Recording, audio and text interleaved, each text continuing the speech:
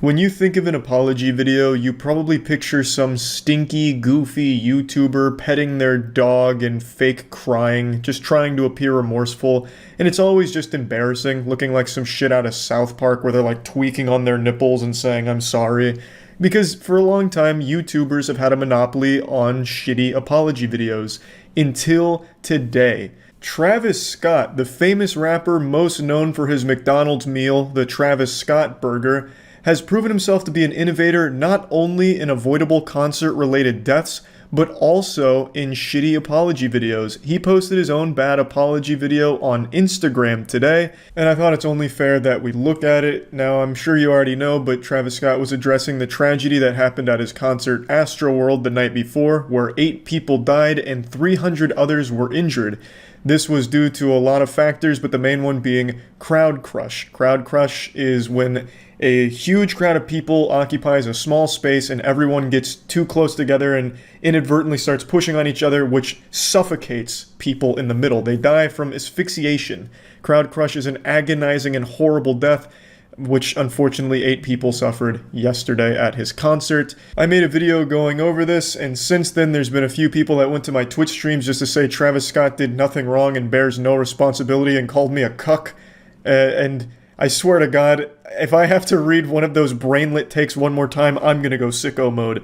I will say again, while Travis Scott wasn't responsible for the conditions that caused the horrible crowd management and the crowd crushing, he had ample opportunity to pause the concert or stop the show altogether. People were saying Travis Scott didn't know what was going on, so had no reason to stop the concert. So I guess they just think Travis Scott is the dumbest man on the planet who performs with his eyes closed. I don't know. Because if you just look at the pictures taken from the stage or some of the video from the stage, you can literally just see an ambulance going across the crowd because there's ambulances at all times throughout the concert because people were dropping over unconscious, literally dropping like flies. You were statistically more likely to die at the Travis Scott concert than you were shark attack, lightning strike, fucking driving in a destruction derby. Like, it was a lot of people falling unconscious and an ambulance pretty much at all times in the crowd. And the crowd, of course, dancing on top of the ambulance, all of which was visible from the stage. And also the crowd was begging the organizers as well as screaming at Travis to stop the concert. But even still, let's assume all of that. Travis didn't see the ambulance. He didn't see or hear anyone begging him to stop the concert. There is a clip that I mentioned in my video where Travis Scott literally tells security to get one of the unconscious bodies out of there. He noticed that one of the guys was fallen unconscious or something. He asked security to get him out. Security is crowd surfing the guy's body out of the venue as Travis Scott is watching and singing at the body, literally giving it a walk-off song. Travis Scott knew people were falling unconscious, as evident from that one clip alone, and he still chose not to pause, take a break, or stop the concert. He bears a lot of responsibility, and Travis Scott has stopped concerts before for much less. There's a very popular clip that's now floating around where Travis Scott crowd surfed and got his shoes taken, and he stopped the concert on the spot to spit on the guy that took his shoes and tell the crowd to beat his ass. So Travis Scott has stopped concerts for his shoes, but doesn't stop it for the loss of life. So he values shoes more than people's lives, I guess, more than his fans' lives. That's the impression I get. Travis Scott bears responsibility, accept it, stop defending him, stop huffing that copium. Now with that being said, let's check out his apology video. I just want to send out prayers to the ones that was lost last night. We're actually working right now to identify the families so we can help assist them through this tough time. You know, my fans really mean the world to me, and I always just really want to leave them with a positive experience. Man, you can tell this clip is serious because he put the black and white filter on it. Fuck. You can tell it's really getting to him. This whole apology video looks like he was just woken up out of a deep slumber and forced to make this by like his lawyer or something. Like, hey, get the fuck out of bed, we need you to make an apology video. And he's like still sleepy. He's like, oh fuck, okay. Hey guys, sorry. And then he's like rubbing his face really hard, hoping to get 1 or 2 tears to come out, but they just won't fall. He can't get the tears flowing. It seems more like he's annoyed than sad. Like, this is how I react when my dog takes a shit on the carpet. It's like, ugh, fuck, it's on the carpet, which means I'm gonna need to use like nature's miracle or something to get it off, and it's gonna be a big mess. Oh, Jesus. And anytime I can make out, anything that's going on, I stopped the show and, help them get the help they need, Yeah, but you didn't. You did identify someone who was unconscious. You identified someone's lifeless body and told security to get out of there. And then you started singing to the body and then continued on the show. Like you immediately just went into a song. So, I mean, you did identify it. And, I mean, I guess you got them the help they needed, getting them crowd surfed out of there. But you didn't stop the show. Even after finding that, you still continued. I could just never imagine the severity of the situation. We've been working closely. We've been working closely with everyone to just try to get to the bottom of this. The city of Houston, HPD, fire department. Everyone to, help us figure this out. So if you have any information, please just contact your local authorities. Yeah, every single person involved in Astro World here needs to be held accountable. The second people started breaking through security checkpoints and climbing fences to flood the venue, they should have taken precautions to pause the concert, delay it, or something, because they were not equipped to handle that capacity, and this is the natural result of that. It's a true fucking tragedy, and everybody, Travis Scott included, needs to be held accountable for what happened here. Now, I did read reports that there was someone who injected a security guard with a needle, which caused the security guard to pass out. I don't know if there was some kind of, like, fucking supervillain there injecting people with something. But even if that was the case and not everything was related to crowd crush, there was still plenty of people recognizing all of these unconscious bodies and should have stopped the concert. If anything, that would be more reason to stop the concert, and they still chose not to, which is an even higher level of negligence. Everybody continue to just keep your prayers. I mean, I'm honestly just devastated, and I could never imagine anything like this just happening. And I'm gonna do everything I can to keep you guys updated and just keep you guys informed on what's going on. Love you all. As is standard practice for apology videos, there isn't an apology. There's no "I'm sorry." It's crazy. Every single fucking apology video ever, for some reason, lacks the most basic apology. A simple "I'm sorry." Nothing. None of that present here. And I just wanted to go over it. It's not like a very informative video or anything like interesting, but it just shows how disconnected celebrities are, that this seemed like a good idea to him.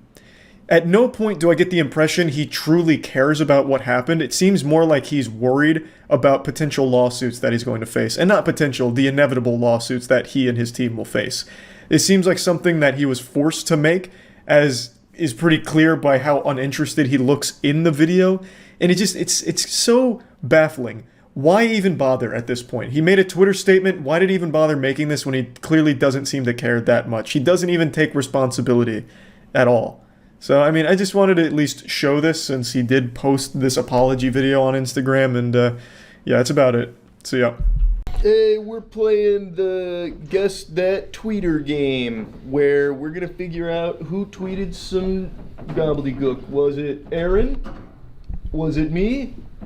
Or anybody else. Or anybody else on this board. Still don't get why I'm not on the board. I came up with a fun name for this game. Do you want to hear it? Yeah. My Aaron impression. Sure. Let me hear it. Oh God.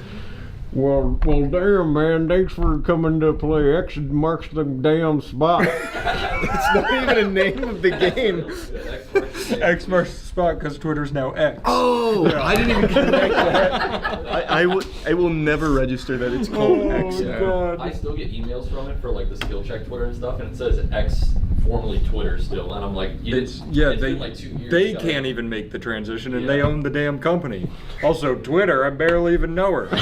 Let's start the fucking game. All right, Aaron's gonna give the rules. Alrighty, so what's gonna happen here? What's gonna happen is what? Watching you be confined to a mic is amazing. Already trying. Well, I can pick it up. I can walk around. You can if you want. Yeah, I think I might. We'll start like this. Alright, so what we're gonna do is I'm gonna read off a tweet. Mm-hmm. You guys are gonna say, you got the list right there. There are multiple, like there could be any amount of me and Charlie's tweets in here. Okay. So I'm gonna read off the tweets. You guys are gonna pick who you think it is, pull it off the board, and then show it to me. I'll tell you guys if you're right or wrong. If you're right, you slap that bad boy down. If you're wrong, you put it back on the board so you can pick them again. And then by the end, you can sort through all your pictures, and how many pictures you have is how many points you have. And whoever has the most points wins. But also, after I tell you who the tweet was from, you can guess what the year it was from. That's not happening. Yeah, but I think you'll probably be able to get Yeah, some. we got some. Alright. I think the only people you can't keep the pictures of are Aaron and Charlie because there can be multiple. Literally all of them can be Aaron or Charlie. Alrighty, boys, let's get started. Alright, first tweet. If you are reading this, you should be ashamed of yourself. You should be asleep. Go to bed, I say. Oh, I think I know this one. Alright, I gotta now look at you because I'll be cheating. This is That's iced tea, right? Yeah. Okay. Should I say it out loud? Because No, just grab No, it. off, Just grab and it. then you can kind of hide it. For what it's worth, I didn't grab ice. Okay, you fucked up. What's iced tea? I didn't want to copy you. Show I him- wouldn't show have him. picked iced Show me tea. the pictures. Both of y'all are off. It is Shaquille O'Neal. What? Yeah. I thought about picking Shaq. That is the problem with some of this is you can't see the spelling, but I also think it's better because the Shaq spelling. I'm not showing you the whole sheet, but Yeah. the Shaq spelling gives it away crazy. Fuck. It is capital IF, as though he's talking about the movie Ifs. And then it says letter U, letter R, reading, no G, this. Letter U, SHUD. So coming Letter from P. Shaq, this is clearly a joke. Yeah. I Yeah. thought this was somebody being stupid. Iced tea makes too He's got much. deranged No, that's the tweets, thing. yeah. I gotta let you know, Shaq has some also deranged tweets. Really? Like, Shaq's got- I've yeah, never gone to his Twitter account. It's I mean, fucking I crazy. feel like you probably have seen like my butts. I'm at Mott's Berry Farm, whatever it is, that theme park, and he's like, I'm at Mott's Berry Farm, and my butt's too big for the dang seat. My senior, So good. my senior pretty year cool. quote in high school was from Shaq. Oh yeah. What was it? It was something about. I'm Superman. No, he talks about how sexy he is, basically, and I used was that your as my tweet. Yeah, it was. I'll find it later for you. All right, second tweet. I can't believe my grandmother's making me take out the garbage. I'm rich. Fuck this. I'm going home. I don't need this shit. Oh, I know this one. All right, Don't look at me. but you can look at me. 'cause Oh, I we got it picked right. the same one. I Oh. think. That's fine. Yeah, it's Luda. 50 Cent. That's 50. What? Yep. Do you think there's a chance we get 0 points? You should at least know your own tweets. I think I'll get my tweets. Yeah. I was going to do You'll this get only if you did. Yeah. I was going to do this only if you get them right. We picked older tweets. Danny went through and found some nuggets of Yeah. ancient gold. I was only going to do guess the year if you get it right, but I want you guys to get points. So we're gonna. Oh yeah, maybe if they Okay, both that's a get good it idea. wrong, we can try the Yeah. year as Do you well. want us to whiteboard it? I think you guys can just like. Like 3, 2, 1, shout it 3, 2, out? 1, shout it out. So I remember when 50 Cent pump and dumped a penny stock. Nice. So that was back in 2012, I think. When was Twitter started? So I will give you that. I think it was 2005, but it Okay. didn't blow up to like 2007. Cool. Yeah. I've got a range then. If I had to guess, I would say this is when 50 was more active on their shit posting. He's more of an Instagram shit poster now. I'm going Just point back at you. 2011. I'm gonna go 09. You guys split the difference. It's 2010. But you guys deduced the year. Like you guys did pretty Yeah. fucking Yeah, good. that was good. This pretty is just our, we're both fine. You put us together, we're unstoppable. Yeah, we're almost correct on Yeah, something. we're almost a full human. If you guys want, you can go back to the Shaq tweet and we can try it again too. All right, I'm guessing Shaq tweet. This. What did he say again? He My said if butt's you're too reading big. This, you should be Oh. ashamed of yourself. You should be asleep. Go to bed, I say. 2014. I was gonna say 2014. We're melding. Shit. 2009. Okay. Like I said, if we were together, we would have gotten that. That was nice. Exactly. All right, next tweet. I'm ready. Next tweet. All right. I'm focused. I'm locked in. At Babies R Us getting pregnant with savings. Okay. Whenever he laughs, it's gonna be a him tweet. Well, I didn't even need that context clue, to be honest. Oh God. I'm looking at the date. Is that an Aaron tweet? That was an Aaron Yeah. tweet. Let's That go. That was uh, certified Aaron banger. Yeah, that was a banger. Do you want I us- think they get harder to guess from here. You threw in a couple like this. All right. and Yeah. we're guessing your What year year. did I tweet this? Was this more recent, or was this when I was in like high school when I just had the chops already? It was at Babies R Us getting At pregnant. Babies R Us getting pregnant. I'm gonna go That's so fucking good though. 2018. Nah, this is a 2021 Aaron coming of age. I'm going, yeah. I lived here. You knew me when I tweeted this. It was 2022. I was so close. October 11th. You're acting like you tweet nonsense all the time. My favorite Aaron tweet story is still, and he denies it. What? I watched him at a urinal while peeing, That was fine. and a tweet went up.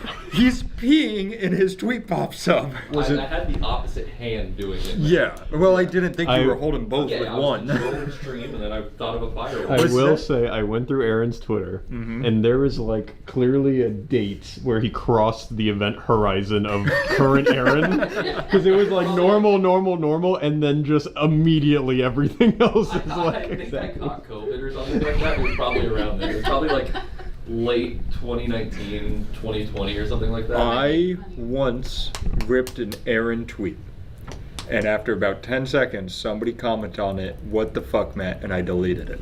Well, Never tried it again. I've taken 2 of Aaron's tweets he didn't want. One of them remember. was It's not now that I didn't kitten want daddy's that searching one, for but that was clues. such a banger for when you tweeted it. I Yeah. was like, you gotta use this. No, that one was good. And then the other one I took from you was it was when we were in an Uber. And you had one you didn't want, so I said, "Fuck it, I'll use it." And it wasn't the "not now, daddy, kitten's looking for cute." Nope, other way. Not now, daddy. I'm sure it's still in the draft. I wonder if it's one of the ones Danny picked for you. It might be, because Maybe. that would be quite the curveball. Because it was your tweet in that Uber. You're like, "I don't really want this if you want it." I still, now we're just telling tweet stories. Years ago, this was when it was just me and you, and I was driving, we were going to the Lightning game together. Do you remember this? And the whole time you were quiet on your Oh phone yeah, I the was whole trying to ride. think of a great tweet. We pull in the parking garage, and he goes, "All right, what do you think about this?" And it was a tweet about like something with piss. That's all I No, remember. it definitely wasn't. That was that the Chupacabra's real? I just watched them fuck my grandpa. No, we should control F on your Twitter for something with piss, because I'm positive it said piss in it. That's the only word I Maybe. remember. But I was like, "Is this what you've been doing?" You're like, "Yeah, I've been crafting this." And I was like, "Bro, it's been 40 minutes." Yeah, I remember that. I don't remember when I Yeah. tweeted that. It was great. All right, What's next, tweet. Aaron? Alright, we got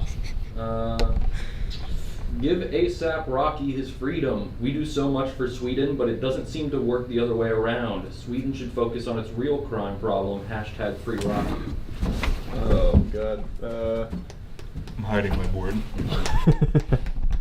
This might be the only Here, one. sneak me what you picked. Nice. This is tough. This is tough. It's the only one I have a leg up on. You big, Maybe we need to turn the boards so we can't see each other. Are you a big ASAP Rocky fan? How do you know this one so I'm really quick? big into ASAP.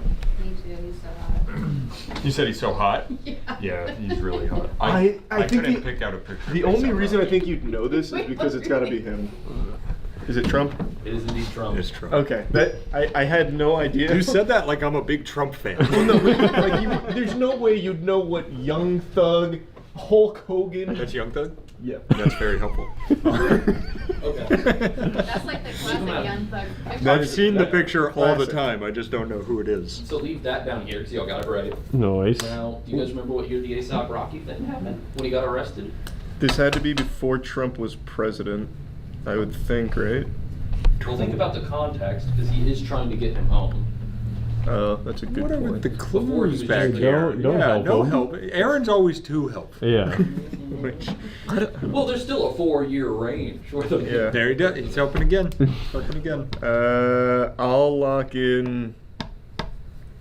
I'm just gonna go kind of late. I'm gonna go 18. I'm going 19. 2019. Fuck! Oh, Aaron. Full guess. Okay, you got one right there. Okay, that's all right.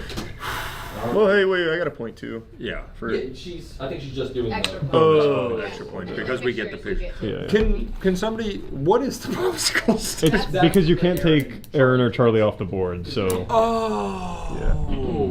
Okay, I get it now. Game's all making sense. yeah, it's All right, it's a welcome. thinking man's game. All right, waking what's up. next? Just heard Smash Mouth broke up. Don't talk to me today. I need some time. I know who tweeted this one, but you can't look at the board.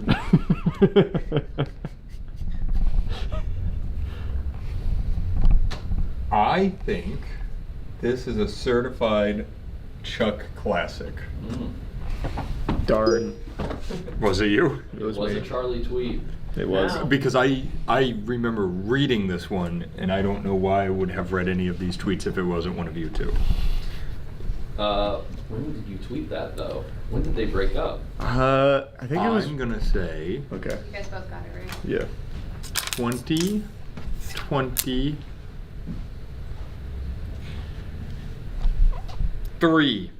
Are you think Okay, Smack I'll Valve? give you a second chance. You can No, don't help, actually, don't help. Yeah, I should be You- stuck. You know Steve of Smash Mouth died in 2023. Well, that would be a good reason for them to Good break reason up, to That's right? that is a, you're onto something actually. I didn't Come on, think that man. It through. all makes sense. I fucked up. I don't know when they broke up. I would say probably 2021. I was between 22 and 23. Let's Damn. go. And then you said 2023. Taking this bad boy off the stand. Off the damn stand. Oh, Oh, he's so free, Hey, how's it Mike. going, guys? Yeah, that's already nice Yeah, standard. give us a tight 5. No. I can't wait to write you guys stand-up comedy though. And then you have to go perform it. That'll be. I actually love that video. I idea. gotta pop. Oh, we got these. Yeah. Games making sense. You got it. All right, next tweet. Next You guys I tweet. feel like Matt keeps coming to and then. Can you guys tell we did the whiskey? It's all that video? ashwagandha. All right, next tweet. Heard about the glass ceiling. No worries, I'm making some phone calls. Oh, Fuck. That sounds so I familiar. read this one. I think I got this. I think. I don't know. Something tells me that this is probably wrong, but it's all I got. I'm going Aaron. Oh, that's interesting. Matt, you got that deep cut. Pop me. That just did not sound It like did something have some Aaron- Macklemore energy. It did. It I'm gonna be honest. If I didn't come to that, I thought Aaron did it. Macklemore was my other choice. Yeah, that's what it sounded like to me. Fuck! That was good. All right, for the bonus point. Yep. Um, All right, guys, what year? 2022. No, this has got to be more vintage. This is probably right when Aaron had like the The Winter brain Soldier. Yeah. 2019. He tweeted that while he was here, for no, sure. it was right before. I was in Michigan. It was God 2021. damn. Right before I moved here. Why did I read that one then? We were friends before you got You here. probably saw it and were like, gotta see what this guy's got in the bag. And started- We need to hire him now. Meatball of fruit? What? Is meatball a fruit? That's the whole tweet. No, I think you're reading that wrong. You're missing. I am. Is meatball and fruit? It's meatball and fruit. That's why we have more than 2 people up here. We're all fact checking each other. It's meatball. I'm surprised one of you doesn't know this one because when I just Googled like weird celebrity tweets, this was number 1 on Like, every number single one of the Really? lists. Yep. It How changes. about we just pick at the same time? Okay. That- 3, 2, 1. Oh, you went Luda. I don't think Luda. Would Luda. make, I don't think he'd make number 1 on the lists. Luda and Miley Cyrus. I actually think Miley Cyrus is a really good choice, but it is Post Malone. Friend of the show, Post Malone. Wait, who's We're that gonna- in post picture? Is Yeah, I that can't- Charlie Is with? that a damn wild Charlie? Damn, when did he get up there? I can't believe Post got a picture with Charlie like that. That wasn't number 1 on the list of like best pictures of Post Malone. Well, we haven't looked yet. Yeah, we have to check That's that next later. video. Which picture of Post Malone is this? Oh, I really thought that was Miley.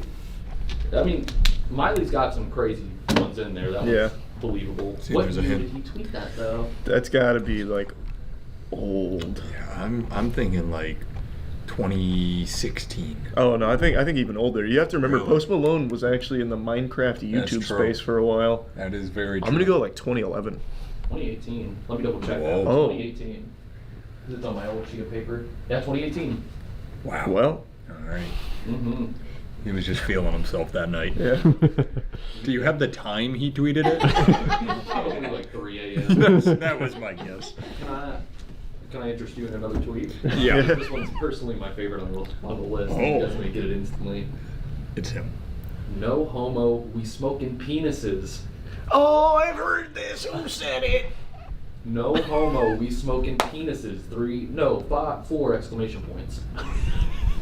Fuck. Who said that? It wasn't Neil deGrasse Tyson. I just know that. You never know. No homo, we smoke. All right, are you ready? You got an answer in your head or no? Oh my, give me one more second of deliberation here. Fuck, I'm between two people and it's hurting me. There are 3 people I can safely rule out. What about you? I don't think I've ever said no. That's what I homo. mean. You can safely rule out yourself. Oh yeah, and me. I meant aside from me. And I know it's not Aaron because this one was like a big tweet that blew up. I just don't remember who fucking tweeted I've it. got fucking random shot. What's the most likes you've ever gotten on a tweet? I think Charlie liked one of them, and then it was back when it showed the thing like liked by, and I think I got like 300 or 400 just because Charlie was like people saw What it. is? Shout out your Twitter. Let people see. Well, I was gonna say when he's reading the tweets, we're gonna put them on screen, That's so true. they'll see it. Yeah. All All right. right, I know who I'm going with. Fuck it. Oh, I'm between 3. All right, 3, 2, 1. You've guessed Luda 3 times. It's gotta be right at some Just to point. see. That's Young Thug. I was gonna. God damn it! I was thinking Young Thug too, but I thought I maybe. still don't know who he is. Fuck. All right, I was between 3 people, and Young Thug was not one of them. I should have It was trusted my Young gut. Thug when no, wait, this is old. I thought this. I Was thought you were gonna say, "Wait, it's not Young Thug." No, one of the Migos I remember got hacked, so we started saying shit like that, and it was like balls in my. Wait, but what year was it? Yeah. 2014. 2015. 2011. Oh, Very Jesus. old. Who So, tweeted in I was gonna say he just randomly tweeted that. I thought he got hacked. He did it just Damn. for fun. He did it for the love of the sport. Sometimes you gotta. Good for him. Yeah. Wow. All right. All right, you guys gotta lock in. This is tough. I've got my 3 friends. Yours looks exactly like Plank. Yeah, it does look like That's Plank. really good. Where's your Trump picture? Over here. Oh, keep it in front of you so we can Twomp. see. Twomp. Alrighty. This one is a series of 3 tweets. We'll start. I'm gonna preface this by saying these were all tweeted like almost the same exact date 3 years in a row. Yeah. Oh, Okay, that This is actually helps interesting. me a That's lot. a deep cut. That means Yeah. it's him. Okay. The first one, we'll start from the oldest one, and then. Do you want to say we can give them 3 points if they guess any of the, like 1 point for any of the? Yeah, years on it? let's do that. Another thought to disturb your restful slumber, especially if you're in vain. In a mirror, you can kiss yourself only on the lips.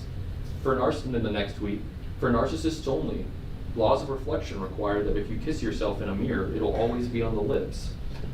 And then, just an FYI, in a mirror, you can only kiss yourself on the lips. I know who this is. This was 3 years in Yeah, a 3 row. years in a row, like, Yep. I can give dates, 'cause it's not the year. Like, I can give like that. Yeah. It was August 28th, then August 30th, and then July 12th. Fuck. I'm between 2 people. Well, I know who it is. This has all the hallmarks of. Yeah, this one is, Yeah. I do believe you can get this instant. All right. I had that immediately. 3, 2, 1. Fuck, man. Damn it.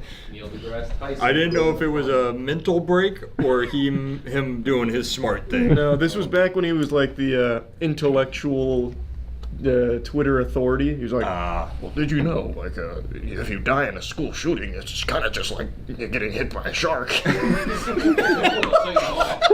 Yeah. You should tweet that and see what the response is. Well, no, he did tweet that.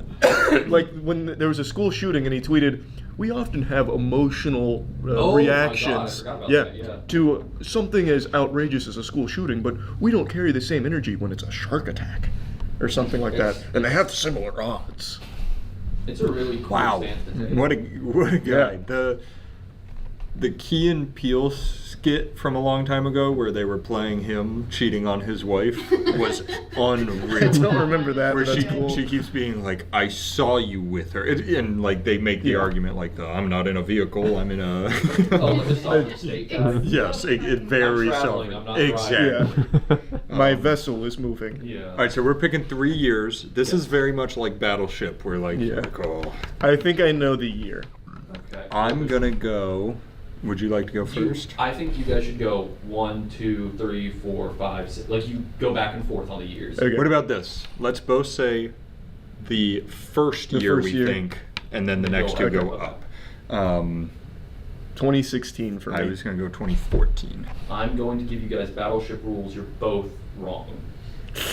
All right. Oh, I Then see on what the you're next one, I'll saying. tell you if you're too high or too low for the last one. Okay. Then I'm gonna go next guess. 2018. I'll go the opposite direction. 2012. Matt is closer. Okay. We have one guess left. So is Between this the to two- hit any of the 3 years? Yeah. I'll Okay. give them any of the 3 years right now. Between the two of us, surely we One can of us- get one. one of us with is gonna 6 get this. guesses. Remember when Twitter started, and then remember around where Matt was, and I I'll think go you guys can hit pretty first. much all. Yeah, all right. I'm gonna go 2009. I'm going 2010. I'm 1 for 6 ain't bad. 2010. It was Hey. 2010, 2011, 2013. I feel like we worked together to get there. So I'm made it. proud of you. All right, next tweet. Alrighty. I'm so fucking tired of people saying that wrestling's fake. If it's all fake, then why does it give me a boner? I think I know who tweeted this one as well. All right, 3, 2, 1. Yep. That's our friend Charles. That was me. But when did you tweet it? This was probably around that time when I was making tweets in cars when doing nothing. I think that would have been 2019. I'm going 2022. 2020. Ah, dang. We're circling. We're like Darn. sharks. Yeah, you're circling. Which we don't have an emotional reaction to, like school shootings. Imagine you guys are like circling a shark, and the shark's about to like close in on the guy, and except the guy just goes like disappears right before you get him. That's a great tweet. I forgot I did that one. That is a really good tweet. That's a banger. All right. I just taste for the first time a smoothie. May God bless America. Okay, I think I know who did this. If you want to lock in. All right. Make sure I'm not making stuff clip. 3, 2, 1. Bang. Oh shit! Oh, wait, show me who is you it got. The Hulkster. Or is it iced tea? Guys. Or It was anybody. Giannis. He's not from America. What? He came to America. Post Malone's tweet is fruit and meatball, or is meatball and fruit. This man was. I thought this was just like a patriotic thing. Like, man, did I love too. being an American. Yeah. I can drink a fucking smoothie. Also, you guys picked a picture. Giannis looks jacked. Giannis is he is jacked. Yeah. But he looks really good in that There was picture. that one summer where he went from like actually a string bean. Yeah, he to looked just like that, and I was crazy. like, that's Giannis, okay. if you're watching, we all think you're attractive. Come on the show. Yeah. So, HR. what year did he come to America? This one's. This one, What I year did he think. first get to America? I'm pretty sure I know. If you're ready. Yep. Okay, 2020. 2016. What? Oh. What did you say? 2020. 2020. Stop giving hints. Well, it doesn't help you guys. It's 2014. It didn't help, but you did give a hint. He's been in the league since 2014. Yeah, he just didn't play at all because he was not Oh. good. Yeah, I wouldn't have guessed that at all. Because I remember like he had like I remember his 2016 stats a little bit. Damn. I thought he Which was stat all- do you remember? like when he started getting good and people Oh. took notice. You just remember When like the I remember feel of the stats. I just not remember his when he rebounds. started getting I got points, you. and I assumed that was. I his thought you were rookie going to be year. like he had 311 rebounds. No. Very Yeah, impressive. over the whole year. He Yeah. like won a game. All right. Because I thought this interviewer in New Zealand said Juman instead of German, people think I don't know what a German is. And then a link to a Huffington Post article. What's the Huffington Post article? Is it doesn't what say, it's Germans just a, are? like broken link. Got it. You know that? Nope. But I'm guessing. Ooh, good guys. Okay, I'm going to. I'm gonna throw out a. Fuck it, run it. Yeah. All right. Let me see who you guys picked. Oh, yours is yeah. Justin Bieber. Well, Remind me of this guy's name. Russell Crowe. Russell Crowe. He's had some Jewish issues, hasn't he? Or am I thinking of somebody else? I I don't think you're thinking of think. Sean Bean. No, not Sean Bean. Sean Penn. Maybe? I don't know. There's a lot of people with like Jewish No. issues. I don't think Russell Crowe's one of them. No, I could be wrong. I'm sorry, Russell Crowe. I'm thinking Braveheart guy. No, Oh, no. Mel Gibson. Yeah. Oh, yeah. There's a couple there. Yeah, I'm not crazy, right? Mel Gibson had some issues. Yeah. You really enjoyed making them catch another Christ. I thought you were about to say, I think you're thinking of Shaq because he's up here. Yeah. I was like, I was not thinking of Shaq. Imagine getting crucified like that and then nobody shows up. Everyone's like, Guys, I'll what the pass. hell? I'll pass on that one. What that guy do? Cut his wife? That's it.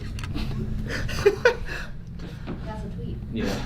A real nut feels like every bone in your body coming out the head of your dick. I'm done. Fall asleep in 2 minutes. Who tweeted that? I think I got it. I know this one if you're ready. All right, 3, 2, 1. Yeah, that's definitely That's Ice-T. That's Ice. gotta be Yeah. Ice-T. But when did he tweet it? So probably Big Nut, that was definitely like COVID era, 2020. I was gonna go 2021. 2011. Fuck, damn, he's been nutting He's for a ahead of minute. his time. Holy He was shit. just ahead of tweet culture. That's crazy. Yeah. He goes way back. Bros are real comrades. That's Ice-T, if you're watching this, let us know. Comment That's below. it. Just let us Yeah, know just- you're watching. if you are Ice-T, put Have you had 2011 in like 13 years since? Has it happened twice? Or are you still chasing it? if you're Ice-T, put nut in the comments. Oh, that's how we'll find That's him. over. Only he can do it. Next one. Cowabunga dudettes. I'm so pumped to be on the surfing kick. Who else surfs out there? Gnarly day in the H2O, riding the waves.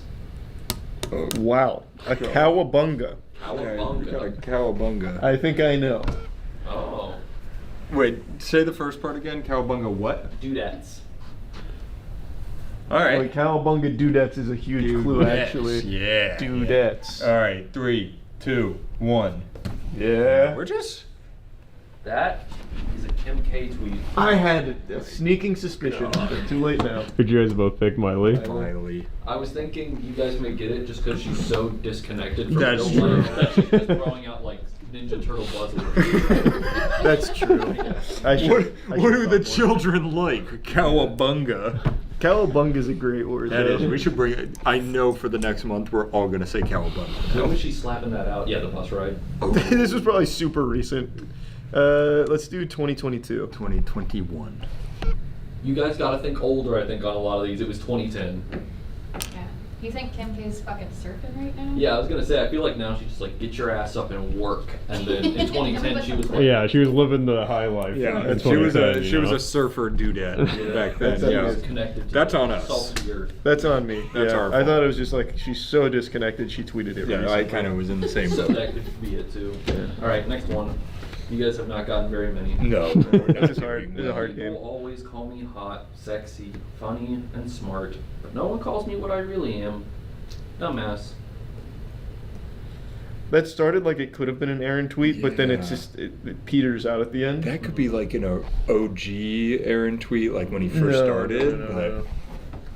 Well, I've had Twitter since 2013, so you guys cook on that. Since my brain was like barely fully formed.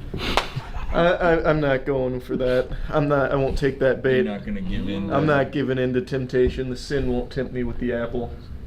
I know what I'm doing. All My right. aura just went by. 3, Ah. 3, 2, 1. I'm doing it. Oh, you did it. Oh. I'm And the Matt leader. is correct. Whoa! See, at some point he had to start. And he couldn't have been good at it. No, so there was a time where even if it was kind of shitty, I was Thanks. like, I'll throw that one out there. So when did he rip this one? Fuck. And I think it's more recent than we think. I'm going for the third time in a row, 2021. I'm gonna just trust my instinct. I'm going 2015. 2020.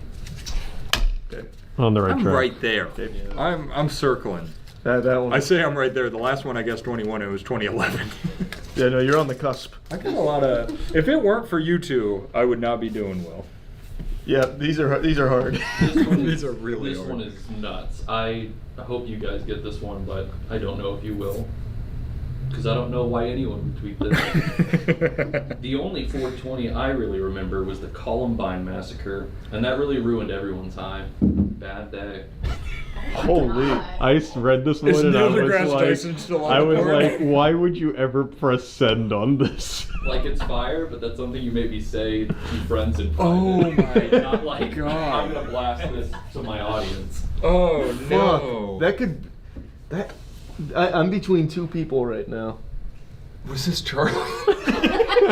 Imagine. I've kind of only got. Yeah, I'm between two as well. I'll just pick one 50-50. You got an idea? One more time. Read it one more time. I'm gonna look for tones. Subtle vicissitudes, as you The say. only 420 I really remember was the Columbine massacre, and that really ruined everyone's high. Yeah, I know who Bad I'm day. going. I heard a voice in that one. Yeah, it's the tone speaking to Yeah. me through the words. You ready? I'm ready. 3, 2, 1. Damn it! I was thinking Hulk Ooh, immediately, but then I very changed my different. mind. That one was Macklemore. What? Was it really Macklemore? What Yes. the fuck? Holy shit. Holy shit. Alright, I feel like Charlie's questioning his life decisions. That's now. crazy. this has to be pre-solid PR team. Yeah. I'm going 2013. Yeah, I'm going. Well, it'd have to be like really early. It's gotta be. When was Thrift Shop? That was like I was in college. I had just gotten to college, I I think. think that was 13 or 14. That Yeah, came I'm out. gonna go earlier. I'm gonna go 2011. I think Thrift Shop, was 12 or 11. Where is our data team? You know, Yeah, they where's never our show analysts? up anymore. I'm damn fucking talking over here. It's 2012. Oh! I went 13. What did you go? 11. Oh! Not again. Why do we keep doing this? You guys are like perfectly splitting the difference. I almost We want to really say are that. almost one single human if you put us together. Um, Oh, I can't believe Macklemore tweeted that and got away with it. fuck, this one's really good. If it weren't for you meddling kids. I cannot believe that milk, or I can't.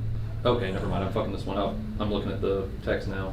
Can't believe milk is stored in the titties. What a crazy place for milk to hide. That one's a classic. I've heard that one before. Alright, 3, 2, 1. That's a Charles classic. Yeah, I like that one. I really do like that one. What a crazy place for milk to hide. You, out of all the tweets, your guys' are the best so far. What happened to this one? Oh, those are eyebrows. I thought it was 4 eyes.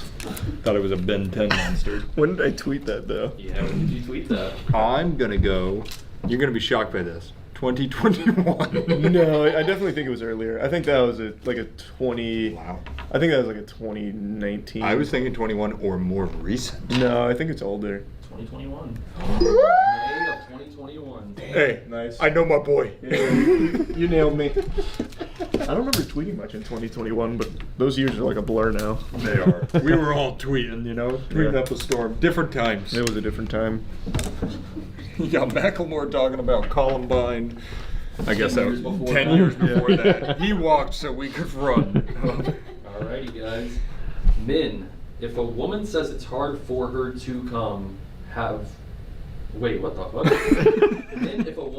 Min, if a woman says it's hard, number 4, her number 2, have an orgasm from penetration, but easier from oral, do you please her or do you please yourself first? Oh, I know this. Who's I asking? actually do know this. Min, if a woman says it's hard for her to come, God. have an orgasm from penetration, but it's easier from oral, do you please her or do you please yourself? I know this one. Alright, Let me know when you're locked in, man. I'm locked. Go. It's finally Ludo. No! Luna. Oh, I did it. I knew. Charlie's finding him out, and then Matt's just kind of Fuck! brain blast getting Well, I guessed Luda 6 times. him. You get him right eventually. That was my secret. We have gotten all the same ones. I know, correct. damn it. Now, when did he tweet that? It's too easy. It's 2018. No, it's 2012. close, 2009. Yeah. With those earlier years, it was all kind of Wild West. It could Yeah. be I anything. like- it could've been I like that he any was of them. searching for information there. He was Like Googling he it. didn't know. He was I- sitting there about to go in with some.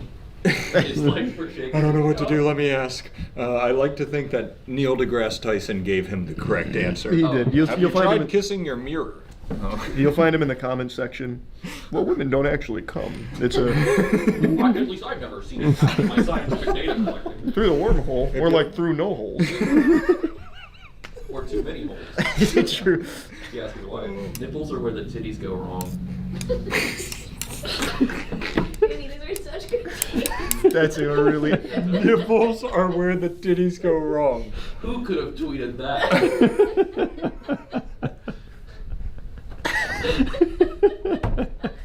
I'm between two people. I am too. Both are in this room. The crazy thing is, I see your cogs turning. I know. You know this could be you, It but could you be. don't know if it is. I'm not positive. I'm not Tweeted positive. so many times. Nipples are where the titties go wrong. Do you? Let's say this is you. Do you agree with that statement still? No, at this of point? course not. Yeah, I think. No. I think the whole titty is important. Yeah, you can't. But leave it's out like- pieces. Yeah, What you is the need worst all part of the titty, Matt. where it ends. There's not enough. Oh yeah, Brother, where's the rest?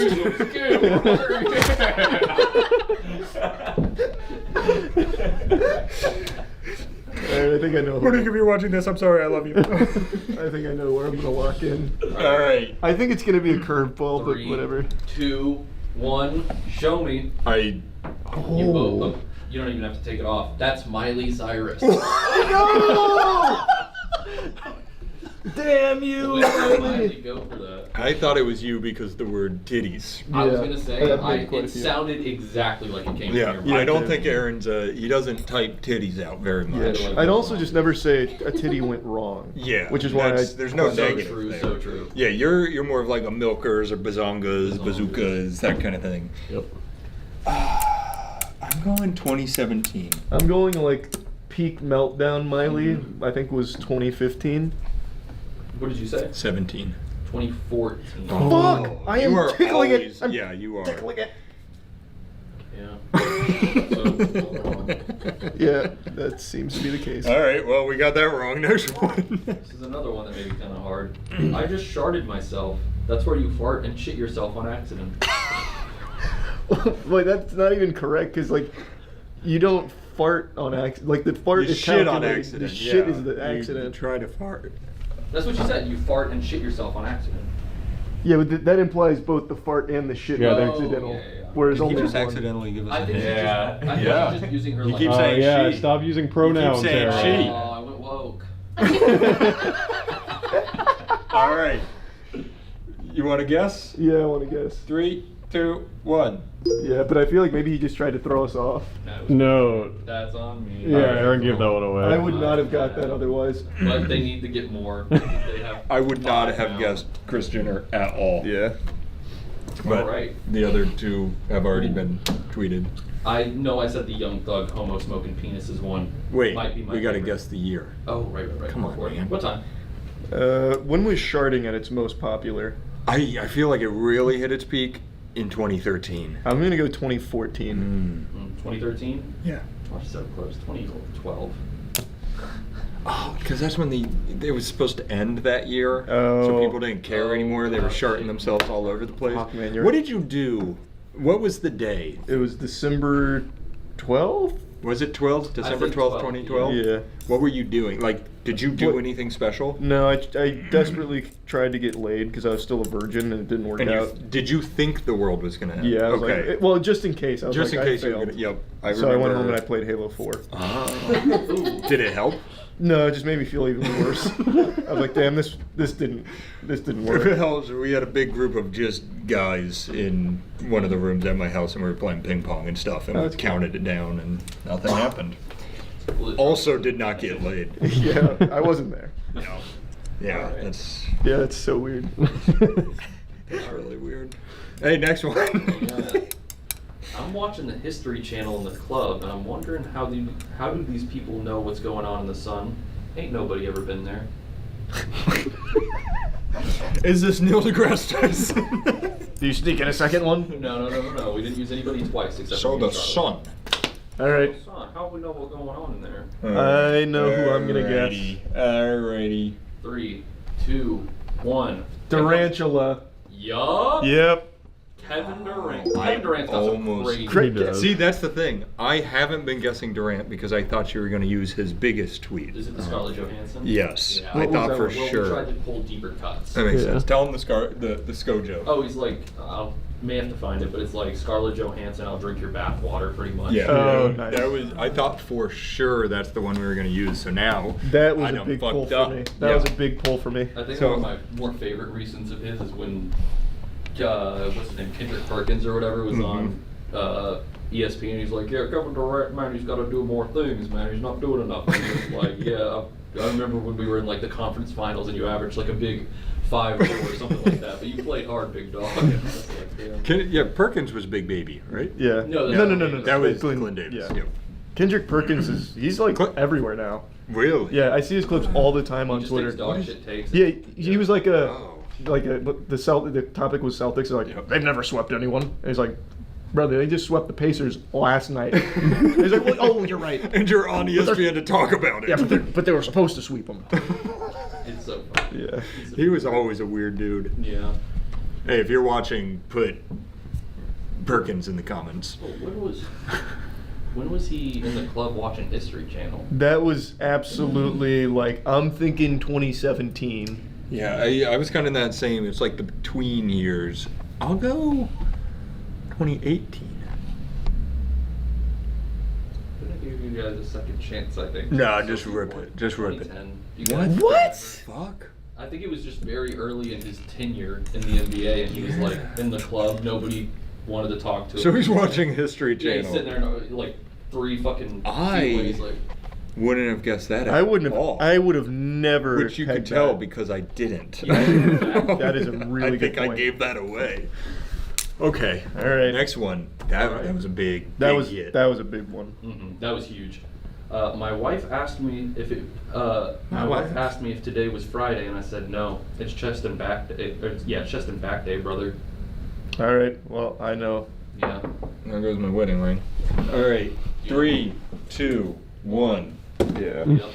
The brother really gives it away. Yeah. I don't It could think have been me.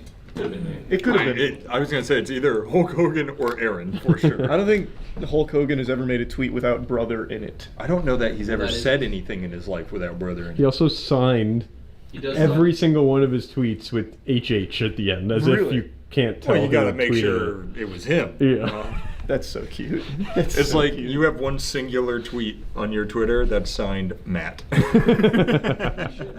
We should start doing like, I don't know if you guys have seen Clint Eastwood's Twitter. Whenever he posts a picture and he puts fucking like 18 watermarks on it and they all No. look like dog shit. Oh, That's We'll awesome. start doing that for Charlie. Good idea. The one with Post Malone that's got like 18 post watermarks.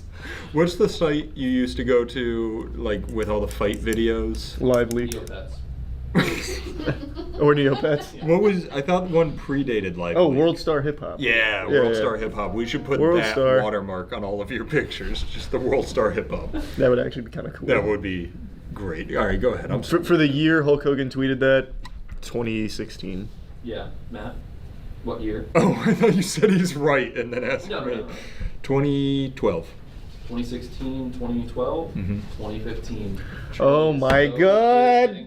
sniffing. Next time you do one, say your answer in your head And then go one lower. down a year. Yeah. And that's the time that one will be it. That's like you used to take a test and be like, you'd go back and check your answers, change it, and then the first one was Was the right, right and one. nothing made me want to just go insane more than that. Yeah. Damn it. All right, next. Give me 1 second. I gotta. Maps. I love them. Love reading them. Love planning adventures. Love seeing how things relate topographically.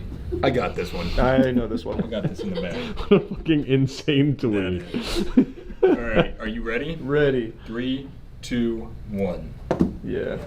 Wow, how did you guys both guess Russell Crowe? Like, I know we're getting towards the end. It's gotta be. Well, yeah, It is nothing Russell less. Crowe. Yeah, there's no way it's not. Who Look the at fuck the else would he- board. yeah, Who's like- else going? I love topographical maps. You never know if Shaq's a big, like... We've already had Shaq. Yeah, maybe we have multiple.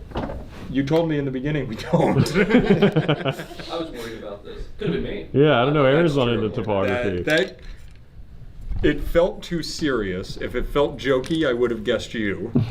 But it felt too serious. We need to not seed be. our Twitters with more serious ones. Yeah. Okay, I found the year for it. Okay. What year was it tweeted? Probably super fucking recent. Probably on the set of The Pope's Exorcist, 2022. I'm going to go. Didn't the Pope 2016. Exorcist come out last year? No, it was 2 years ago, wasn't it? That was one of the first. Filmed 2 years ago. That was one of the first movies him and I saw together. Oh, really? 2016. 2013. Damn. Yeah, I was. I love him, Matt. He's old, like older. Yeah. So he's got like a 20-year range. He could have been. That's Yeah, true. it could have been anywhere. He invented Twitter. Yeah. How many do we have left? Not many. My last tweet used a swear word. I apologize. It'll never happen again. Apology press conference is tomorrow at noon. Well, I mean, there's only one option. I mean, or all right. I'm gonna hate myself if I'm wrong for this. All right, how do you know ready? if I didn't pick someone. Yeah, You ready? I'm ready. Go for 3, 2, 1. Yeah. And Aaron James. So when did I tweet that? Probably 2019. 2021. And I'll split the difference again. I'll make the COVID tweet. God, This game is frustrating me. I'm so close every I've got time. popsicle sticks. It makes no sense. That was the last tweet. Oh. All right, check the scoreboard. Count your stuff. All right, I've got 5 popsicle sticks, How many pictures do you have? and I have 1, 2, 3, 4, 5, 6, 7, 8 I pictures. think I beat you by 1. Well, then wait, have we to don't do know bonus points yet. What do you have on the 3, board? 6, 7, 8, 9, 10, 11, 12, 13, 14. What do you have? 5 plus whatever I said, I forgot. Just count real quick. Okay. 1, 2, 3, 4, 5, 6, 7, 8, 9, 10, 11, 12, 13. And I'm at Or 14. 14. Yep, and All then right, bonus what's the points. bonus points. Year-wise. I need one Wait, more bonus tell me how point. many Charlie has. Should I just flip the board around? No. Give me suspense. Okay, Charlie has 2. Which brings you to 15. Yeah, so if you I got need 1. 0, which we know I didn't. You need 1 or more. I don't remember how many I got. Lay it on me. Flip it around. Matt also has 2. Damn, that was a close shave. Damn. Somebody wants to eat some fish.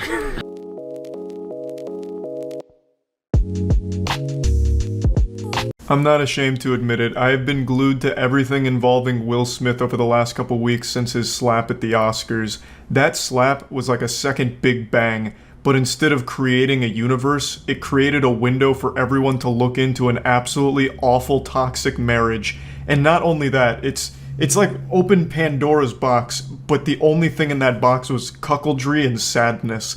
Will Smith has been catching L's like Pokemon. Every single day is Christmas, but the only gift Santa brings us is more embarrassing stories about Will Smith or his marriage. One that still lives rent-free in my head is the time Will Smith, in an interview, said that he used to vomit after orgasming as a psychosomatic response. What a banger of an interview. So Will, how's your marriage? Yeah, I come and puke. Takes his mic off and walks away. Amazing. There's Will Smith with the puking, coming, and shitting statement. Thank you. Now, this was pre-slap. This was not the post-slap era. We're now living in a post-slap society, PS. So this is 1 PS. And since that slap, more and more stories have been coming out about how awful his marriage is with his wife. Like whether it's his wife saying she never wanted to marry him in the first place, which again, I don't know why you'd ever fucking say that. That's just such a mean thing to say, and especially make a public statement about it. Or his wife just absolutely steamrolling his ass, just dump trucking him about the slap, saying that she doesn't really support it and wasn't really happy about the slap. Like, she is just absolutely taking Will and cooking his ass. It is sad to see. It is just fucking painful at this point. Now, recently this video came out where Jada Pinkett Smith, his wife, was filming him without his permission. You can just see how defeated and uncomfortable this guy looks. This was from 2019, so this was again pre-slap, BS, before slap era. but it is still just such a sad look at an awful, awful relationship. You know Esther Perel is coming to the table. She's going to be at the red table. Would you say she has been instrumental in you and I redefining our relationship? I would say don't just start filming me without asking me. Oh my goodness.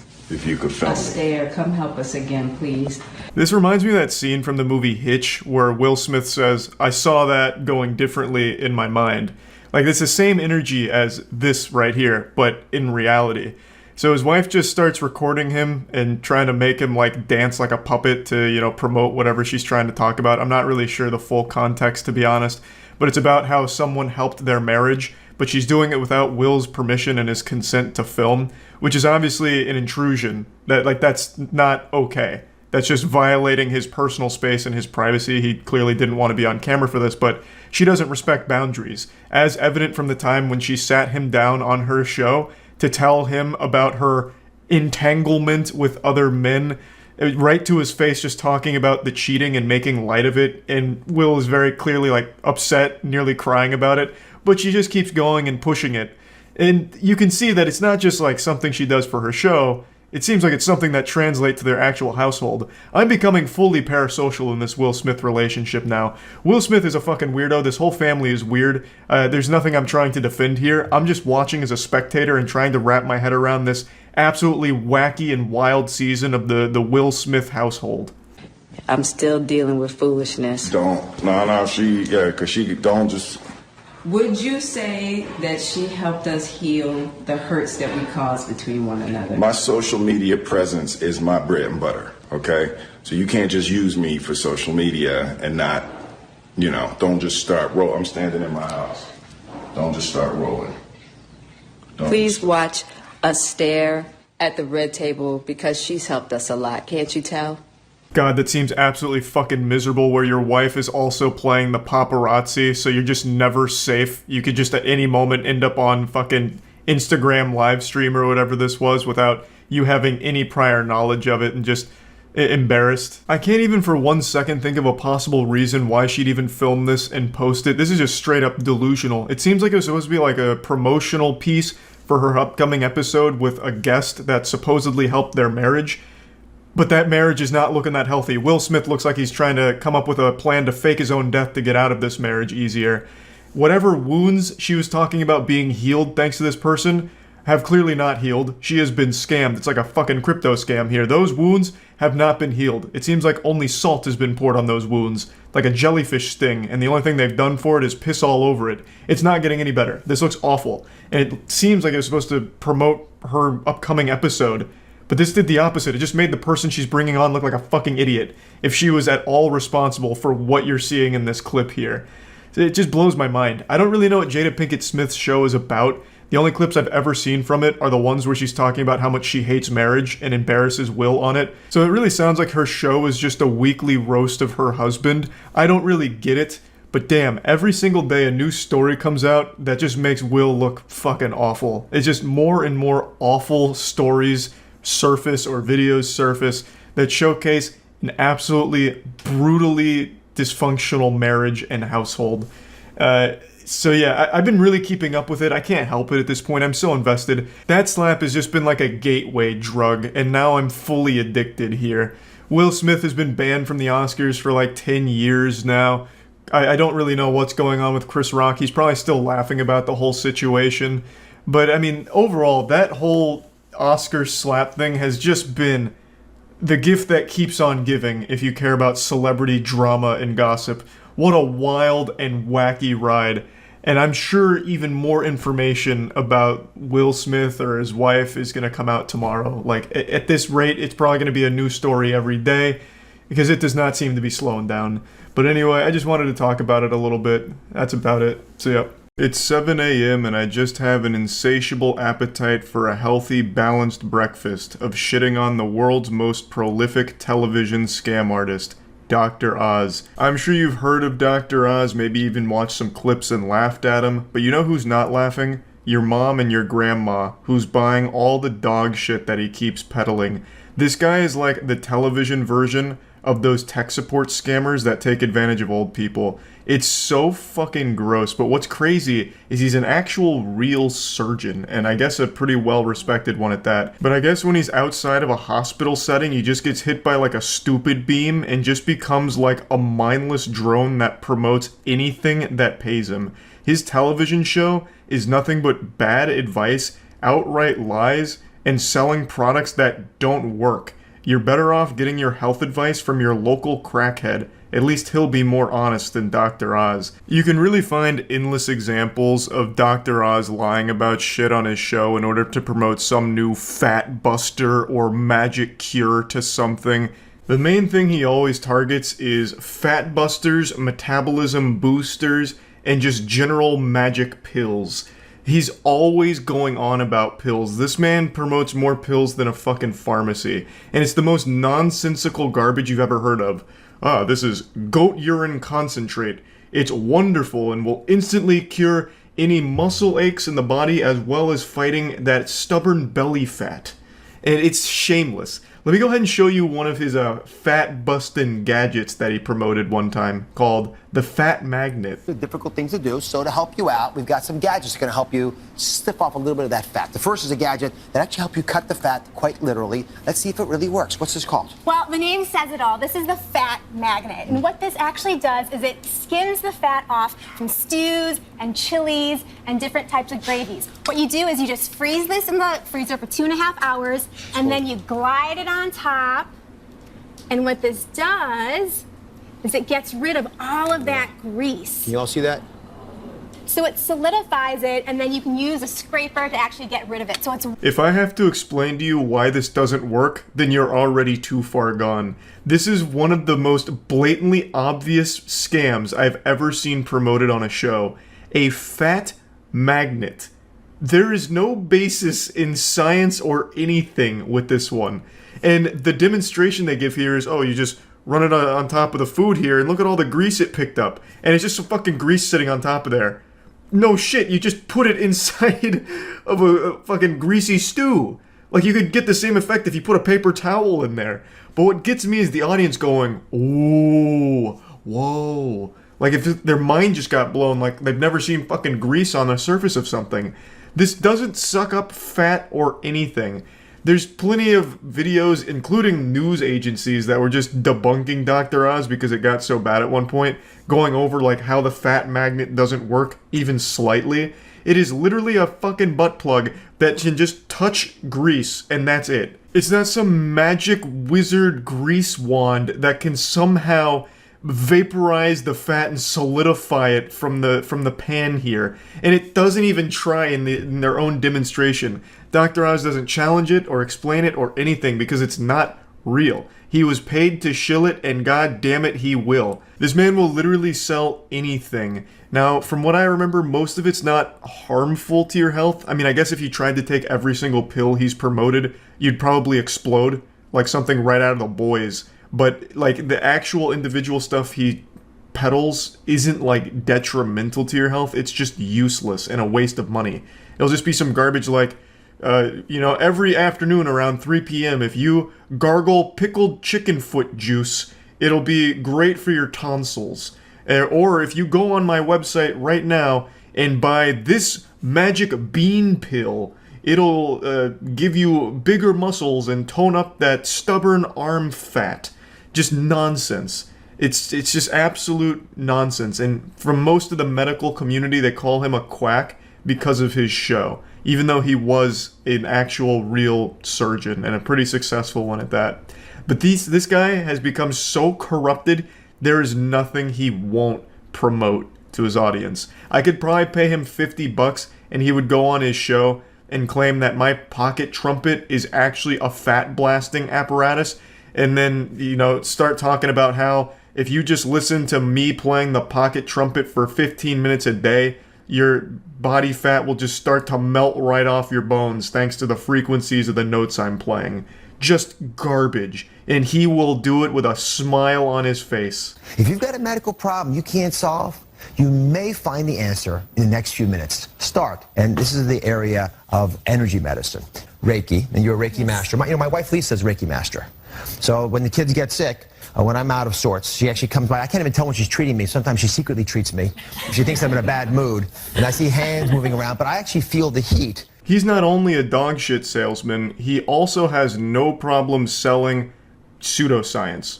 So in this segment, he's talking about energy medicine and Reiki therapy, where he brings on a Reiki master and talks about how if, modern medicine can't solve it, maybe it's because it's not spiritually getting after you here with the energy therapy from Reiki. So he even tells this anecdotal story about his wife being a Reiki master. When the kids are sick or, he's in a bad mood, she'll start waving her hands around and treating them, making her sound like the fucking Avatar here, just like blood bending in order to heal the family. It's outrageous. Actually, my wife is a midichlorian expert. She's able to deduce the amount of midichlorians in the bloodstream and decide whether or not we're worthy to become a Jedi. This is all a bunch of fucking nonsense, but he keeps using words like therapy, healing, treatment when talking about Reiki here, which obviously convinces the older viewers that it must be real because it's coming from a fucking doctor. That's so wrong. There is a reason why the medical community hates Dr. Oz so much, and it's for shit like this. Not just the selling of pills that don't work and all of that, but also the promotion of alternative medicine that isn't legitimate. This is supposed to be a medical show based in science, evidence, fucking facts, but instead we have an entire Reiki section here. Reiki is a balancing practice. And so rather than addressing the headache or whatever else is the problem, what it does is it influences the person's overall system toward balance. And then as her system becomes more balanced, symptoms tend to fall away. Then over time, for example, if you get headaches, you may find that you get them less frequently. Do you feel anything, Dalita? Oh, yes, my headache's going away. Your headache's going away? Yes. And do you feel any heat? Yes. Because those are usually what I feel. Oh my god, it's a miracle. She squeezed the headache right out of her skull there. She was able to touch the pain away. Fuck. Magnificent! I'll have to book a Reiki therapy session ASAP. It's so fucking stupid. I don't know what compelled me to talk about Dr. Oz today. I just started thinking about it and decided to jump down the rabbit hole again because it's been a little while since I checked in on Dr. Oz. I don't think he even has his show anymore. I'm not positive, and I don't feel like really looking into it so much at the moment. But this went on for years. He was able to convince older viewers for a long time on things that don't exist and aren't legitimately based in anything real. And I think that's pretty wrong. I think that's pretty sad. I do remember that Dr. Oz is trying to get into politics. I think he's actually running for Senate or something at the moment. Hopefully that doesn't pan out. That would be fucking awful and miserable. But anyway, I just wanted to talk about some of these scams here a little bit, and that's really about it. So yeah, I was trying to have a conversation with my girlfriend earlier today about some of the wacky stuff going on. I was trying to talk to her about Howie Mandel posting a prolapsed anus on TikTok, but she just didn't have much interest in the topic. She just can't appreciate a good prolapse like we can. So I figured, you know what, if she's not interested, I'll talk to you all about it. But it's not just the blown out asshole that I want to talk about. There's a couple things that went on this week that I just want to at least discuss a little bit. But let's go ahead and start with the most interesting. On Howie Mandel's official TikTok account, he posted a peculiar piece of film where he showed a picture of a man whose entire butthole fell out and asked if it was related to COVID. I obviously can't show the full anus here, but I can at least show Howie Mandel's portion of it. When my friend Neil bent over, this happened. Does somebody know, is this COVID related? And if it is, what do we do about it? Ow. Right next to Howie is a giant prolapsed ass. It's not like goatsy or anything. It's a picture of a man who's squatted over, and it actually just looks like he dropped sausage casing out of his pockets. I'm sure all of us are familiar with prolapses, but just in case, an anal prolapse is when the rectum falls out of the hole a bit. It tries to make a prison escape, and it pokes its playful little head out of the anus like a curious gopher. And in the picture Howie Mandel shows, it looks kind of alien. It looks like a zit that's being popped. It also looks kind of sharp, like it has a pointed edge on the prolapse. Like, that shit looks like it could cut bread. It almost looks like a challenge flag is being thrown out of this dude's ass. it's not all super red. Like some of it around it looks like even a little infected. So it is a pretty unnerving picture that definitely would catch people off guard, especially on TikTok where the average age is like 9 years old. They would think this is the scariest thing in the world. Howie basically just posted the new blue waffle for Zoomers, and I actually thought this was a great piece of content from him. I only really know Howie Mandel from Deal or No Deal and America's Got Talent, so I had no idea Howie went this hard. Dude straight up went Insano style. But maybe this has like a direct tie-in to his other properties. Like the actual prolapse anus victim here is the banker from Deal or No Deal. But Howie really did just hit us all with that golden buzzer. I didn't expect it, most people didn't expect it, but I actually thought it was pretty entertaining. He's clearly doing it as a joke. My friend Neil bent over and this happened. Is it COVID related? You know, like it's clearly just meant to be a quick 15-second little joke. Bang, here's a shocking picture, and here's Howie right next to it. It's just a good piece of fun. People really blew it out of proportion. A couple news outlets picked it up saying that it was traumatizing to his audience and this and that, just a bunch of bullshit. But I want to commend Howie for being this brave. No one goes on TikTok expecting to see what Howie posted. So he really bamboozled us there. But apparently it's not the first time he went a little unhinged. There was actually a circulated rumor on TikTok that Howie Mandel was kidnapped and being forced to make TikToks. A wild story. I didn't really look much into it because the very first piece of evidence I saw is Howie Mandel holding up a bag that had shoe supplies on it or something. And when he was pointing to shoe supplies on the bag, he made a triangle with his finger on the S, O, and S. So people were saying that it was a cry for help or something. It was outrageous, but it was a moderately popular theory that Howie Mandel was kidnapped. I don't necessarily believe it. Maybe he was. I mean, who am I to say? I'm not Howie's PR guy. I don't know all of his lore. But the evidence wasn't super compelling, and from the brief 45 seconds I spent looking at it. But again, this isn't the first time Howie Mandel's been in the spotlight for some weird shit. Now, another thing I wanted to briefly touch on, since I get asked about it a lot, is my opinion on Elon Musk backing out of the Twitter deal.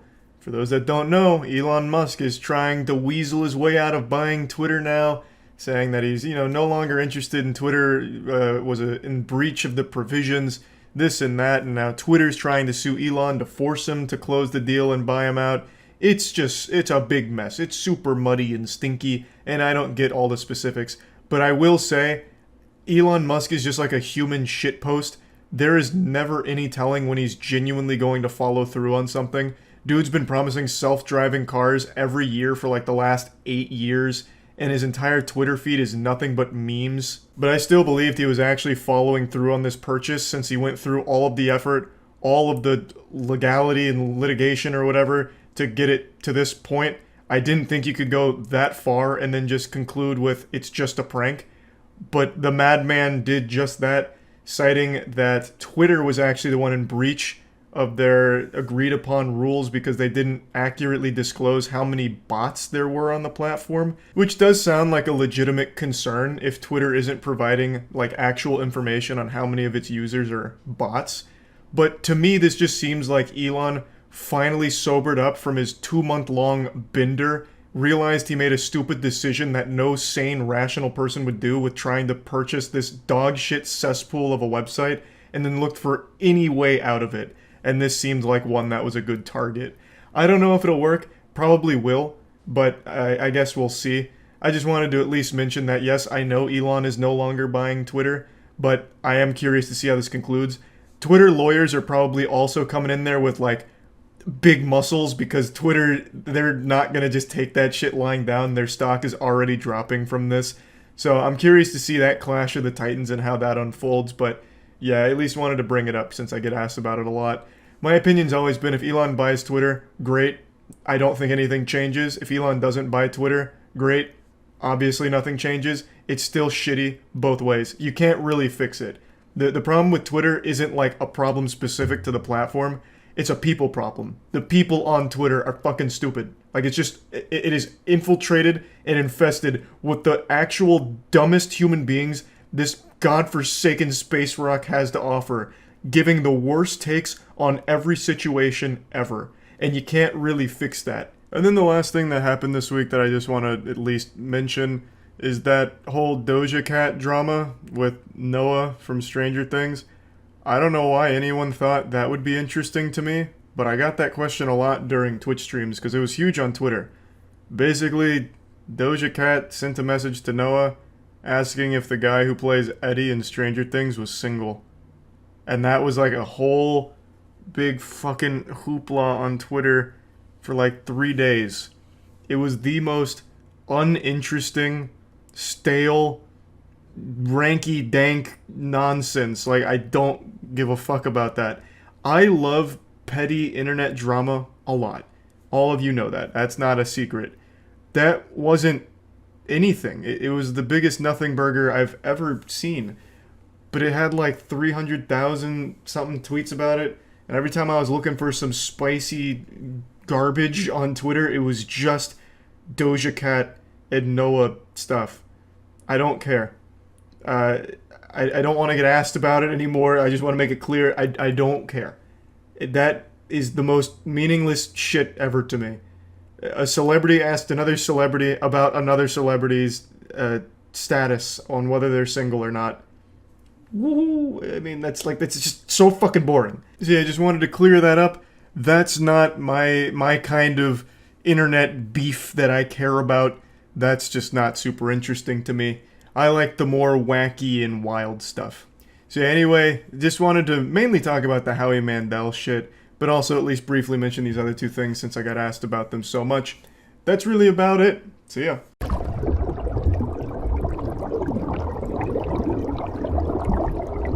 So we have Goofy, and then this small little spectrum in between Goofy and evil, bad show and racism. Alright, Jared Fogle. That's probably very evil, I would say. Yeah, Jared Fogel's a piece of shit. Yeah.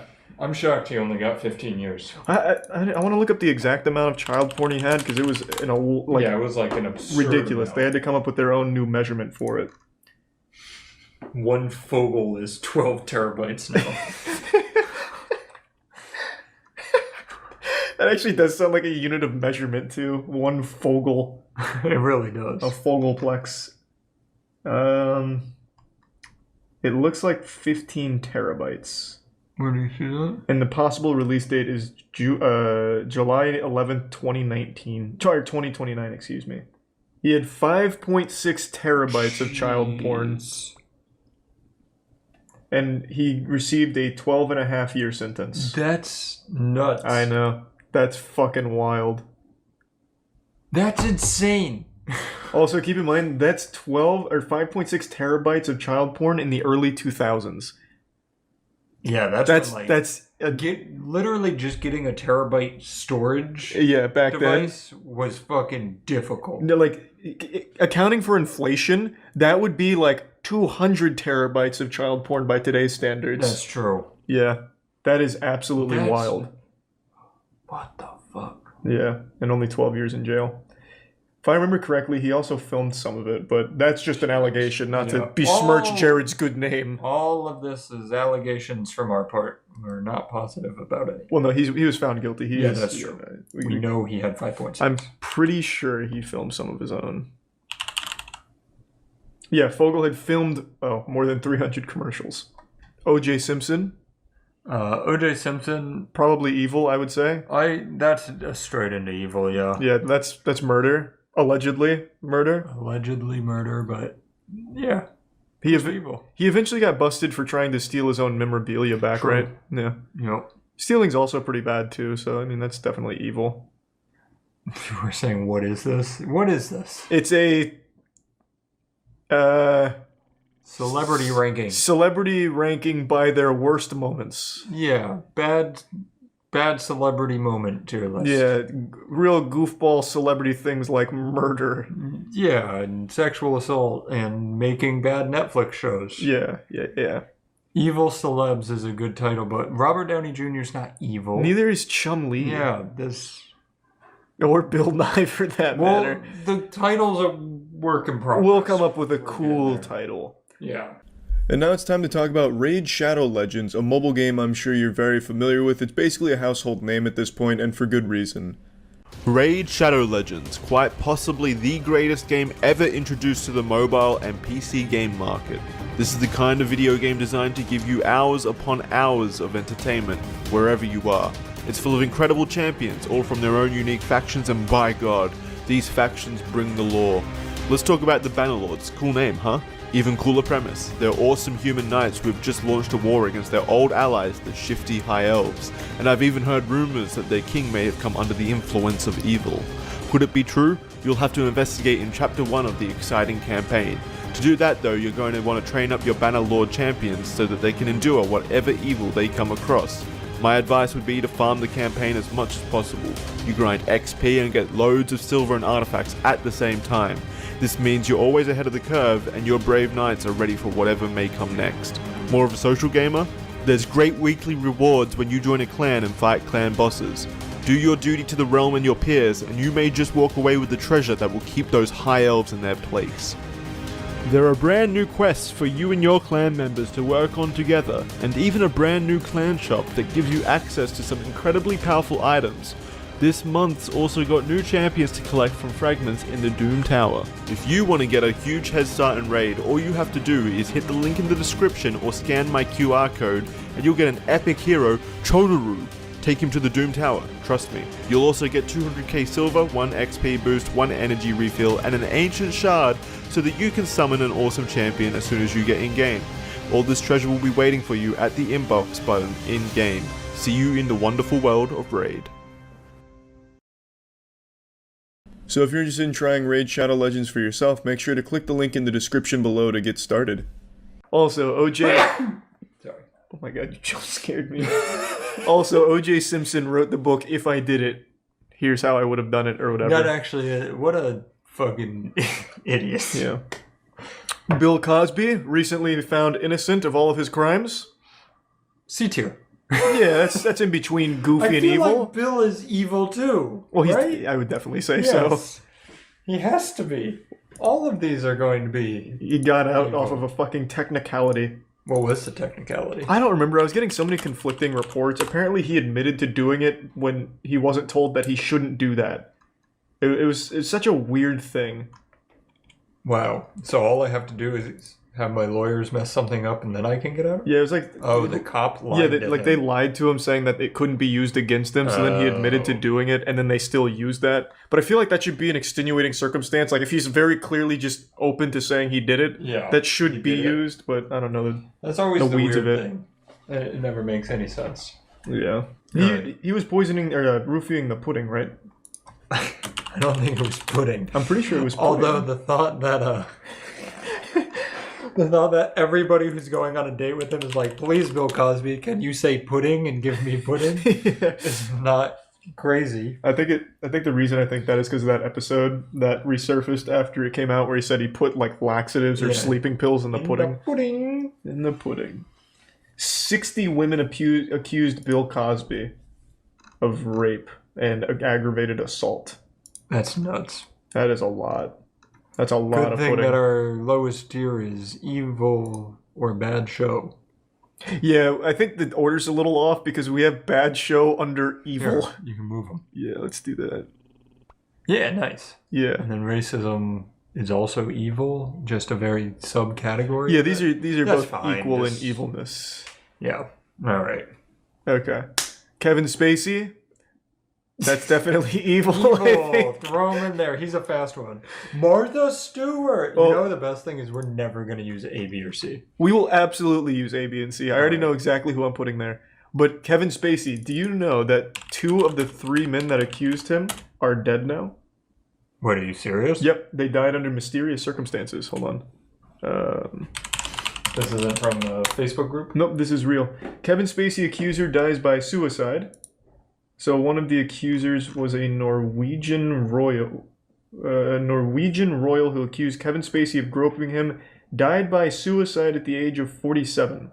Wow. Yeah. And then the other one recently died. I don't remember how. At least I think there was 2. The fact that some of these people make comebacks is nuts to me. He even made this movie recently after all these allegations called like the Billionaire Boys Club or something. Yep. Like somebody's gonna try to reboot the Bill Cosby show with the Cosby Show with Bill Cosby. This is the other thing I remembered.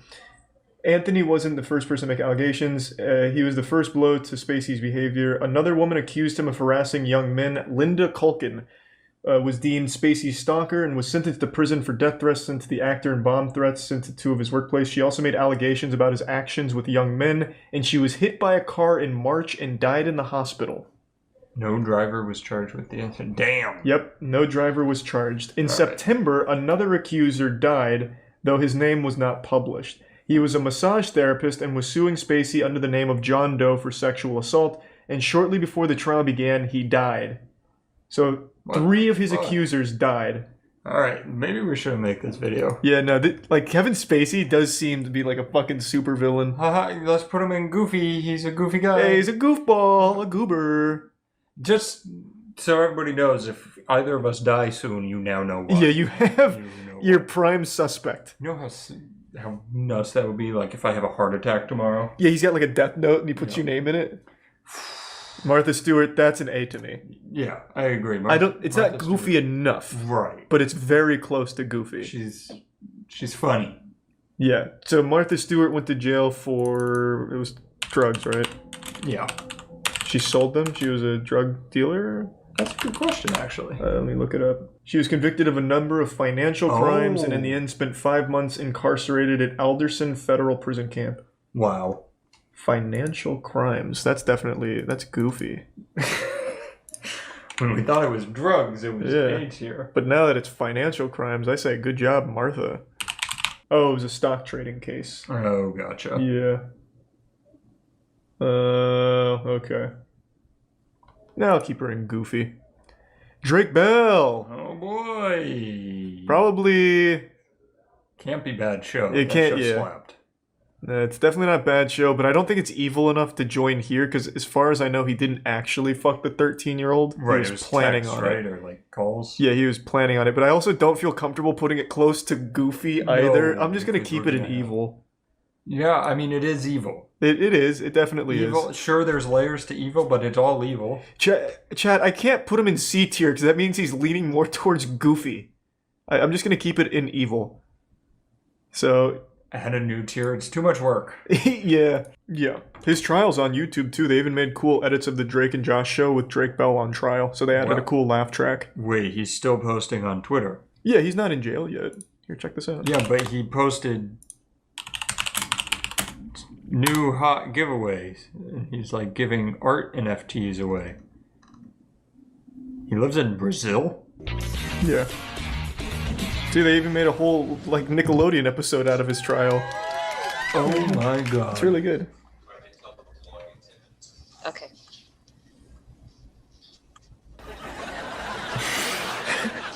It's fucking great. See, like, I don't think he's evil enough to be in the actual evil tier, but it's the crime is definitely not anywhere near goofy. So he has to stay there. The problem is that we don't have a D tier. I know, we should have had a D. Good. We're here on, excuse me, case number 659324, State of Ohio versus Jared Bell. Defendant is appearing by Zoom. Jared. Mr. Bell, can you hear the court? I can, yes, Your Honor. Very good. Counsel for Mr. Bell. That's a really good edit. Yeah, so we'll keep Drake Bell here. Michael Vick, super evil. For sure.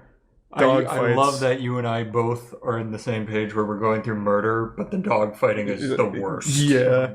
You don't fuck with animals, okay? There's something so sadistic about doing something to things that literally just don't have the chance to help themselves. Oh. I remember when the reports finally came out, it was revealed that he would like take the dogs by their legs and slam them on the ground until they died. Jesus. And he made a comeback too. That's what I don't ever get. Yep. How you make a comeback from that. Just we're getting too deep. I'll stop. I know. I'll stop. He should have never been allowed back in the NFL under any circumstances. Jesus Christ. He used to, I guess a lot of people don't remember, he used to host dogfighting tournaments at his house. Dogfighting, obviously illegal. Dogs fight till one dies. And if they were too injured to keep going, Michael Vick would kill them himself. But not like shoot them. He would like beat the shit out of them to kill them. Jesus. Yeah. Epstein. Evil. What is... It's okay. We started with the most evil, okay? It's going to even itself out through here. It gets better. Yeah. We just really top-loaded it. Aaron Hernandez killed a couple people. Evil. R. Kelly. We can make a case. This could be a little closer to Goofy because he peed on people. Yes, there was also stuff with underage girls. Oh, it was he claims he did not know they were underage because he was in an 18-plus bar, and the bar should never have let them in, he claims. Fuck, yeah, but the girl he peed on was 15. Did he know? I don't know. I'd have to ask him. Just to make this clear, bad. Still definitely bad. Don't pee on people. Definitely evil. Especially don't pee on people underage, and only pee on people with consent. He fucked 13-year-olds. Okay, evil. Okay, that's Let's evil. throw him in there. All right, I didn't have all the information. Neither did I. But he did pee on people. The last thing I heard about No, it wasn't R. Kelly. Never mind. All right. He made Trapped in the Closet, though, and that's one of the best pieces of music of all time. I'm just saying. I'm just saying. Goofy. I'm just saying. If we could separate R. Kelly from Trapped in the Closet, Trapped in the Closet is goofy. Trapped R. Kelly, evil. It's so good. So far, we have Martha Stewart and Goofy, and then everybody else in evil. But our savior's here. Tim the Tool Man Taylor. Yeah. Oh. What the fuck did he do? We didn't even know he did anything. Let me look it up. Yeah. Well, is Tim Allen evil? Evil. Yeah. Or Goofy. Tim Allen breaks silence on Capitol attack. Shameful. Did he lead it? I don't think so. Tim Allen's career is a metaphor for America. Mm. Tim Allen talks politics and pisses people off. Okay. Tim Allen as Toy Santa is there because that's his evil version. Look up drug smuggling, because I see a lot of drug smuggling saying that he ran drugs in the 70s.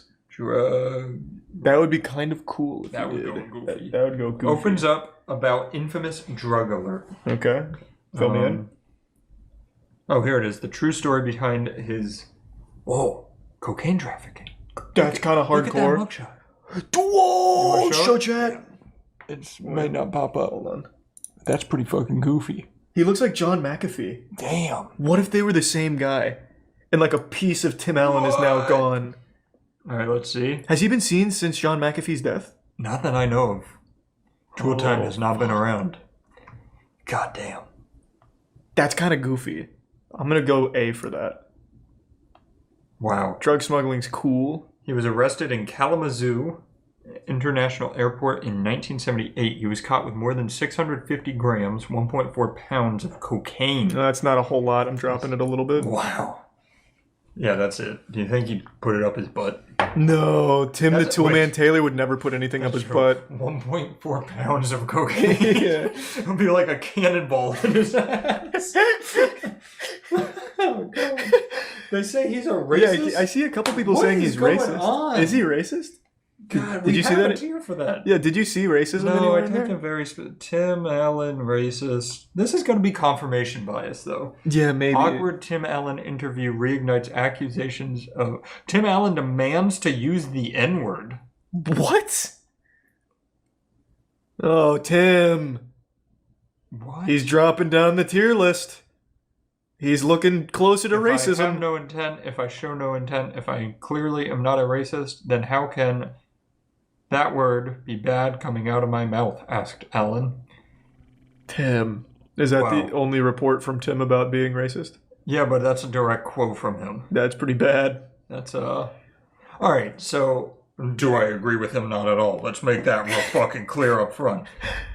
So what he's trying to say is he's not racist, so he should be able to use the word. So I think that's more a case of really stupid logic. I don't know. Hold on. But also in the quote, he said it with a hard R. That's absolutely racist. Wait, he said the word? The quote has it, so I can't imagine they can insert that. Just put him in racism. Tim.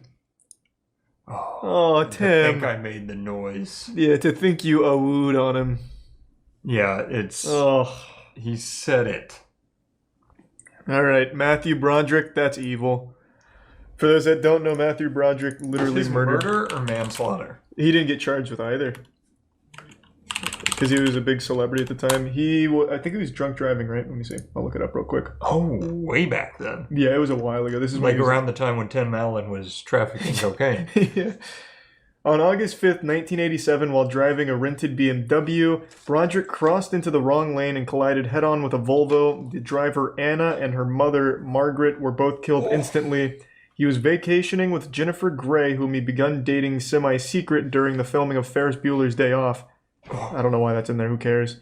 The crash publicly revealed the relationship, and he suffered a fractured leg and ribs, concussion, and collapsed lungs. Gray's injuries were whiplash, which required surgery. Broderick told police he had no recollection of the crash and did not know why they had been in the wrong lane. What I remember is waking up in the hospital with a very strange feeling in my leg. He was charged with causing death by dangerous driving, faced up to 5 years in prison, but was convicted of the lesser charge of careless driving and fined $100. What the fuck? The victim's brother and son, Martin, called the verdict a travesty of justice, but later forgave Broderick. I completely agree. No, I think that's straight up evil. He doesn't remember crossing into the wrong lane for a head-on collision? Yeah, throw that bitch in evil. You already did. Good job. No, I don't like Matthew Broderick. I've never forgiven him for that shit. All right. Enough of Broderick. I'm done with him. Yeah, get him out of here. He hasn't acted in, 10 years? Keep it that way. That idiot. Thanks to the Prime Short Stack. And now we have... Mr. Mosby. Mr. Mosby! I don't know what he did. Oh, yeah, we shouldn't get too excited. Yeah, I have no idea what he did. This is a tough one to rate. How can I be non-biased when this man was Mr. Mosby? I know, Mr. Mosby. Wait, his actual last name is Oh, no, you're looking up the character in the show. I'm going to put him at B just off rip here, because we don't know what he did. Yeah, he's sitting there for now. Yeah, he's just hanging out for now. He was great in Sweet Life. He was very good. Phil Lewis. Phil Lewis. Doesn't have anything bad. Maybe it was all fake. Yeah, maybe it was an episode of Zach and Cody that you're thinking of. Wait, there it is. Where? The end. The court sentenced Lewis to 5 years in prison, but suspended 4, citing Lewis's work after his arrest with a prison-based theater troupe that performed in jails, schools, and churches. What? To highlight the consequences of drug abuse. Wow. Wait, what? In December 1991, Lewis was arrested after he fatally struck Isabel, a resident of Maryland, in a car crash. He was charged with manslaughter and driving while intoxicated. His blood alcohol level at the time measured 3 times the limit for legal intoxication, and then sentenced to 5 years in prison, but suspended 4, citing his work with the fucking prison-based theater troupe. So just to get this all in line, he drunk drove, killed somebody as a result, got his 5 years doesn't feel like enough for that, brought down to 4. Brought down to 1 because he was in a prison theater troupe. And was very good at acting. How is that even... What is wrong with famous How can you get years off of a fucking manslaughter charge from acting well in a theater troupe in prison? To be fair, we didn't see how well his acting He could have been a really good actor. Did you see him as Ted Mosby? He was... We have to throw him in evil. Let's just go I think he has to go in evil. I feel like... This might be controversial, but I feel like if you're drunk driving, it should always be murder, not manslaughter. I completely agree. Just don't drunk drive. God damn. Yeah, seriously, fuck the American justice system. What is that? Great job. Thanks to the resub Michael and Smegus. Corey! Whoa, Corey in the house? Corey's in your daughter's house, as long as she's under 18. Yeah. Yeah, am I right? Yeah. Yeah, I think most people know by now. Corey, he's facing charges for, what is it, grooming a 13-year-old and trying to fuck her for a long time. The weirdest part in my head is that is still Corey in my head. Corey in the house, so I'm like, he's 13 too. But how old is he? I don't even know. He's 29. He's older than us! He's older than us. Damn! June 29th, 2021, charged in Washington on 1 count of immoral communication with a minor. It came after a 2019 lawsuit, which Macy denied, saying that the lawsuit was an extortion attempt. Yeah, that's all that it has for that. Now, was he convicted? I don't know.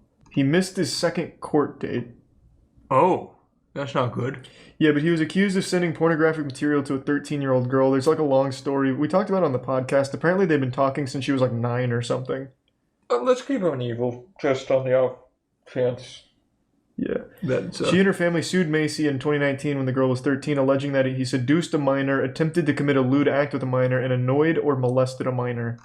I feel like annoyed and molested are very different words to use. Yeah, I don't in the know same why they sentence. put annoyed there. What did he do? Molest you or annoy you? I think evil. Yeah, I think it just has to stay there. It says charged with felony. Oh, charged with. We got to get our words right. So this is allegedly still. Allegedly, I'm putting him in evil. Tiger Woods. I think Tiger Woods has to be a little goofy. It is a little goofy. Did he do an actual crime or did he just fuck a lot? Now, his last car crash, it seemed like there was no way he wasn't driving drunk. Oh, is no. what I saw. But he didn't hurt anybody but himself. Okay, that's kind of goofy. That's so we might be able to sneak him out of the evil category. Tiger Woods. Oh my god. Yeah, there's the DUI. I hate this. I hate the. That looks like such a good mug shot. Hold on. There it is. All right. Pleads guilty to reckless driving after DUI. Yeah. He was found asleep at the wheel in Florida. So that was his first one, and then he recently got in a crash. Somebody says he wasn't drunk. He was basically going real fast or something like that. Well, he was asleep at the wheel. After. Wait, somebody beat his wife. Did that ever actually? Is that true? Tiger Woods is a woman beater? I don't remember that. What? More. I know he fucked a lot. That's all I remember. Like the only thing he was beating was the record for most pussy slayed in a day. Oh, Tiger! Tiger Woods. Let's hope we don't find him out as a woman Okay, beater. let's hope. All right, I kind of gambled on that. He cheated, yes. He did cheat. He did cheat. I know that one for sure. I'm not saying he's a good man. Goofy does not mean good. Let's get that right. Our scale doesn't really make anyone good. Just a bit goofy. Right, so far, Martha Stewart's goofy. Oh, yes. Martha Stewart. Jim Allison racist.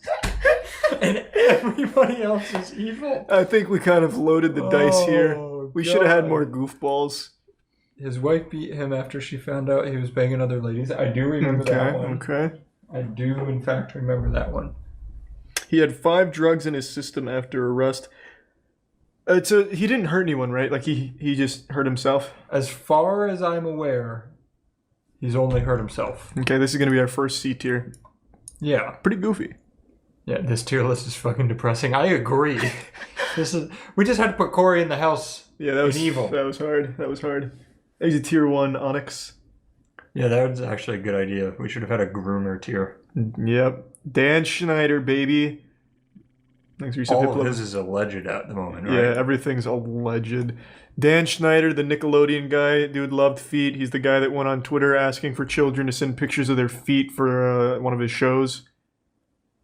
I'm sure most people know who Dan Schneider is. I probably don't need to give the lore. I just don't think it's like confirmed evil, so it's just really weird foot fetishism targeted towards minors. But I guess it's not exclusive to minors. It's just all we've ever heard about since he only made shows for kids. That's true. I think he's got to go in evil. I honestly think this can actually fit in a bad show. That's true. What if we skirt the system as we're learning every celebrity does? What if we skirt the system and just rate him based on, I didn't like his shows. Well, let's not get carried away. iCarly slapped. That was a good show. I liked almost all of the shows. Yeah. I don't actually know a show I didn't like. Also, Noah Monk stood up for Dan Schneider, kind of, when he was on our podcast, saying that he never got any weird vibes from him or anything. Mm-hmm. So I feel like he was just super fucking odd with feet. There's never been any allegations that he actually fucked any kids or anything like that. So I think we can just put him in bad show, or even C, even. Yeah, why do we have bad show there? Was that literally made for James Corden? Well, no, and Bill Nye. Bill Nye, yeah. Yeah. Okay. It just doesn't really fit between C and evil. Yeah. So move it to the top under Goofy. I'll put it here. Okay, I like that. Yeah, that gives us something, because now it feels like C is real bad. Yeah. And I want to say it again, racism and evil, same. We know racism's evil. They're both bad. Yeah, it's very bad. What did Chumley do? We're getting there. We're almost there. Don't ruin it. Hold your horses. John McAfee. You're the expert on That's big. That's big Goofy energy. Goofy was made for John. 100%. This guy claimed he had every government secret of all time. Yeah, absolutely. He was also accused, not convicted, of killing his neighbor who had poisoned his dogs, allegedly. So if, as far as murder goes, someone poisoning your pets is probably a good enough reason, I would argue, under the right circumstances. And he also talked about fucking whales. Apparently he had a big fetish for shit. He liked to be shit on. According to reports, he would hire prostitutes to sit on a custom seat that he designed with a hole in it, so that way he could lay under it and they'd shit on his chest. That's just solving problems. Yeah, that's like he knew what he wanted and he got it. That's big goofy energy all around. He also had body doubles. He had he faked a heart attack to get out of a prison sentence in Barcelona, I think. Yep. He also had his own little private military at one point. True, on his island and everything. Yep. He kind of invented the goofy category. Yeah, he is big I will goofy. say people are not happy about Schneider being in C tier. Yeah, a lot of people like real unhappy I know. about it. I don't feel right either because it's so weird with his feet and kids. Agree, but the problem is evil isn't split up, so there's murderers. There's and actual dog killers, murder, and the people who have been actually convicted. What? I said thanks for the Prime vaccine. Oh. Sorry. All right, I'm going to make an executive decision because I think people will get the wrong decision. This All is right. evil. All right.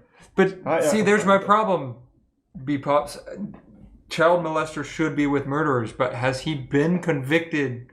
All right, allegedly he's evil. Yeah, alleged evilness. Wood should go to B.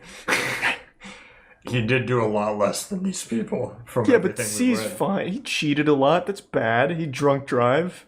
That's true. Very Drunk driving is a big no-no. Mark Wahlberg, that's racism. He committed an actual hate crime. That's the one where you said he threw the brick, right? Yeah, let me get the whole story. Alright. I believe the man was Asian, and he just hated Asians, so he threw a brick at him and blinded him for life. Oh. But luckily, he forgave himself for the event, so that's good. Let me find it. Yeah, that's the most important thing, is that he forgave himself. Yeah. Where is Watch this all have been in a dream of yours, and you No, can't this find is I hear this brought up all the time. I think it was a brick. Should Mark Wahlberg be pardoned for the 1988 assault? Why does he have to be pardoned? I don't There's know. nothing happening to his life because of it. In 1988, Mark Wahlberg attacked 2 Vietnamese American men and was convicted of assault, and today he wants his record wiped.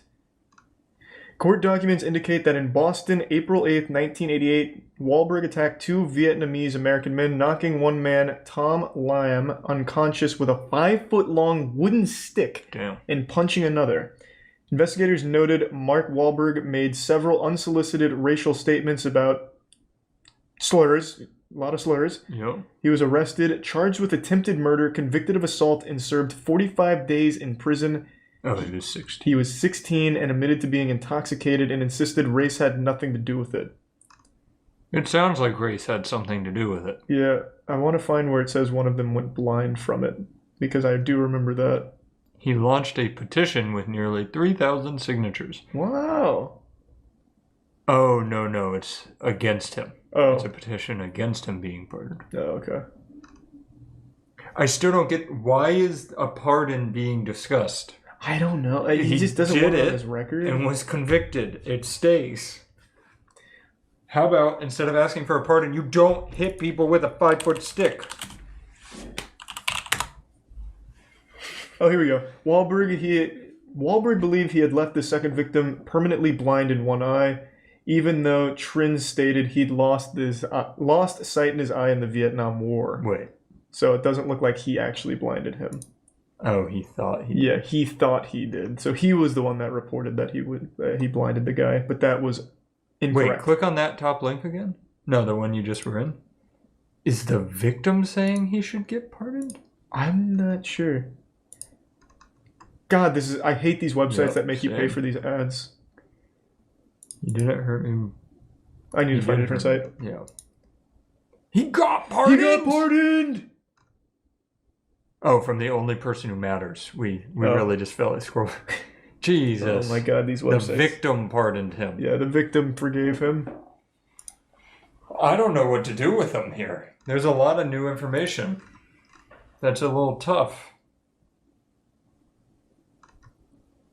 I mean, it was still a hate crime, right?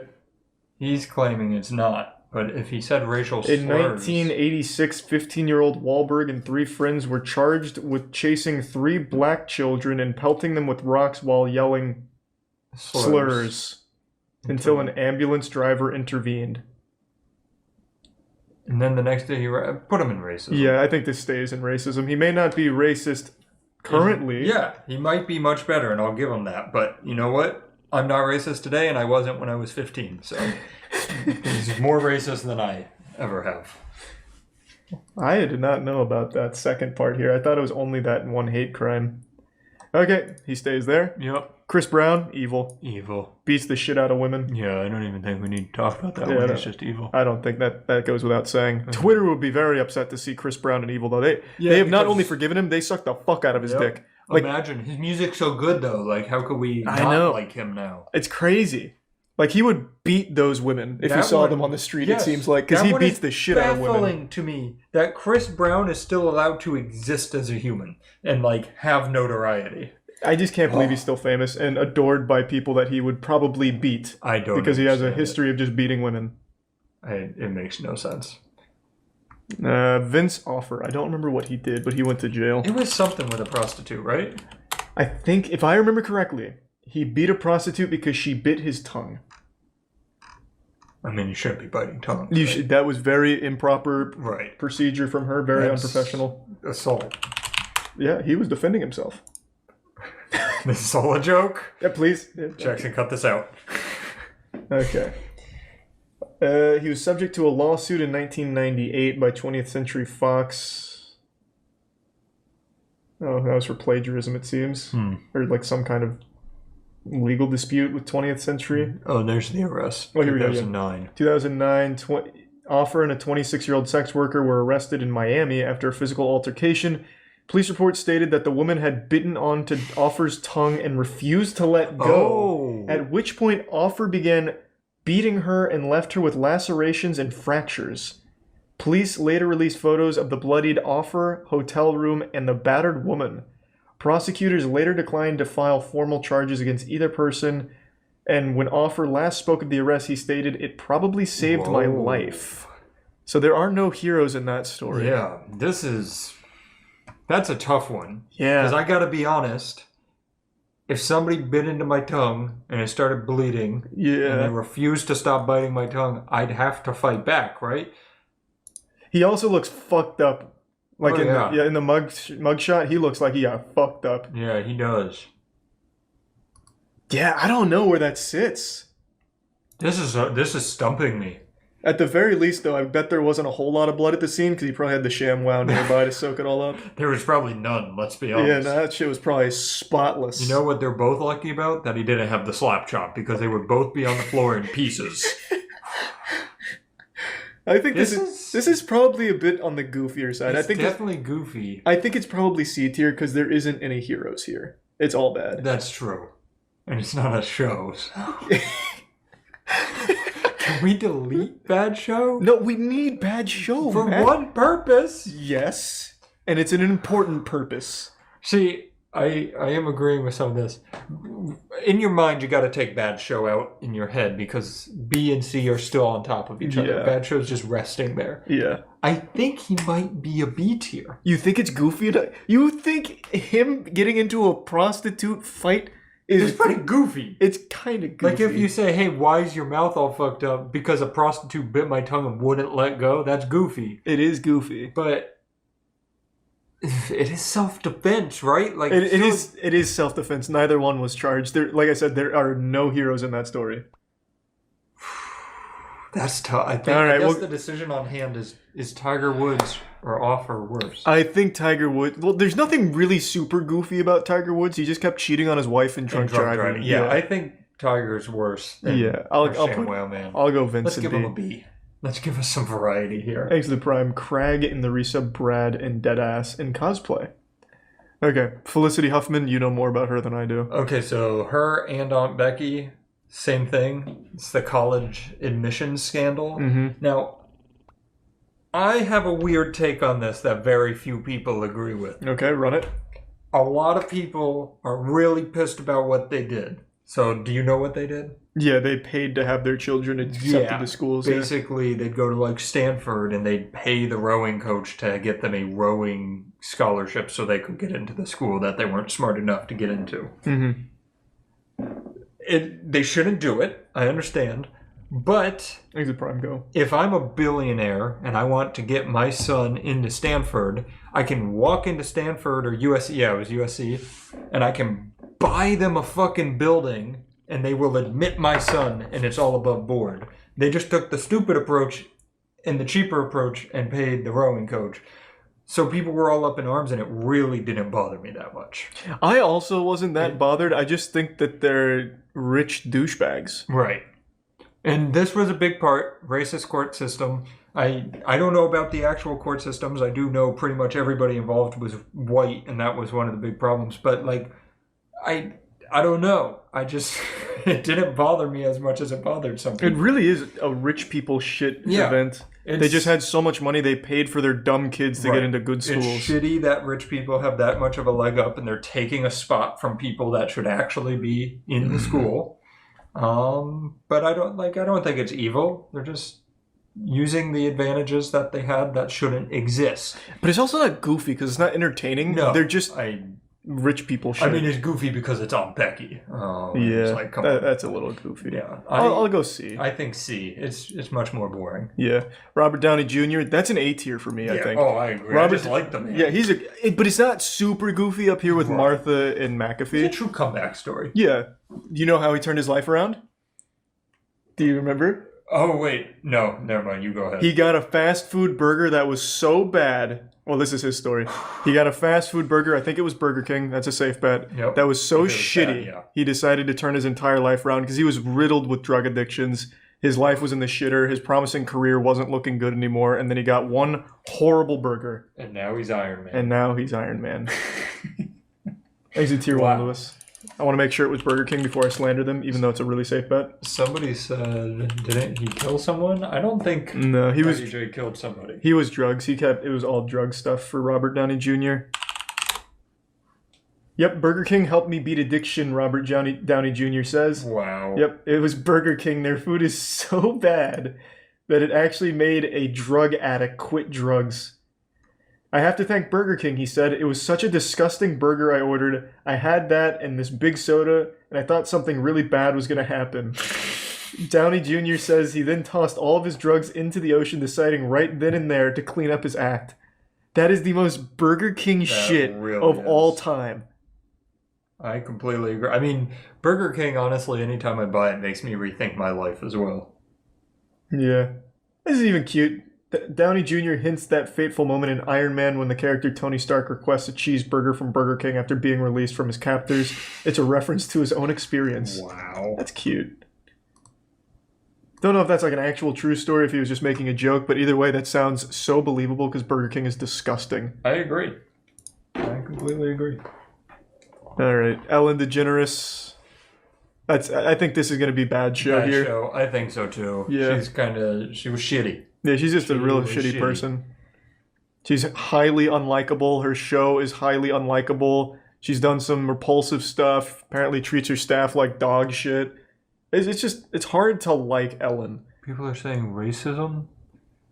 Where? Racism? Ellen? What? I've never heard Ellen for racism. I know she made Mariah Carey reveal that she was pregnant. Yeah, that was shitty. Yeah. She's an asshole. But I don't know anything else. Oh, that's in reference to her toxic work culture. Oh, new claims of racism and bullying. Yeah. Behind the scenes, current and former employees on her leading daytime shows say they faced racism, fear, and intimidation. Ellen DeGeneres ends TV show after toxic workplace claims, including sexual misconduct, racism, etc. What? That's not her. But it's after the claims these are, of the environment. Yeah, and it's all... I don't think they ever pointed the finger at her, just the people she hired. Yeah. So that would very much be the definition of a bad show if she managed a show where the people she hired was racist. Right. That's a bad show. That's what we have that there for. Yeah. That is absolutely we don't know where to put it, but that's what it's there for. Yeah. We can't put her in evil. She's not, Leah. She personally, from what I understand, hasn't done anything evil herself.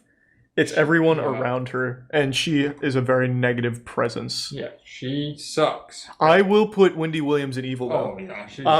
horrible she's show. a horrible person. But yeah, a horrible person as Just well. bad. Oh my god. It is despicable the things she's talked about on her show. Did you see the clip or from the episode where she told one of the women in her audience to poke holes in the condoms? I did. Yep. That's so that just way she could get knocked up by her boyfriend. That would force him to marry her. Yeah, she's a piece of shit. No, she's horrible. It's so bad. She's probably one of my least favorite people to ever be on TV. And you got her fart picture, which is great. Yeah, this is when she shit her pants. Wendy and Ellen belong together. No, Wendy's see much them. worse than Ellen. Like, I've read the allegations, and Wendy is just a human trash bag. She's Like, so I can't bad. stand her. She's so horrible. Like, the things she's done and said, awful. The best, this is the only good thing she ever did was The farting. fart, yeah, that was really good. I used to resub Curly. Charlie Sheen, what did he What do? about the Ellen Wayfair situation, human trafficking conspiracy? If you have to put the word conspiracy in it, we can't use it as facts. Wayfair conspiracy is because some of the items were named after missing kids, but the kids' names were just generic names like John. Oh. So the Wayfair thing was like John cabinet, and they thought John was locked in the cabinet. It's Just super at dumb. the factory. Wow. Yeah, it's super dumb. Wendy ain't worse than Ellen, though. I disagree. I do disagree. You have not looked up Wendy Williams if you think she's worse than Ellen. Ellen's horrible, really fucking bad. It's misleading that bad show's closer to B than it is to Bad evil. show, just put it below C again. Yeah, let's just bring it back. Let's get her below. Yeah. Cool. You know, if you want to make it just totally random, just put bad show at the bottom. Oh, Charlie Sheen. Isn't he just another one? I think it's Tiger Blood and drugs and that kind of thing. Winning, all that. He also has 2 women that live with him full time. Just like a full time like sex or something. Yeah, something like that, which that's goofy. Yeah, I think that's... Is that A tier I think goofiness he's though? A. I think him and Robert Downey Jr. are on similar levels, you know? True, yeah. Some... Charlie... Wait. Is he racist? I see a lot Is for he racism. racist? Can be... Why? This is a depressing list. Yes, Matt, we have pedophiles and murderers. I know, but and I expected that. And then the ones we threw in for comedic relief are no longer comedic relief. True. The best one so far was the ShamWow guy. What did Mr. Mosby do? Manslaughter. Yeah. But he got out of it early for acting in a prison troop. All right, you tackle Charlie Sheen real quick. I gotta be right back. All right. So you navigate the Charlie Sheen You're gonna field. give me full autonomy here. Yeah, I trust you on Charlie Sheen. I'll be right back. All right. Charlie Sheen is anti-vax. Is he? Because that drops him down a peg. All right.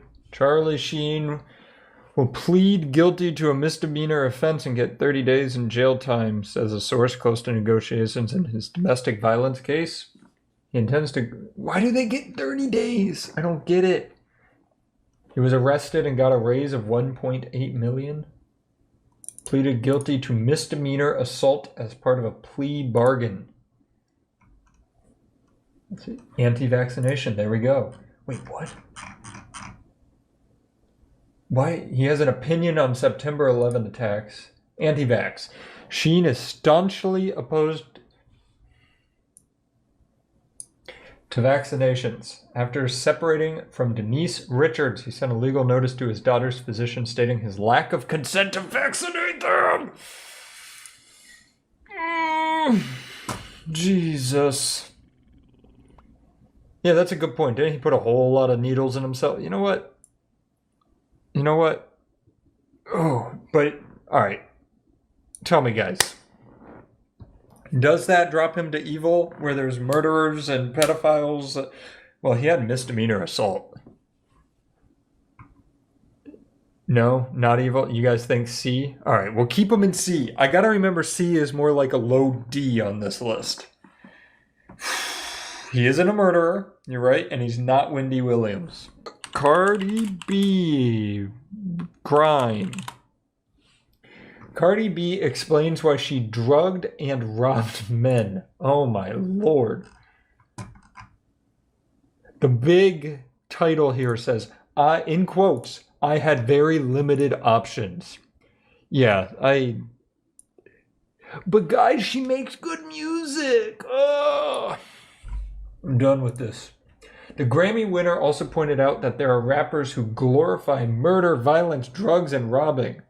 She writes, I never glorified the things I brought up in that live video. I never even put those in my music because I'm not proud of it and feel a responsibility not to glorify it. Keemstar tweeted, oh my god, Cardi B is the female version of Bill Cosby. Wow. Her music alone should put her down here. Yeah, I will consult Charlie on Cardi B when he gets back. Don't you worry. But I'm thinking it's gotta be B. She would literally drug, rape, and rob men. Allegedly. Because I don't know if it went through. Allegedly, she would do this. I think she admitted it, right? Okay. But did she ever say rape or just rob and drug? Evil, evil, evil. Okay. See, I see drug and rob. See, I don't think she admitted to rape. All right, I'm gonna look it up.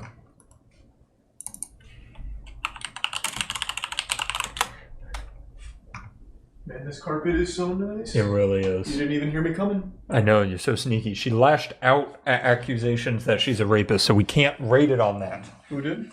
Cardi B. So we know she drugged and robbed men. She admitted that. Okay. But they're claiming she has to be... I put her in evil, but they're claiming she's evil because of rape. But that's all allegations. Right. But I think she's evil. No, I agree. Drugging and robbing people. Yeah, Charlie Sheen got moved down to a C while you were gone. Why? What happened?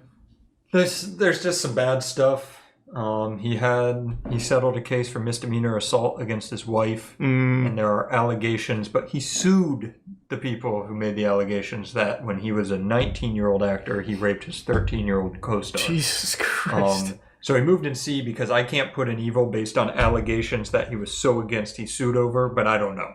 All right, that's fine. Oh, and he's very anti-vax. Oh, okay. He actually reached out. That could be evil, honestly. Yeah. But I said I'd consult you first. No, I think this makes sense. All right. He's a prime dastard, and they said Julio and none. Chumley. What the fuck did he do? It was drug trafficking? Somebody said, why is Corey in the house evil?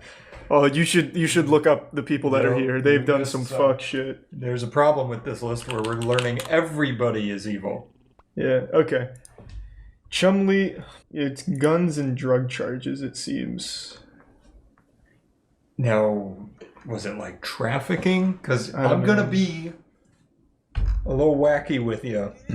I would watch a documentary of Chumley smuggling guns over the borders. I would as well. That's like the movie War Dogs, but with Chumley instead of Jonah Hill. That's a good movie. Oh, we have a non-wacky claim here. Oh, shit. In the spring of 2016, Chumley's Vegas residence was raided in connection to sexual assault allegations. During the search of Chumley's home, officers found firearms, crystal meth, Xanax, marijuana, and traces of cocaine, and was arrested and later released after a $62K bond. 2 months later, he was charged with 20 felony counts, including unlawful possession of a firearm, and pled guilty to felony firearm count, and misdemeanor for having drugs. Was given 3 years of probation. Sexual assault, not cool. It goes down far enough that all you have to do is be the side character of Pawn Stars to get out of this shit. I know. Oh, you were on TV once? You're okay. I know. It's actually really Is he crazy. rock climbing in that picture? He is rock climbing in this picture. Look at this. I didn't even know Chumley would be capable of doing this, given how gravity works. That's kind of goofy. That is pretty goofy. He's making a case for goofy. If all of this existed without the sexual assault, he's fine. Can people stop sexually assaulting people? Please? Oh, man. Rick said the best he could do is 3 years, no more. Chumley free solo timeline. Imagine Chumley doing the free solo shit. I think this is more goofy. He wasn't charged with sexual assault. He did not get charged with sexual assault. All right. I think we this can is keep him out of evil. I think this is a B tier goofiness. These are all allegations, and we have to keep that in mind. I agree. I think Chumley gets a B. Him and the ShamWow guy together. Yeah, that's a power team in the goofy tier. Gwyneth fucking Paltrow and her goop nonsense. Oh, what is that? Oh. I don't know whether to put her in evil or more goofy. I don't know. Because people have died from her goop stuff. That's true. People And have her literally candles died. explode, which is honestly a bonus. Yeah, her orgasm candles explode. Her pussy candles explode. Or it was her pussy, right? This smells like my vagina. I think that's the one that explodes. That's the one that exploded. I think it has to be. It has to be evil, because she knowingly puts out dangerous pseudoscience. Oh yeah. Well, I guess she doesn't think it's pseudoscience, or maybe she does, and she's extremely evil. What was the one that was killing people? Was it her bee sting therapy? I think it was the bee sting. I'm pretty sure, because she convinced people that. Yeah. I think it was bee venom therapy for an old injury. Well, that's her actual site. You don't want to go to that one. Oh, I'll tell you it's great. Second link. Yep. Woman dies from bee sting therapy from goop. Gwyneth Paltrow's promotes. Also, just to be clear, that doesn't look like a bee. That looks like a hornet. That is definitely a hornet. 55-year-old Spanish woman has died following repeated exposure to acupuncture method that uses live stinging bees instead of traditional needles, according to the case report. The painful and dangerous practice called apipuncture is generally peddled by non-medical practitioners, and in recent years, buzz among celebrities, most notably Gwyneth Paltrow and Goop. Yep. I don't really like her. No, I can't stand her. She preaches the worst shit. Pretty cool candles. I love the smell of her vagina and her orgasm, Yeah. but that's not good enough. People are saying goopy. Goopy would be a good tier for her. Should have made goopy. Goopy would have been a really good tier. Talk about missed opportunities. Yeah. I think it's between C and evil for me. Yeah, that's where I'm at, and my brain just keeps going. Like, I don't think I can count that as murder, Yeah.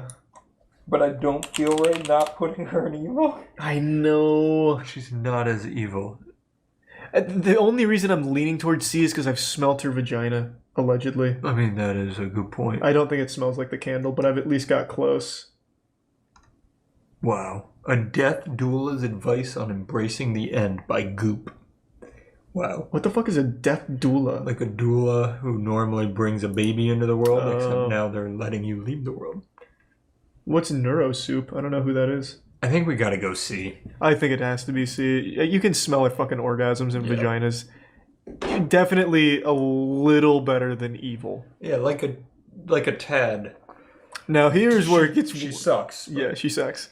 This is where it gets wacky. We got Bill Nye. And we know where Bill Nye Yeah, goes. Bill Nye, to my knowledge, has never done anything wrong. Except one Netflix show. And it goes right. But he also had a good show. He had a good show, Obi- but that Netflix show was so dog It was ass. really bad. That was a load of dog nuts. Couldn't That even show was get through bad. The first episode. It was bad. I don't think he's had a show since. So that's gotta be bad show all Bill Nye day. saves the world. People did not like a lot of the stuff he said on that. Well, he didn't. If I remember correctly, he didn't even really do any like science shit in the Yeah, show. not much. He completely stopped doing what he. But here's the thing: I love him, and the problem is we made the bad show category specifically for this, Yeah. but we put Ellen in it. Yeah. So now he's up there with Ellen for no reason. Yeah, Ellen is absolutely significantly worse than Bill Nye too. And That's the rough. C tier is where we could move Ellen to because C is worse than bad show. Yeah, let's just bring Ellen to C tier. All right, we could bump bad show up to under Goofy. Yeah, but then you kind of. This is our spectrum from evil to goofy. So if we have bad tier here, it's evil to bad show. So maybe bad show needs to be like off to the side. I know it needs to be like hovering Or over here. deleted. Don't you ever say that. We could put Bill Nye in A. No, bad show though, man. I know it was made for him. It was made for Bill. What if we put it above Goofy? Oh, let's not get crazy. But what if? What does that look like? This is a messy tier list. Bill Nye saves the tier list. Oh, That's not I bad. wouldn't watch that show. That's not. That's a real bad show. Yeah. All right. Let's do that. Okay, we'll do that. I wish we could like break it apart I so know. that you could see it's separate. Yep. We did it. All right, now it's much cleaner. Yeah. Now it's making sense. Yes. You don't like this guy. I don't know anything about him. Mike He's just Lauer. a douche. He's just a You douchebag. might have allegations against him. I just have always thought he's a douche. Let's hope there's some allegations then. Bill. This is not him. How do you spell his last name? There, Low. Oh wait, no, that's Lowry. L-A. I think it's Lauer, right? Nope. Lowry. my god. Okay. Don't worry, we'll get there. Who is this guy? Laure. Wait, no, it's Lauer, not Lowry. Why do I keep saying Lauer? I don't know. You were the one. How do you spell his name? Wait, try Lower. Oh, they're saying Lauer. That's what I've had this whole That's what time. we've been doing. Is his name Mike Lowry? Lauer? His name's not Mike, is it, Matt? It's not Mike Lauer. It's something else. Wait, yeah, why do we say Mike? Hello?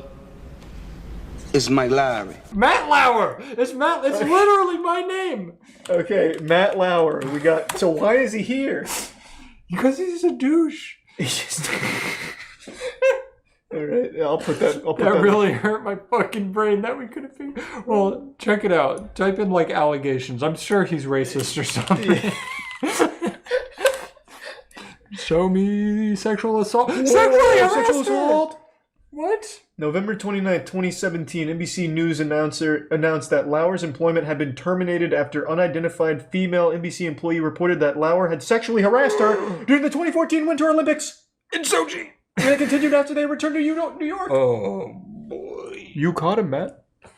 You caught him. Wait, and Ronan Farrow book alleges Matt Lauer raped NBC. I'm going to guess that goes on. Not the whole network. He raped everyone at that network, Matt. God. You've caught a big fish. Alleges that Matt Lauer anally raped her in his hotel room at the 2014 Sochi Olympics. Oh, so that's evil. That's straight up evil. That's evil. It is an allegation, though, but this was 2017. That stopped my smile instantly. Yeah, I hate him. This happened in 2017. So what was the verdict? Because it looks like it was going through court. Oh, here's the timeline. His ex-wife says she supports him 100%. Okay. That strikes me as a little bit of simp behavior.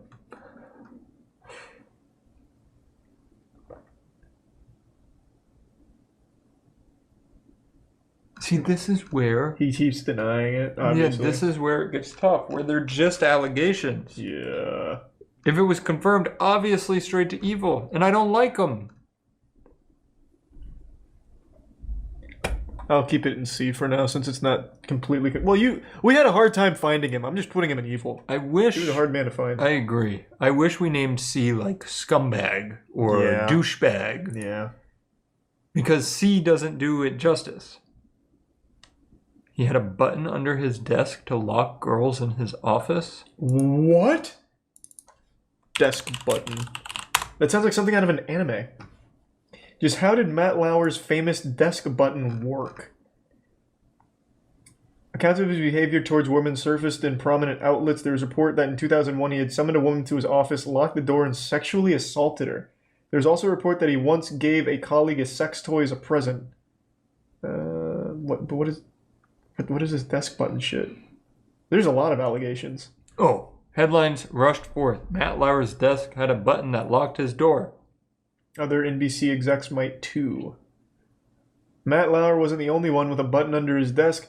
About that secret button in Matt's office, Matt Lauer reportedly used a button under his desk to lock his door after inviting women inside. So I do just want to claim, I'm going to guess the desk button was not created with that intention in mind. That would be my guess. Like, I don't think he went to engineering and said, hey guys, I got a project. Yeah.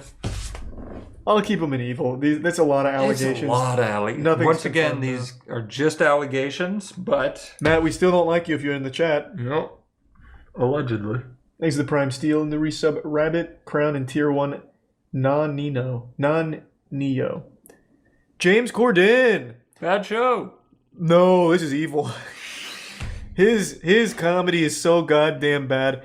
We have gone through swaths of rape and murder charges and allegations, and James Corden fits right at home amongst all that. that. Carpool karaoke is getting put there. God, that show's bad. Oh. That's bad. No, that's real bad.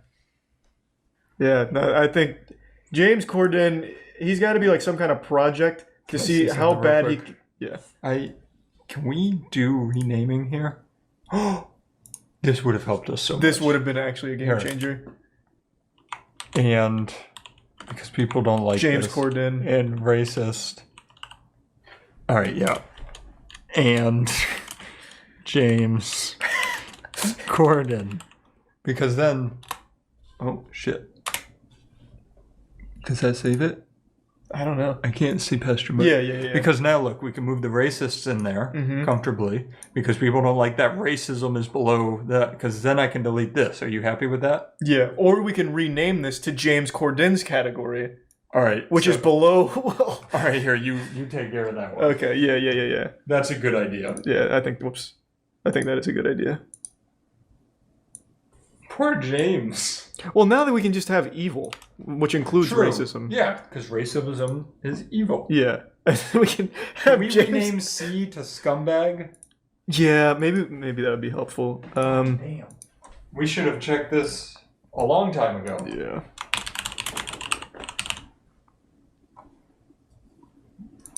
Okay. There we go. You know what else would have been helpful? Huh? We could have done super evil or confirmed evil and alleged evil. Okay. I'm feeling better about this. No, now we are cleaning this up right here at the Bad end. show, goofy. Well, might as well at least get more descriptive now that we know we can. Better than B? Yeah, we'll go pretty goofy. So what do you make A if it's between goofy and pretty goofy? I'm gonna go turbo goofy. Well, isn't that more than goofy?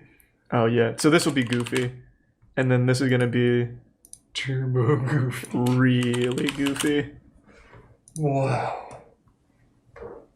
That's much better. Everybody over here is saying they don't know what this is about or how it works. You get it. Now you have the grading rubric here. So Paula Deen, that's racism. That's evil. That's easy. I guess that's true. Scumbag to match the flow would be better as pretty evil.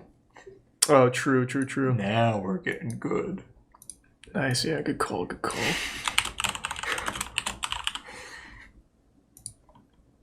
Google apparently thinks Merck is racist. Yeah, Google really does, so we got to go with it. Yeah, Paula Deen confirmed racism. Yep. Is it confirmed? Yeah, she tried to host a... Matt, you don't remember this? She tried to host a... Here, I'll just show you. You say Paula Deen, I hear butter. I know. Hold on. Where's the wedding? I want to find the wedding.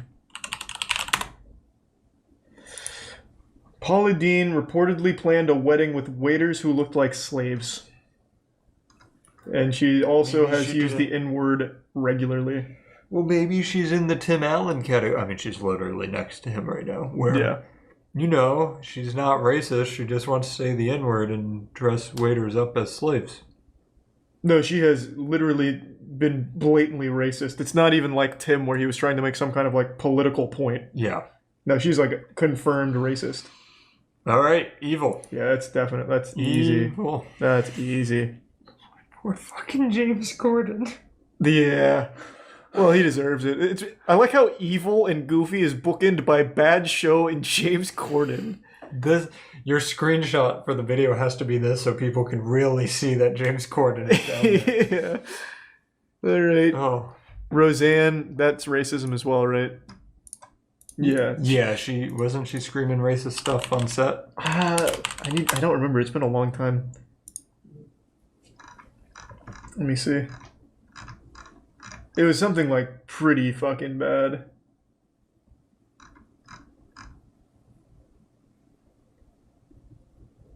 Because she was just about to get her show back and then they kicked her off of it after all of it. Yeah, I think she had like a true breakdown. Yeah. But was it racist? Because if it was just a breakdown and people were like, she's crazy, then... That's the Wikipedia doesn't have it. No. Roseanne's Twitter full of racism and conspiracy theories. Was it all on Twitter? Maybe. There was a video of her going nuts on set. Fuck, it's been so long since I've seen all this. Yeah, this is a tough one. This is a lot. Oh, that's pretty extreme. Oh. Thanks to the resub Ang. Once again, It seems like she was having like a true breakdown. Yeah. Well, I mean, even still, though. It's bad. Yeah. Yeah. That's pretty evil. Oh. Yeah, this, I'm just gonna keep that. What about Pretty Evil? Because it seems like everything's on Twitter, and she apparently had a full-blown mental breakdown. I think we put her in Pretty Evil. Yeah. Like, she sounds actually insane. Like, genuinely insane. Yeah, I remember seeing one of the... Yeah, that line is what I remember. Which one? This one? The bottom one of that first paragraph. Oh, yeah. That's what I remember seeing. Yeah. We'll go Pretty Evil because she's not as racist as the other racist. Quite make a racist wedding, but she seems racist. Thanks to the resub, Joe. Papa John! You know, they actually came out with the audio from Papa John, and I don't remember now, but it was, fuck, I need to find it. Hold on, I need to find Papa John. Ooh, with our new rankings, that's actually a good point.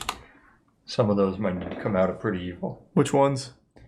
Like, maybe the college scandal one can go to Pretty Goofy. Oh yeah, that can be pretty goofy now. And Charlie Sheen can be pretty... Tiger? Yeah, Tiger can be Well, pretty I guess goofy. he had multiple DUIs. He just got lucky that he didn't kill somebody with it. True, we'll keep Pretty Evil because of the DUIs. Yeah. Yeah, they released the whole audio of this. We'll just go Pretty Evil because we all remember the initial stuff, and I don't think... Yeah. I don't Pretty think Evil's a good choice. Yeah, we'll just go Pretty Evil. Pee Wee Herman. Do you know Pee Wee Herman, Matt? I do, but I just remember allegations against him from growing up. Well, this is a cool story because Pee Wee Herman was arrested for masturbating in an adult theater in 1991. Isn't that what adult theaters are for? Yep, it ruined his whole career. He exposed himself inside an adult theater. That's goofy. He was arrested Friday night after undercover detectives raided his house. I like that they have undercover detectives raid the guy who masturbated. So tell me how the one guy who masturbates in an adult theater gets arrested and all of this sexual assault goes uncharged. He wasn't the only one. 3 others were arrested, so there was a lot of dick out in that theater that night. Do you think they were like together? It had to be like a group of friends. Yeah. Pee-wee and big misadventures, what the newspapers said. I feel like if that's all he did... But he had a kids show, so that's why it ruined him. That's true. I mean, it's obviously bad, but you know how they could have... It's not like he was doing it to the kids show. He was in an adult theater. Why even have an adult theater, though? If you can't masturbate. Exactly. I think that's definitely goofy. I don't think it's really goofy, but it's goofy. Right, he's not up there with McAfee, but... No, not McAfee or Stewart. And then Amy Schumer. I just think that's gonna be Pretty Evil. The comedy, like she could go into James Corden. She could go in James Corden. They're very similar. We could have James Corden be James Corden and Amy Schumer. Or just keep it James Corden. Yeah, I think it fits him a little better. I think this makes sense. Like, they're not guilty of killing anybody, but they are guilty of murdering comedy and humor. They're saying she raped someone? Whoa, what are you talking about? What? Amy Schumer. You know how depressed this list is making me? She said she was assaulted? Wait. Oh, and then there's this. Wait a second, did Amy Schumer rape a guy? I trust this article. Yeah, this does not seem like a very well-written article. She is a joke thief, you're right. It's James Corden of personality type. Yes. Yes, it is. Yeah, I don't know. This seems like an unreliable site. Either way, she belongs in the James Corden category. No questions asked. That's easy. That's easy. Poor fucking James Corden. What do you mean? It's his fault that he can't make a good piece of content. It's not like he's like born with some disease that makes him insufferable. No, I'm saying poor James Corden because you're bullying him. Oh, right. Yeah, right. The rest of the world seems to like him. No, they do not. They're pretending. Oh. Well, now that I know. Thank you. No, they're literally lying. All right, I think that's a good list. I think it's a very good list. I think we've broken new ground here. We've done it.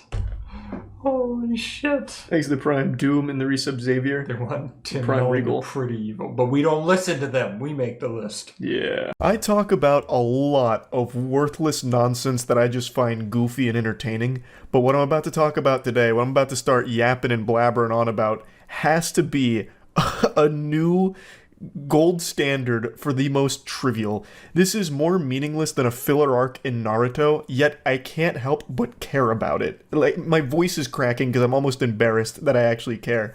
I read about this, like, right before leaving the gym, and for some reason I thought about it the entire drive home, so I got home, put my Skechers down because I'm one of the few people under the age of 60 and over the age of 9 that wear Skechers, and I just marched up here and I'm like, you know what? I need to talk about it. So it's about Dwayne "The Rock" Johnson. I'm sure all of you know that name. He's one of the biggest celebrities in America. I don't think you could find a place in this nation that hasn't at least heard of The Rock. Fucking Narnia probably knows about this guy. He is huge. And he recently posted an Instagram video that seemed innocent enough on the surface, but if you dive a bit deeper, it actually gets quite nefarious. It's about his supposedly first time trying In-N-Out. In-N-Out is a fast food chain. I'm sure a lot of you know that. It has like a cult-like following. People love In-N-Out. They fight tooth and nail for the honor of In-N-Out. Like, when I've tried it and I thought it was fine. I didn't think it like changed my life or anything. It didn't make me more attractive or taller. It wasn't a game changer, but it was fine food. But some people go crazy for it.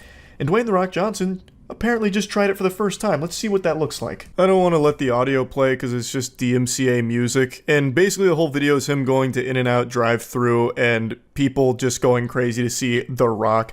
This is supposed to be his cheat meal with In-N-Out, and it's his first time ever trying it. He's gonna see what all the hype's about. But basically the whole video kind of plays out like autofellatio. It's The Rock just sucking his own dick, like, hey, you just call me handsome? I don't speak Spanish. Is that what you said to me? That kind of thing. And then he makes his order here, he gets like his big meal. It's just complete throwaway garbage here. There's more empty calories in this video than there is in the french fries that The Rock is buying here. The video is honestly less about In-N-Out and more about just The Rock being famous. Like, this whole video is just The Rock showcasing he's famous and filming people's reaction to them seeing him in all of his benevolent glory. He is an angel, and he is blessing them with his presence. He couldn't even be bothered to do the bare minimum of eating the meal on camera, so we were denied a Rock mukbang. What a shame.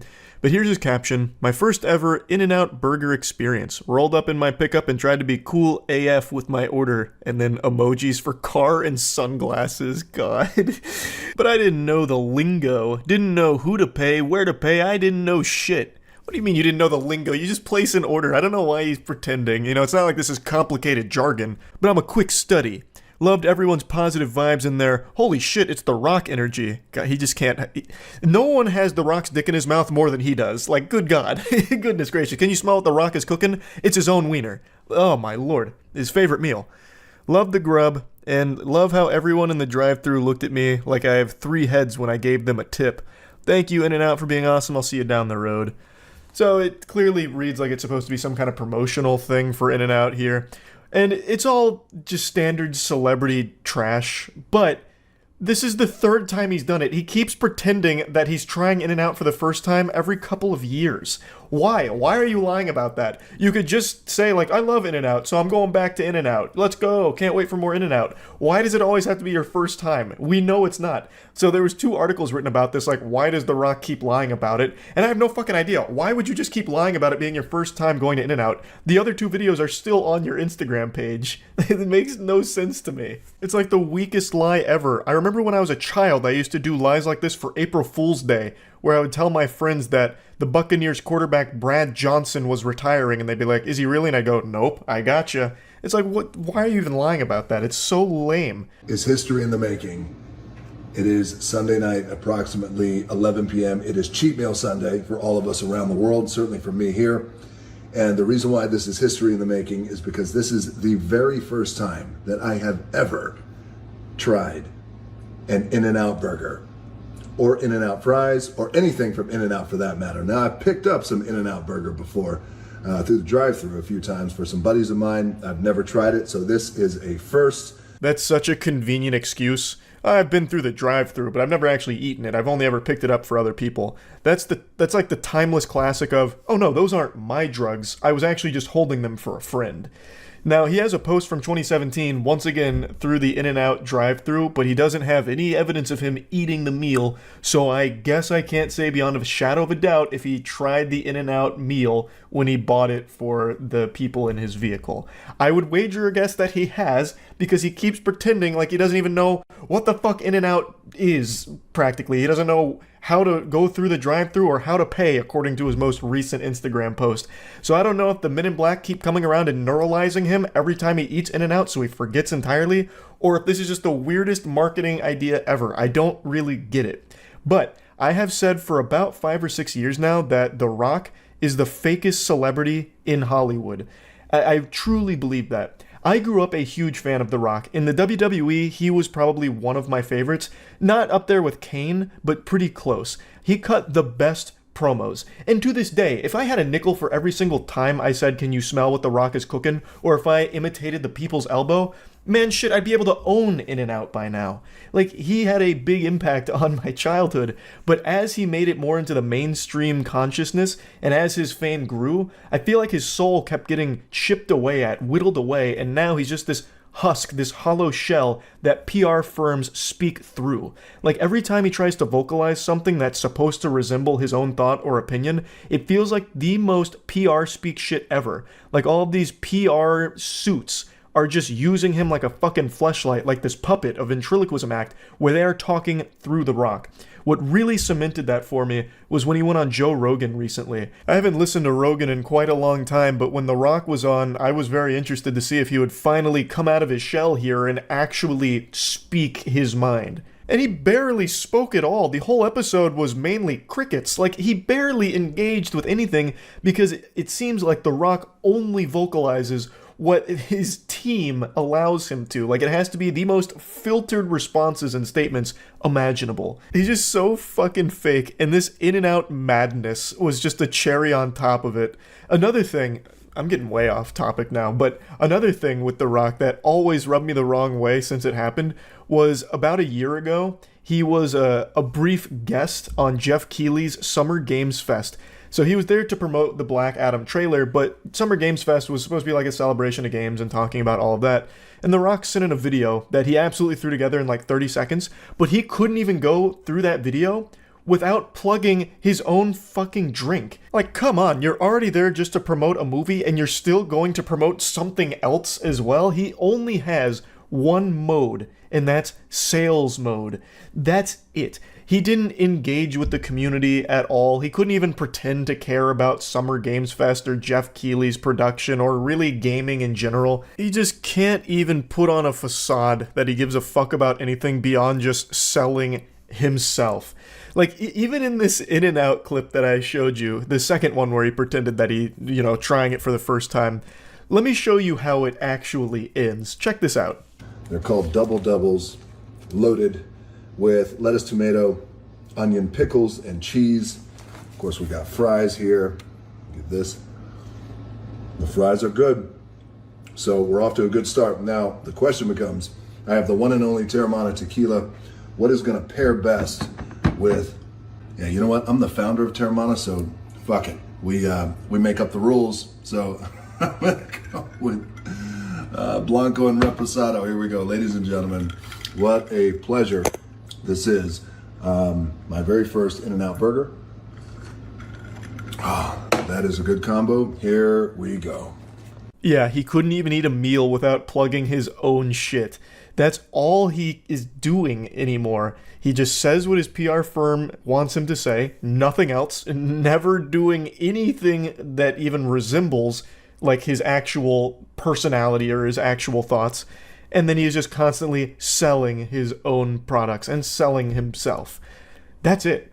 Like, that is so fucking sad. So yeah, just a really weird thing here that he keeps pretending that he's never had In-N-Out. So every year or a couple of years, he'll be like, oh, I'm trying In-N-Out for the first time. In fact, I'm pretty sure he even ordered the same exact thing last week as he did in this video from 2022, the one I just showed you. I'm pretty sure he made the exact same order as well. So he's probably a regular at In-N-Out. Like, he has his order down to a science. I just don't get why he keeps pretending for that, but I'm also not surprised because he actually is just super fake across the board. So yeah, just wanted to talk about it a little bit. A super, super meaningless topic that I just got passionate about. That's it. See ya. Big drama with Alan Ritchson over the last couple of days, and it's one that I've actually been paying attention to. I've had my finger on the pulse of it. Most people know him as Reacher. I will always know him as Thad Castle from Blue Mountain State, baby. I still remember being in college watching that in the dorms. It's nostalgic. Unfortunately, though, he's been embroiled in controversy because some security camera footage was released that showed him beating up his neighbor. Maybe he finally located the guy who shoved his finger up his butt, Thad Castle, out for revenge, and everyone was quick to dogpile on top of him, insulting him, talking about him like he was goddamn Cobra Commander, about how he's unhinged and unsafe to be around. He's a fucking villain of the highest order, a violent, roid-raging maniac. Lock him up. He clearly started everything here on this innocent man. And then that innocent man did a little Wambulance world tour with the French cries going on about how, like, he did nothing wrong and he's just out of control. I just asked him to slow down and then he fed me knuckle sandwiches and then wedgied me and then he beat the snot out of me and I fucking drained the piss from my balls. How could Alan do this to me? I did nothing wrong besides instigate everything. Spoiler alert, Alan Ritchson's body cam dropped today. And now most people are singing a different tune after actually seeing the whole thing. So, shocker, the security camera footage that only picked up right when Alan started beating his neighbor leaves off what led to it. And now that the full thing's out there, it's painting a very different picture on what unfolded during this situation. Before showing you the body cam, let me show you Ronnie Taylor's interview here, where he immediately tried to capitalize off everything that happened. It started on Saturday morning and I'm an experienced motorcycle rider. I've been riding bikes all my life. So, you know, from dirt bikes to street bikes and etc. But I'd heard this incestuous revving and speeding through our neighborhood of the motorcycle. I eventually saw the guy on Saturday. I didn't know who it was. And I sort of like flippantly sort of said, "Guy, like he was quite away." And I said, "Can you just slow it down, please?" Everything that he's vomiting out here, all this spaghetti, turned out to be a load of hooey, which you're going to see in the body cam. The reality of the situation is far different from the fantasy that he's describing here. He then briefly drops his resume on his experience riding as well. But I have to call into question that. I have to get you with the Phoenix Wright objection there. Like, he does have a bike, and you can see it in the body cam. But I have to wonder if he ever even rides it around or if he just licks the fucking tires clean as part of a fetish or something. Like, that's his experience with motorcycles. Because, like, he talks about them as if he's the preeminent expert on them. Like, oh, based on the sound and all this incessant revving, I knew that he was going extremely fast. I had seen him going extremely fast, this and that. But then in the body cam, you can see how fast he's going. It's in plain view. Alan Ritchson never goes over 21 miles per hour. That's under residential speed limits in most places. Like around me, it's 25. He's not zipping around at crazy speeds. So, does Ronnie know motorcycles at all? Or was this guy just looking for trouble and now he's out here lying? And then there are numerous people in my neighborhood who caught all of this on Ring doorbells of him speeding through the neighborhood. And on Sunday, when I was cleaning my bike outside my house, he rode past once, twice, and on the second time, I walked out in front of him and I said, "You've got to stop. Someone's going to get hurt." And it escalated quite quickly from there. I did push him because he was coming towards me on his bike. He did it again for a second time. I pushed him a second time. And I think the second time he got off his bike and it kicked the crap out of me. And you can see he hit me in the back of my head. I went to the ground and covered myself. I've had such a shitty day today, and I don't wish the guy any malice or ill will, but we just don't need people riding through neighborhoods like this. And I just decided, I'm take a stand because someone else has to, because it's going to end up way worse than it could. What a patriot. He really did take a stand. And by stand, I mean fetal position on the grass after pushing Alan Ritchson multiple times after standing in front of his motorcycle while he was driving in order to cause Alan Ritchson to flip over the handlebars, causing an accident. Really, what a hero, Ronnie. So now let's look at the body cam.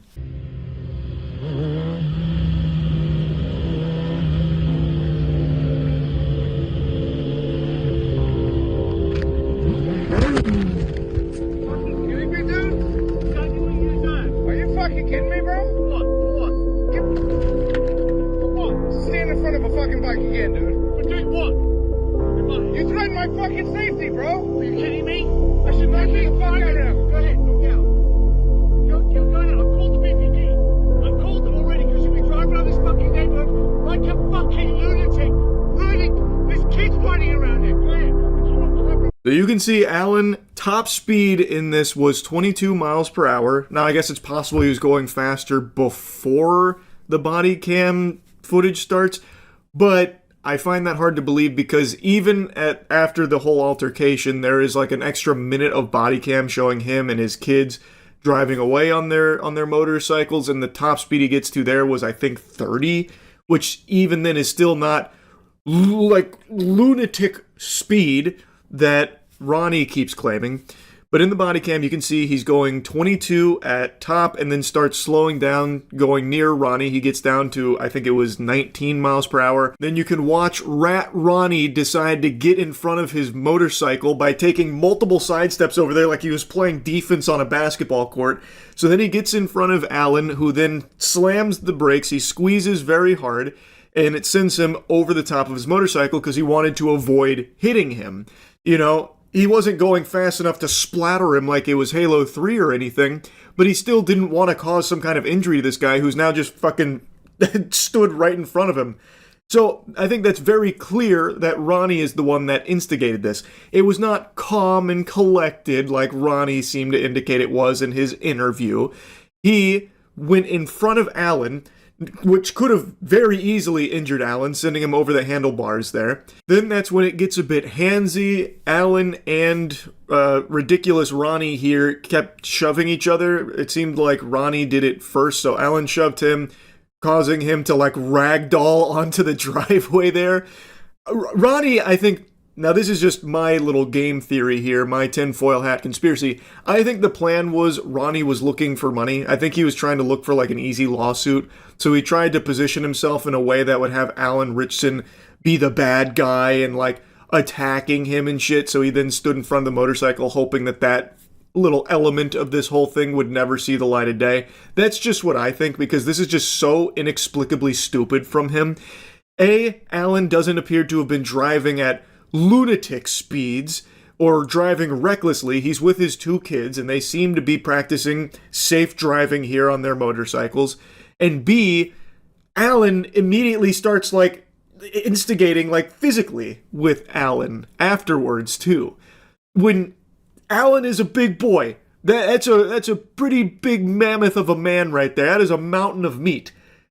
And Ronnie instantly is getting ragdolled, but keeps coming back like just some kind of malfunctioning Oblivion NPC that can't get enough. So the question begs to be asked, why did Ronnie do this? It wasn't to protect the neighborhood or save the world or anything, because it doesn't seem like they were in any danger. It doesn't seem like there was any dangerous driving or fucking lunatic speeds and driving like recklessly. Nothing like that. So to me, it feels like he was looking for some kind of payday out of this through like a lawsuit or something. That's my guess.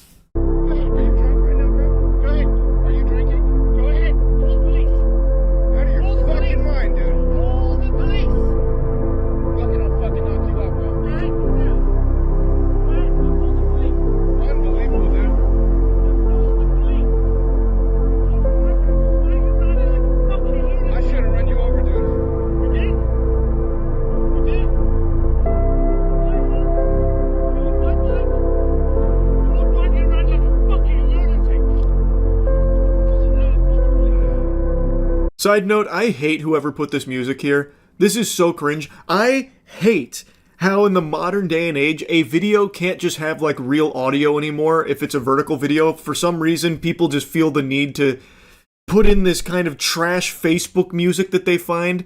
Why? Now all it does is make it hard to hear what's going on, and I can't find it with original audio. It is so annoying. Like yesterday, the story with the dogs, I couldn't find the original audio on that dog video because everyone that was posting it had to just keep putting music in it. It's so stupid, man. Just let the original audio ride. How rotted are people's brains? How poisoned are people's psyches that they can't just hear the real audio? They need music in the background too to stay stimulated. It's so cringe. I hate it.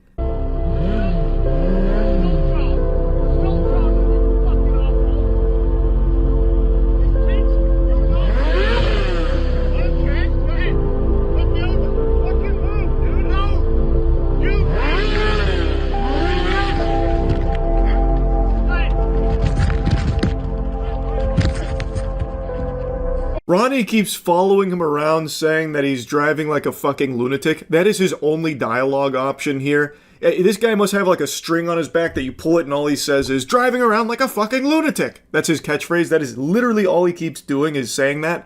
And then when Alan gets his bike up and is about to try and leave, Ronnie then prevents his exit. Ronnie stands in front of him again, restricting his ability to leave. Alan is trying to leave this situation. Ronnie is preventing it. And then Ronnie shoves him. It also seems like Ronnie pushed the bike over as well, but you can see Ronnie also shoved him after the bike got dumped. And that's when Alan pushes Ronnie to the ground and then beats him a bit. And that's where the security camera video starts. So you missed everything that Ronnie did to cause this altercation, and the security camera footage that was surfaced a couple days ago only showed this piece to make it seem like Alan Ritchson did everything wrong. It was all his fault. When really, the whole story, the real reality here is Ronnie. Ronnie smelt it and dealt it. He was the one that really caused all of this, and I think he was really hoping that this footage didn't exist. Get out of your goddamn mind. Get fucking... Stay down. Stay down. Are you fucking stupid? Go ahead. Jesus Christ. That's where the physicality stops. Ronnie does still fling some more words towards Alan, but it ends with Alan and the kids driving off. And like I said, it's not like they start speeding off either. They stay under 30 for the most part. It's only towards like the very end of the footage that they get up to like 31 and then like reach a stop sign or something like that. But even then, there was nothing in this entire body cam that indicated to me reckless driving at dangerous speeds in this area. So I really feel like Ronnie was just fishing for confrontation as a means of trying to get some kind of payday out of it. That's what I believe.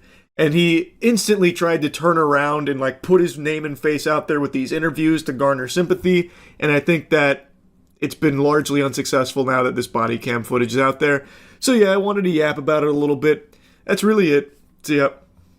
Wait, Will Smith punched Chris Rock in the face. Wait, am I being lied to? Is this just like one of those things like Joe Rogan just died? Will Smith confronts Chris Rock on Oscars stage after comedian makes jokes about Will Smith's wife, Jada Pinkett Smith. Oh my, wait just a patty flippin' moment here, Krusty Krab fans. This is actually Oh! Bro, I was expecting like a little love tap. This man just full hogged him. Bro, that was like a cold clock. That looked like some shit out of Slap Fight Championship. Hold on, let me bring this on screen. What the fuck? That looked huge. Oh, wow! Wow! I don't know, that doesn't... Just smacked the shit out of me. That doesn't look planned. That does not look planned. Wow, dude!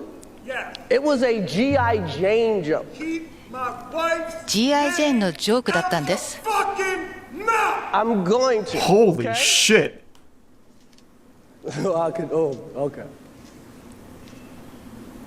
That was a... Is CTE setting in? God damn. Just fucking concussed them. That was huge. 最高の場面でしょうか。So we are here to give a documentary out, to give an Oscar out.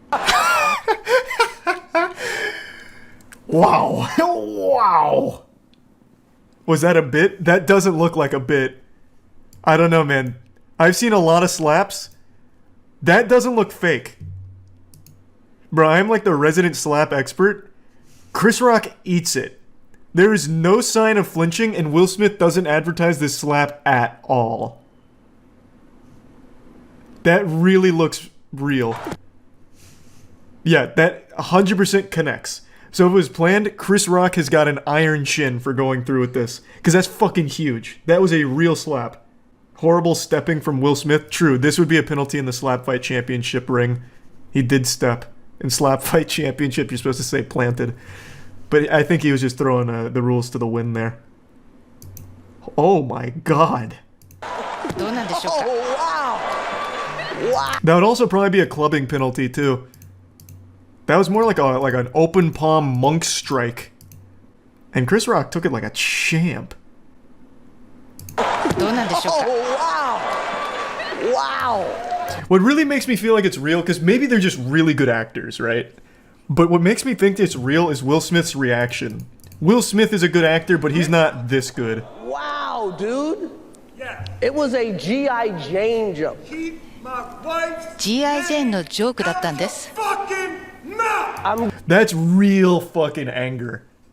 That is real.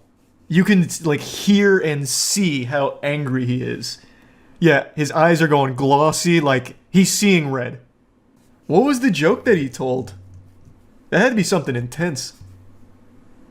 His wife has a condition where she loses her hair, and did he make a joke about it?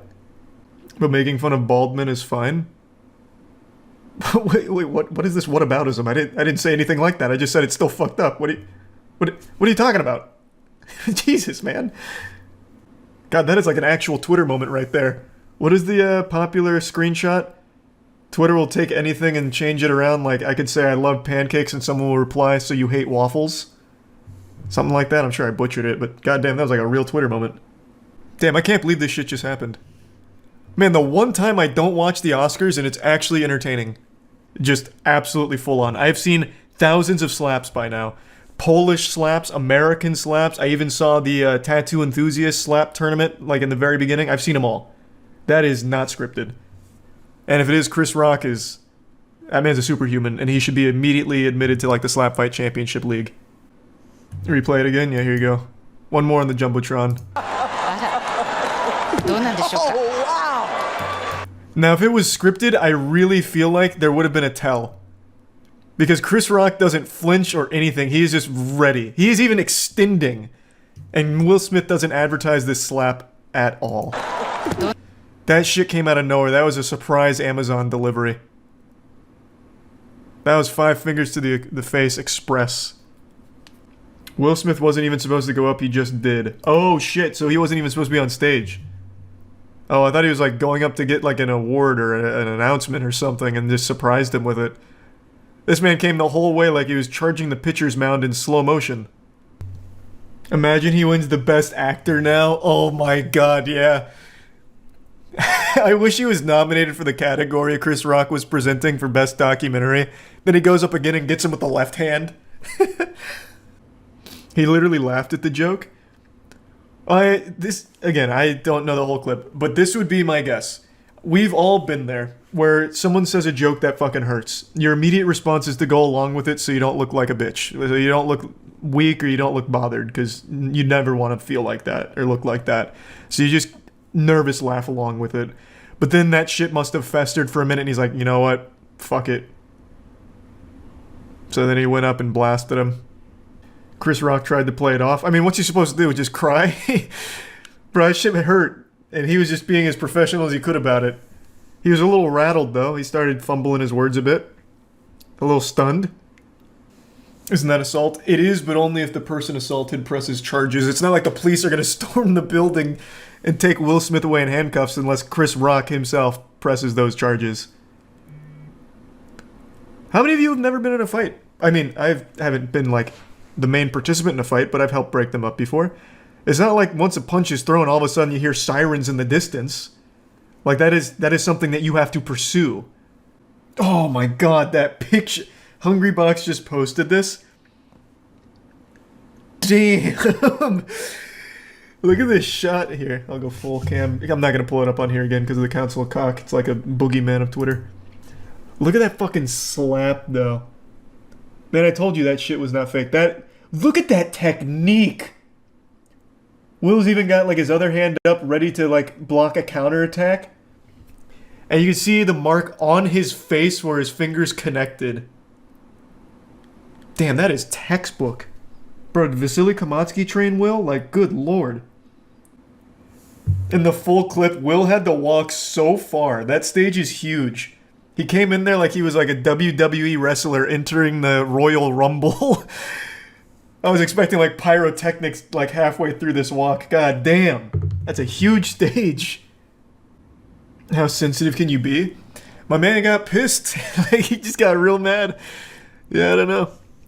It is kind of a weird joke to make right to someone's face about an autoimmune disorder that causes them to lose hair. I mean, that's kind of bold. I don't even know if they're friends. Bro, I bet the Oscars right now is looking like a One Direction concert back in the day. Everyone's got their phones out recording, trying to get every angle of what happened next. Let me see. What I mean is it's going to divide them on whether or not Will was in the right or wrong. It's not like it's... Chris Rock made a joke. So it's going to be one of the things of, it's just a joke, maybe tasteless, but does it deserve the slapping? So I'm curious where most people are going to fall, where that pendulum's going to go.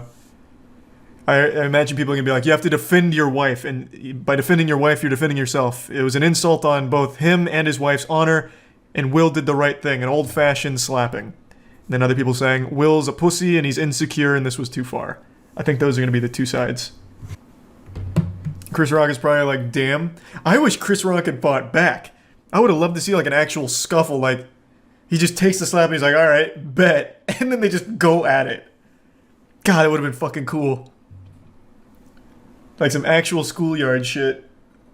I know everyone likes to call into question the authenticity of everything. This is one of those things that I do not think was fake under any circumstances. I've watched so many slaps. I am literally on the forefront of slapping tournaments, man. I've seen millions of fucking slaps. That was a true textbook slap. And if that was planned, then Chris Rock is an absolute menace. Man is a fiend. If he wanted to get physical, why on national television?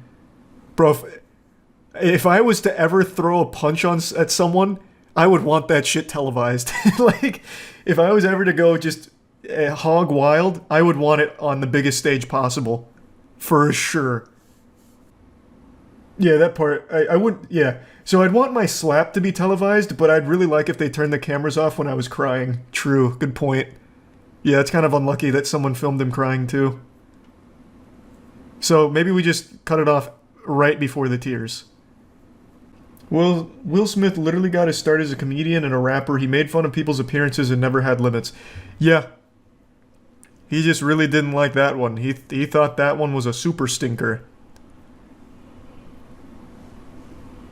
And to be fair, Will Smith has been having a real weird go of things recently with his wife talking about like how she cheated on him to his face on her show. Like, I will say, Chris Rock comes out of this looking like an actual Terminator, though. The way he ate that slap makes me think that his chin could stop a bullet. Good thing he didn't joke about Jada fucking other guys. I thought that's what it was. So when I first heard the reason he did this is because of a joke Chris Rock told about his wife, I thought for sure it was about being like a cuck or something. Or about like the infamous podcast clip where Will is very upset and his wife just keeps going about how she cheated on him and like she needed to cheat on him. I thought for sure that's what it was. If he had done that, Will would have really beat his ass. I don't think so, man. I think, because Will's really, like, come to terms with that, it seems. Like, he was sitting right there as his wife was going over these things, and then they even did, like, a high five at the end and said, bad marriage for life. So I really feel like if Chris Rock was joking about that, it wouldn't have gone anywhere. Will Smith actually won? Will Smith won? Please tell me Chris Rock is presenting the award in, like, a cast. So he just won Best Actor? Oh my god, I hope he gives a speech. Maybe he calls Chris Rock out to a boxing match? Will Smith with a steel chair. Yeah, it gets real WWE and he brings up the chair and a kendo stick and just starts beating his ass. So what's he saying? You usually give like some words when you win. What's he saying? Come on, guy. Fucking keep me up to date. I don't have it pulled up on like a TV or anything. Come on. Where's my fucking real-time intel? He just sucked Chris off. Why am I asking Twitch chat for information on what's happening? Oh my god. What kind of sick madman puts a speech as a GIF? There's no audio on it. What is wrong with you? He's talking about having people disrespecting him and protecting people. I don't know about all that, but I will say after all this, if there's someone here that I think could protect someone, it's Chris Rock. That man is like an actual human riot shield with the way he took that slap. I'm so happy this happened during stream.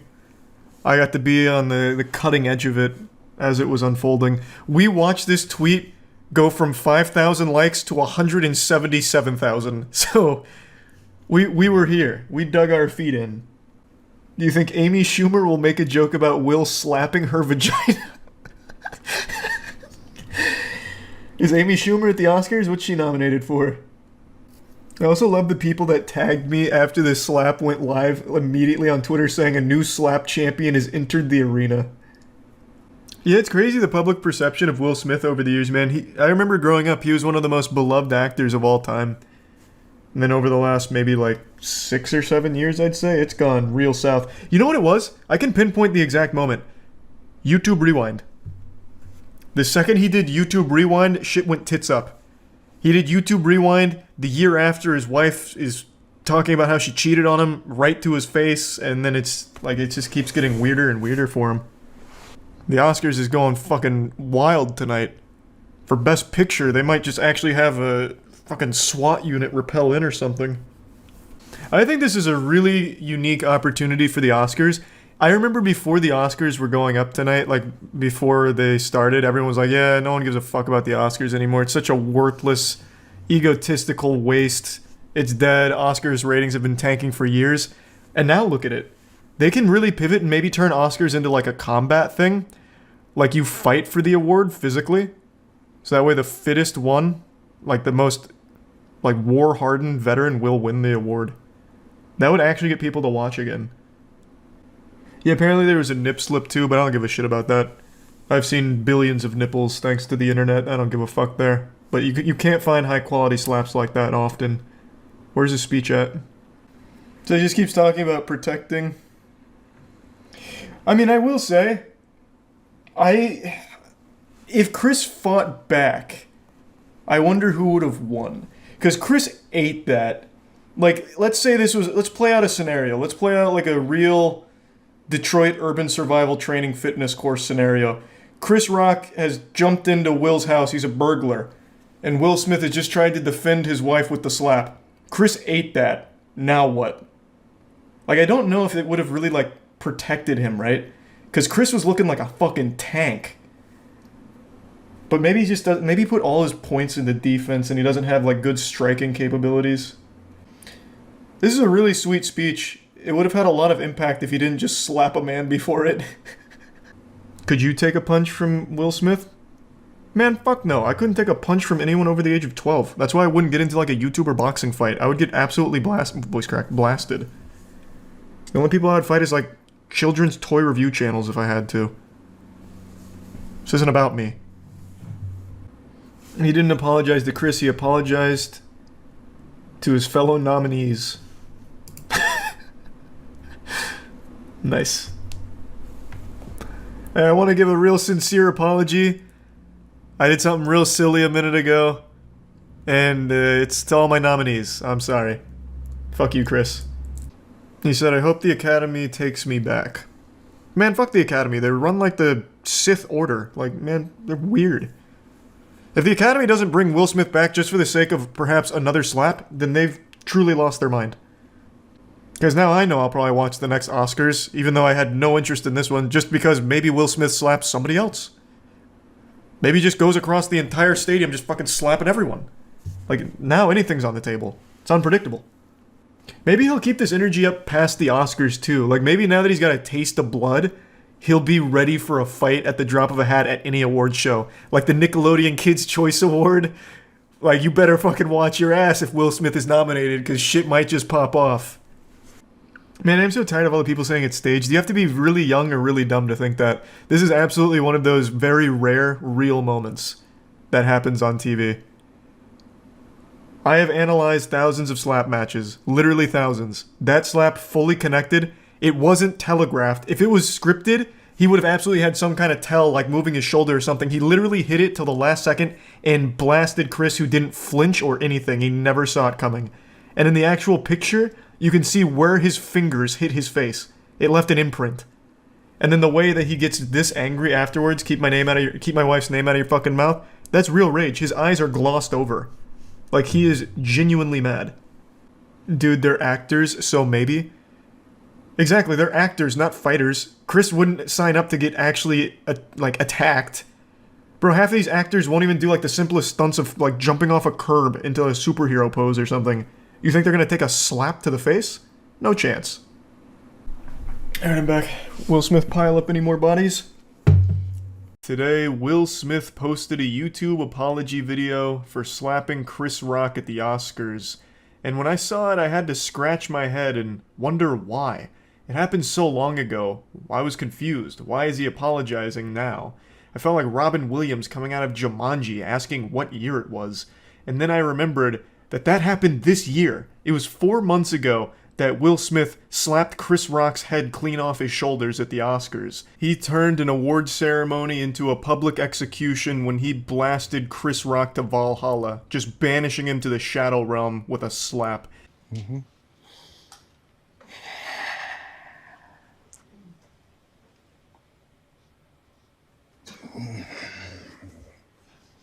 Oh baby, that's right. He starts this with the most generic YouTuber apology intro imaginable. A slow walk into a big sigh right before getting into the actual apology. Textbook. He's clearly been trained by some of the YouTuber apology greats like Logan Paul, Laura Lee, Tati. I mean, this is perfection here. Every box of YouTuber apology cliche gets ticked immediately except for one. He didn't bring his dog into it. A lot of YouTubers like to bring in an animal in order to, you know, deflect some of the criticism with cuteness with the animal. Will Smith, unfortunately, must have forgot that prop this time around, but everything else he nails. Why didn't you apologize to Chris in your acceptance speech? I was fogged out by that point. It's all fuzzy. So the main thing he's doing in the apology video here is answering questions that people have asked over the last 4 months. And again, I have to wonder why even bother. It's been 4 months on internet time. That's basically ancient history. Like that's back there with like Y2K now. Most people have moved on and forgotten about it. So it's a little weird to be this tardy to the party with addressing these things.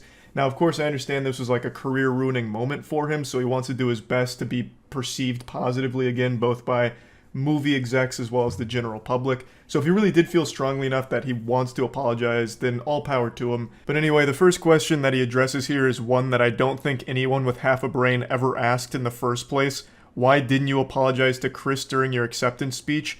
The answer should be pretty obvious if you have eyes. It's because he was still mad. He was still fuming. Of course he wasn't going to apologize for it. Literally 15 minutes before he accepted that award, he had just charged the stage like The Undertaker during WrestleMania going into the ring and clobbered Chris. So of course he's not going to immediately like fold and be like, man, sorry Chris, that was out of line. He was still upset. That's why he didn't apologize. I don't really understand his excuse of I was still, you know, in a fog. It was all still fuzzy. Like in the moment that makes sense, but over the last 4 months, what, you've just been in a perpetual fog? You've been in like the upside down or something? Like what do you mean? You've had 4 months if you wanted to publicly apologize to Chris and you didn't. And even to be fair here, you still don't. He says I'm sorry to a lot of people, but the one person he doesn't say the words I'm sorry to is Chris. I've reached out to Chris, and the message that came back is that he's not ready to talk, and when he is, he will reach out. So I will say to you, Chris, I apologize to you. My behavior was unacceptable, and I'm here whenever you're ready to talk. That almost sounds like a trap, like, hey, I'm here whenever you're ready to talk. And it turns out Will's been training for the last 4 months with slap boxing, so he's been like slapping brick walls until they collapse, so he's ready to really get him with like a double whammy, get him with that encore performance. There's a big difference between saying, I apologize to you, and I'm sorry. I don't think people really understand the value of just saying, I'm sorry. I think it's the most important thing to say during an apology, which he does say later on to other people, but never Chris. To Chris, he just says, I apologize, and the action was unacceptable. which is, you know, that's good, that's definitely a start, but I really think you needed that cherry on top here of an I'm sorry. This is also just one of those things that should have been handled privately. I'm sure there were plenty of ways in the pipeline to let Chris know that you were genuinely remorseful for what happened, but I understand why he thought this was a good idea. I'm gonna make a video coming forward, publicly apologizing and owning up to my mistakes, letting people see how horrible I feel and what I'm doing to change and be better. The thought process makes sense. You know, let people see a vulnerable side of you and let them know that you made a mistake and you know that. And that, it again, does make sense to anyone who's never been on the internet. I think one thing most people online are starting to understand and wake up to is that when you make an apology video, you lose.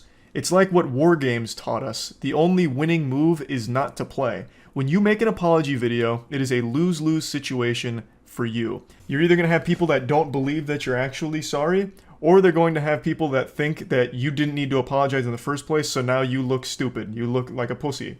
Which I'm already seeing with Will Smith's apology. Like, why is he apologizing? He stood up for his wife. Does he not support his wife anymore? Oh my god, I've lost all respect for Will with this apology now. And then on the other side of that coin is, man, Will really needed to apologize, but this apology video was so dog shit, he missed the mark entirely. This is the worst apology video I've ever seen in my life. You just don't win with an apology, so again, this should have just been private. 3 months replaying and understanding the nuances and the complexities of what happened in that moment. You slapped the shit out of a man. It's not that deep. Talking about it like it's the most complex situation of all time. Like this slap was somehow, you know, like a Cold War or something here. It was a simple act that affected a decent chunk of people. Chris, most notably, I would say, was physically affected by the slap, but Will's career was also hurt by it. Chris's family was probably pretty upset by it. Like, yes, of course, people were affected by it, but it's not like there needs to be like 4 months spent of just digesting this giant web that all spawned from a slap. Because, again, at the end of the day, it's really not that deep. After Jada rolled her eyes, did she tell you to do something? No. It's like, you know, I made a choice on my own, from my own experiences, from my history with Chris. Jada had nothing to do with it. Jada was behind the camera with a teleprompter and a gun, making sure this question was addressed properly. Of course, I'm kidding. You know, Jada just has very odd moments publicly with Will that I think are very tasteless in the things she says to and about Will. And it's the reason why a lot of people felt like she may have contributed to this overreaction from Will. You know, her rolling her eyes and then just having all of that context with the things she has said publicly about and to Will just made people wonder whether or not she was somehow involved in that decision from Will. But he's clearing the air here, saying that it was just him doing it. And you know what? I'll take his word for it. I think this was just an impulsive decision here. I don't think Jada has some kind of device that she can control Will's brain like something out of Dexter's lab. I really think he just completely overreacted and went fucking berserk here for some reason. And I don't think Jada is necessarily guilty of that, but I do think she is guilty of being a very toxic partner. I know that sounds parasocial to say, but the amount of clips and videos of Jada just shitting on Will to his face is baffling. Like the time where she was just talking about cheating right to him and how much she like enjoyed it or whatever during their red table talk. Oh my god, it's so hard to sit through. As Will's like in tears about it and she's just joking. Oh man, it's fucking brutal. And so now Will looks like a cuck. I mean, I'm just not a big Jada fan. I'll say it. I don't think she's that nice. What would you say to the people who looked up to you before the slap, or people who expressed that you let them down? Let me just stop you right there. You don't have to apologize to me. I found this whole thing to be highly entertaining. I thought this was extremely goofy, and no one seriously got injured or anything like that. This was just an absolute fucking wild moment. And honestly, for this section, he should have just said, "You're welcome." You know, to the journalist that wouldn't stop fucking writing about it, like a million articles all going deep into it for no fucking reason, talking about how this is setting a bad precedent and how in the next Oscars, all of a sudden people might be showing up there with battle axes to attack their critics, how journalists are no longer safe, you know, this and that. Like, he honestly should have just said, "You're welcome," for the 2 weeks of just articles and videos about it. Now, of course, there were super fans of Will that were disappointed to see this, and I think it's cute that he said that he was sorry for it and letting them down. He apologized to Chris's family, his family, for the negative backlash they've faced. He apologized to pretty much everyone that was directly impacted by it. And now in this section, he's talking about how horrible he feels when he doesn't live up to people's image of him. And I will say he does seem pretty sincere for the most part. But again, it's been 4 months. Most people have moved on. This was pretty unnecessary. Though I'm sure a lot of people that did feel like really disappointed appreciate the gesture. Disappointing people is my central trauma. I hate when I let people down. It hurts me psychologically and emotionally to know I didn't live up to people's image and impression of me. Deeply remorseful. And I'm trying to be remorseful without being ashamed of myself, right? I'm human. And I made a mistake. But yeah, he finishes it off by saying that he is remorseful and he's, you know, working on being better. And if you stick with him, you can all be friends again. And that's basically where it concludes. Overall, I don't think it's like the worst apology ever, especially in the tier list of YouTuber apologies. I think this one was one of the more sincere ones, at least from everything I've seen from it, unless I've been deceived by his great acting, I couldn't tell you. But this is just one of those situations that is so wild to me. Why do this 4 months later? If he had done this like a day, 2 days, even a week after this happened, I think the reception to it would have been much better than it currently is. Yes, it still has, I think, a pretty positive reception overall from like his actual like dedicated fans. But the general consensus I'm seeing here is, why is he doing this? This seems very fake to do it now. It's way too late. We've all moved on, this and that. So again, you don't really win with an apology video, but if he'd at least made like a statement like this, a big statement like this, right after it happened, I think he would have been in a much better position now than he is currently, if that makes sense. But anyway, I just wanted to talk about this since the slap is the gift that just keeps on giving. Somehow, there is still developments with that whole story that keep happening. Anyway, that's about it. See ya. People don't always see eye to eye with each other. Everyone has their own set of opinions and beliefs, and historically, humans have fought each other over this difference. Now, while we may be divided by land or belief, there's one thing that unites all of us, something buried deep inside the human DNA that makes us all on the same page. And that's our extreme dislike for Amy Schumer. God bless. Amy Schumer is like the common evil that unites the world. It's like in that anime Code Geass where Lelouch becomes the ultimate evil that the entire world rallies against, and then by the end of it, it brings everyone closer together. That's Amy Schumer, but in reality. Whenever she's present at like an award show or something, the entire internet, nay, the entire human race gets together and says, we just don't like her. She reminds us that we're not so different from each other after all. So why am I talking about Amy Schumer today? Well, it's because she was at the Oscars recently and decided to make the entire thing about her, about how she's now traumatized because of the Will Smith slap on Chris Rock. And I'm sure a lot of you are tired of hearing about this, but she just keeps fucking going. And it's making me sick to my stomach. It makes me want to puke and shit. This is, of course, a very stupid statement and just performative to put her name back in the news about how now she's a victim somehow.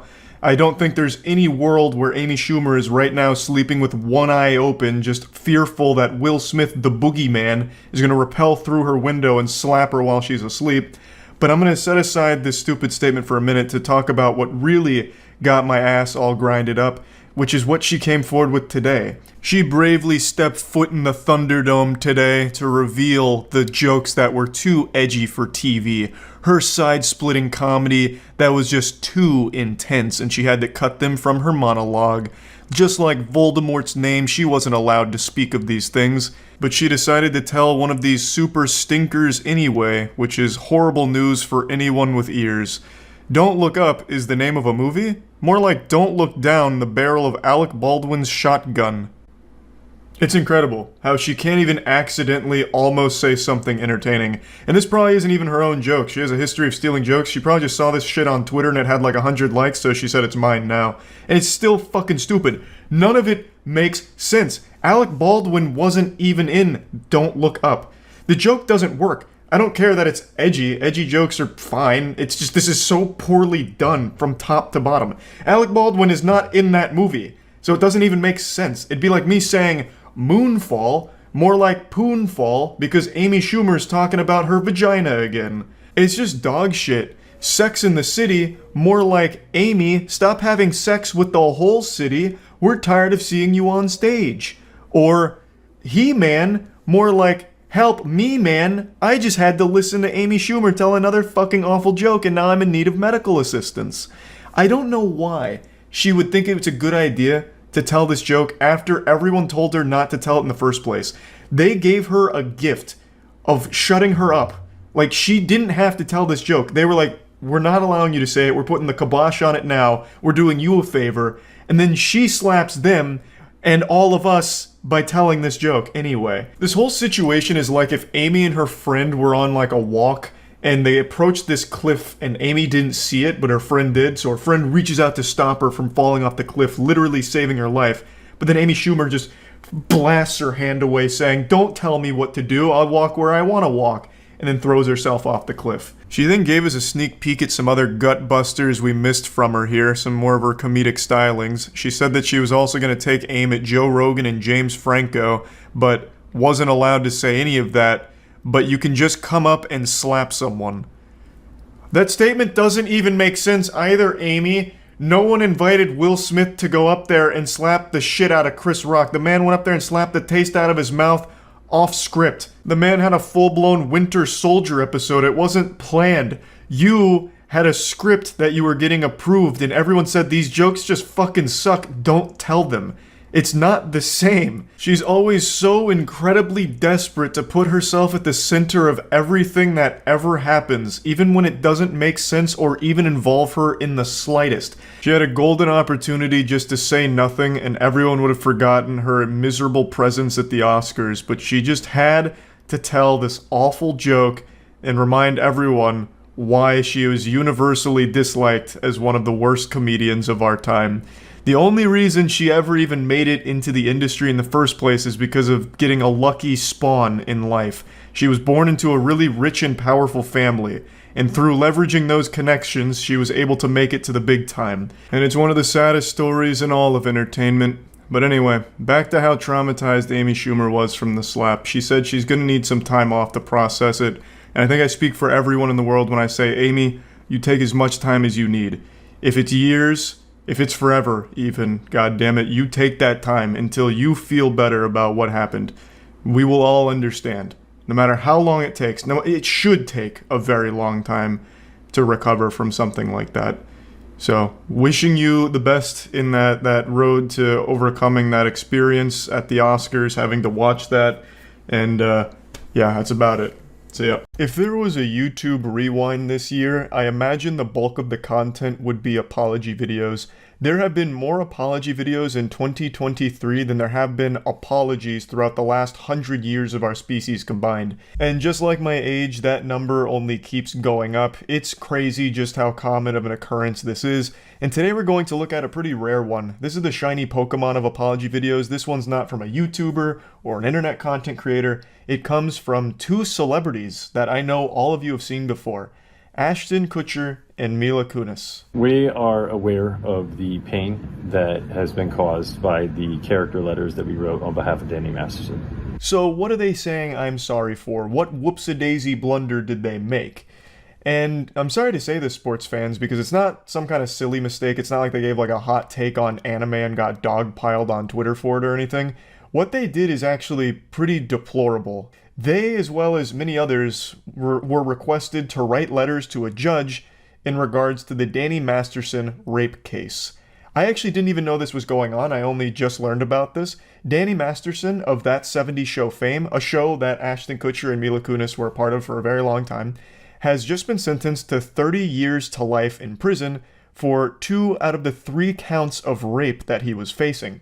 Danny Masterson was arrested in 2020, and this trial's actually had a lot of developments to it that I was just completely unaware of, but it's concluded now for the most part, and he was found guilty for 2 out of the 3 counts of rape that he was facing. And then it came out that Ashton Kutcher, Mila Kunis, and about 50 other people wrote letters to the judge of the sexual assault trial to just say nice things about Danny Masterson. I guess the idea was to try and hype him up as like, look at all these positive experiences we had with Danny Masterson. Inside Danny, there are 2 demons, a rapist and an incredible actor with a bright smile that could light up a room. And it's important that we don't overlook that second one. Let's focus on all these great experiences we had with Danny Masterson that we knew. You know, Mr. Hyde was a bad guy, but Dr. Jekyll, he was great. So, like, I guess the idea here was to try and get the judge to be a little bit more lenient or something, like to try and help Danny's case by just saying nice things about the Danny they knew. So an excerpt from Ashton Kutcher's letter says, Danny takes his job seriously. He is kind, courteous, and hardworking. He treated everyone from the grips to the Teamsters to the actors to the caterers as equals. As a role model, Danny has consistently been an excellent one. A great role model to rapists, maybe. What the fuck is this? This is just an absolutely evil thing to say about somebody like this. What? How delusional can you be? He took his job seriously. He even said good work to one of the caterers. I'd never seen such a saint on the That 70s Show set. To look at a caterer and actually engage in small talk blew my mind. I'd never seen anyone so sweet. He was truly a benevolent angel. A great role model if you just ignore all of the rape stuff. Like, holy shit. What in the world? What in tarnation? And Mila Kunis called him an amazing friend, confidant, and above all, an outstanding older brother figure. His genuine concern for those around him and his commitment to leading by example make him an outstanding role model and friend. Yucky. Yucky. An older brother figure, and still, she's echoing the same thing, a great role model.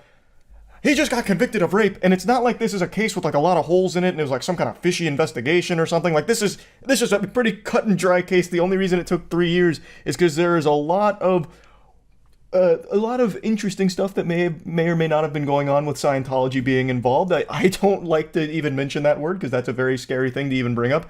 Mentioning Scientology is like mentioning Voldemort in the real world.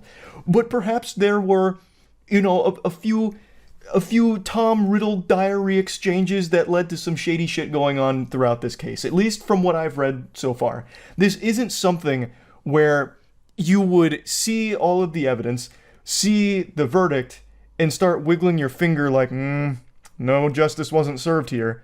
Unless, of course, you're part of Danny Masterson's team, who's saying that they got it wrong and they plan to do everything they can to overturn it and all that shit. But, like, as someone who was a friend of him, you should see this and be like, oh, this is fucking revolting. Oh, Jiminy Christmas. Oh my God. Jesus Christ. I was friends with an absolute monster. And then you would not go up to bat for them. Like, you wouldn't start speaking to the great character of Danny Masterson. It's just incomprehensible to me. I couldn't imagine doing that. If my best friend in the world, someone I grew up with, someone I consider a brother, was just arrested and convicted of rape, I would not be singing his praises. I wouldn't be spreading the gospel about what an amazing guy he is, right? I wouldn't write a letter to the judge, even if I was requested to do so by his family, and say something like, listen, you know, I dislike sexual assault as much as the next guy. That's some bad stuff. Rape, boo, don't like it. But he never raped me. So he's not all bad. And also, we used to butt chug brewskis in the bathtub together at the frat house. Like, this is a good guy, and it's just something to consider maybe when you're looking over this and deciding on sentencing. Like, I would not be trying to say anything positive about the person. So obviously, this made a lot of people upset to see them do that. It's craziness. So I'll finally get to the apology video now, but I feel like we needed all of this in order to understand why they're apologizing, what exactly they're apologizing for. We are aware of the pain that has been caused by the character letters that we wrote on behalf of Danny Masterson. We support victims. We have done this historically through our work and will continue to do so in the future. But you also support your friend, even after all of the rape evidence was being put on trial. Like this, I'm very curious now how much they knew about him. Like, did they know all of this? Because they don't seem necessarily surprised, and they seemed more than willing to write these glowing letters that seem like fucking 5-star Yelp reviews of this guy. Like, even with all of this evidence of the sexual abuse, they're still calling him an outstanding role model, an older brother figure. Like, holy shit. I understand they've been friends for 2 decades, so I guess when Danny Masterson's family reached out to request that they write a letter, you know, gushing grannies over how cool Danny Masterson is, they should have said no. They should have just hard rejected that on the spot. Of course, I'm not a lawyer, I haven't passed the bar, but I don't think this is some kind of obligation they had to fulfill here because there were other people that didn't write letters about Danny Masterson.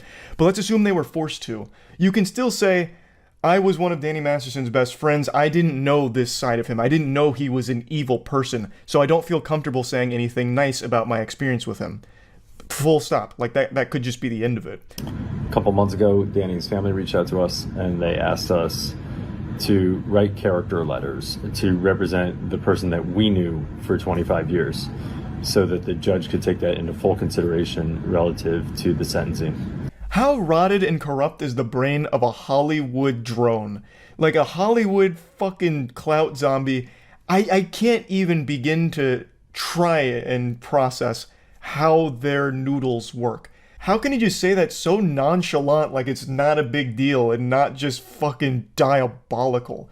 They knowingly wrote these character letters to give the judge a full understanding of the situation to consider when giving his sentencing to Danny Masterson. So they knew that this was going to be used to try and get lighter sentencing for a man who committed heinous crimes.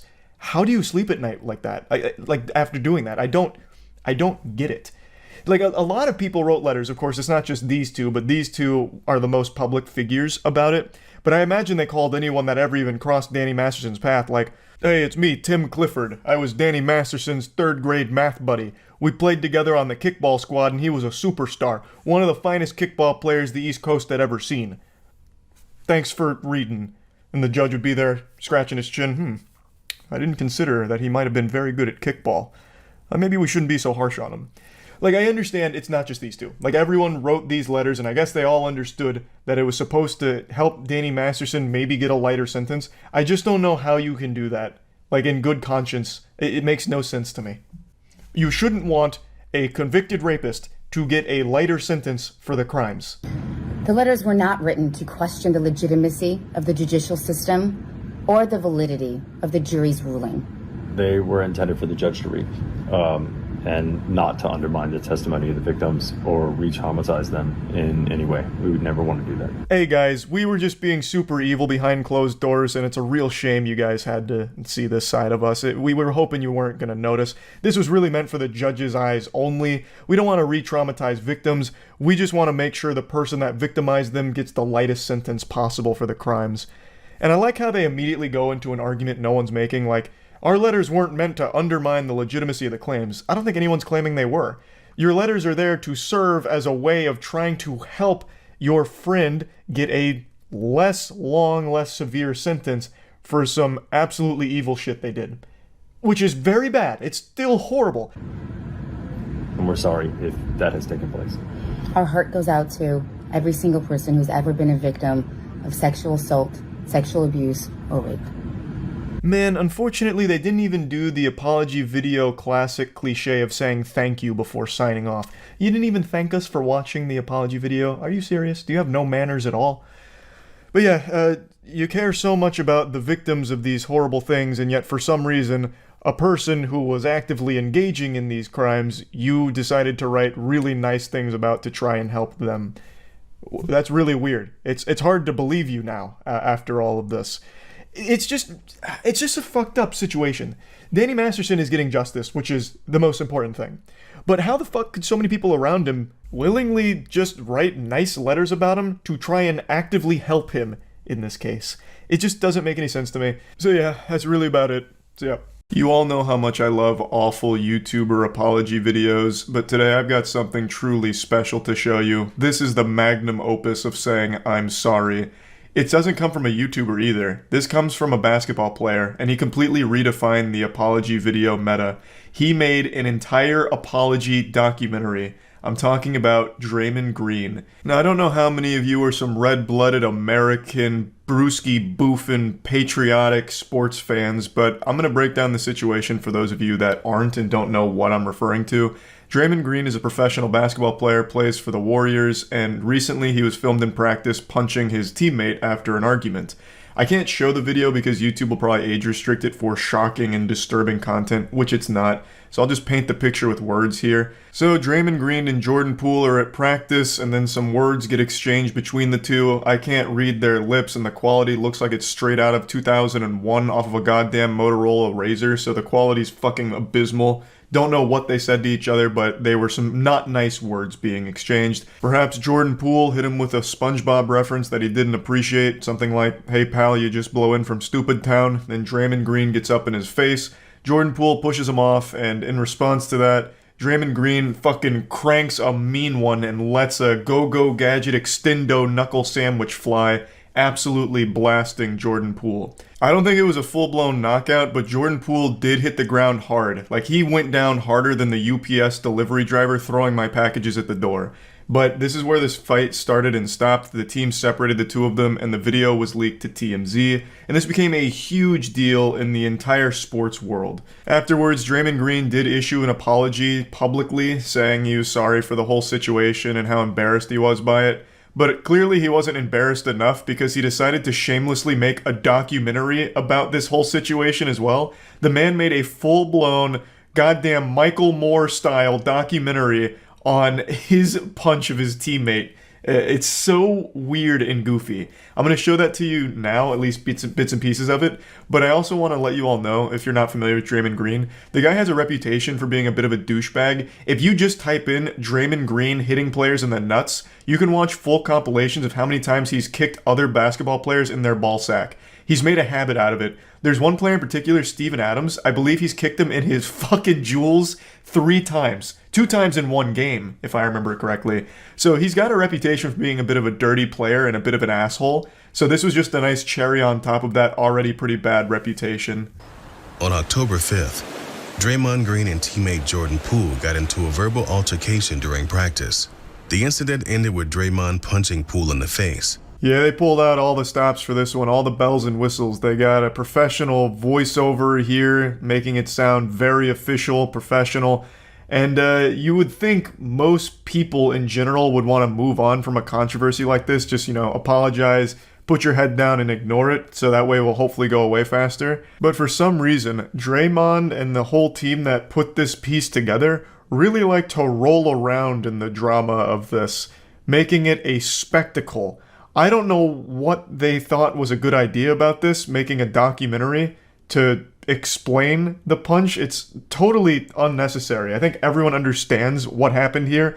Draymond got upset and punched his teammate. It's very simple. It's like the simplest story ever told. Yet they're making it seem like a very complex issue with very many moving parts to it that we don't fully grasp, thus need a documentary to explain it to our little idiot brains here. It makes no sense to me. They're just here trying to squeeze as much milk from this controversy as possible, just grabbing it by the tit to get as much juice from the squeeze as they can. I think you're initially upset, pissed off, which is why you have the reaction you have. You don't say. The reason you punch people is because you're upset and pissed off? Fucking truly groundbreaking revelations here. My third eye is open. My mind is being expanded. Just please slow down here, Socrates. We're tackling some very profound and deep things now. You're telling me there's a correlation between being upset and punching someone? No, what? Part of the process of why did this happen? And walking yourself through why. The different things that can get you to why what took place actually took place. It's not that deep. I wasn't even there and I could tell you why this happened. because he hurt your feelings and you lashed out, you had a little temper tantrum and punched him. It's not a confusing situation that needs like a deep explanation. The only question I'd be asking is, why didn't you aim for his nutsack like you normally do? Now that you processed what just happened, now you've processed the why. Now how do you feel, and what do you feel about it? What in the fuck are you even saying? Jesus Christ, you punched your teammate. That's it. I don't think after the punch you immediately went into a sensory deprivation tank to meditate on it and really dig deep into the weeds and figure out, well, why did this happen and how am I feeling about it? Like, did you go immediately and see a psychiatrist or something? Like, what are you going on about here? Jesus. Imagine Jordan Poole. You get punched and the guy who punched you makes a documentary about it. You already know Jordan Poole and the rest of the team are laughing at Draymond Green for this one. And rightfully so. The man is the protagonist of premium cringe right now. So you get at a time, you give it some time to allow people to throw their opinion out, which quite frankly, I don't care about people's opinion. Yeah, this really seems like someone who doesn't care about people's opinion. He cares so little about your opinion that he made an entire documentary whining about the situation. That's how little of a fuck he gives about what you think about him. Now, please, shed some tears for this forgiveness documentary he's made. I don't spend much time, I don't really read many tweets at all. And so I was just at home chilling with my children. If you want me to be honest with you, I still don't know how much the world may think it blew up. Sparked by the leak of the video, the incident did blow up. The classic, oh, I wasn't even paying attention. I didn't think it was a big deal. I was at home with my family being a loving father, and in fact, I'm one of the best fathers on the planet. I'm not a bad guy. In fact, I was just so preoccupied being the best dad of all time that I didn't even stop to notice that people were upset at me for a video that was taken or something.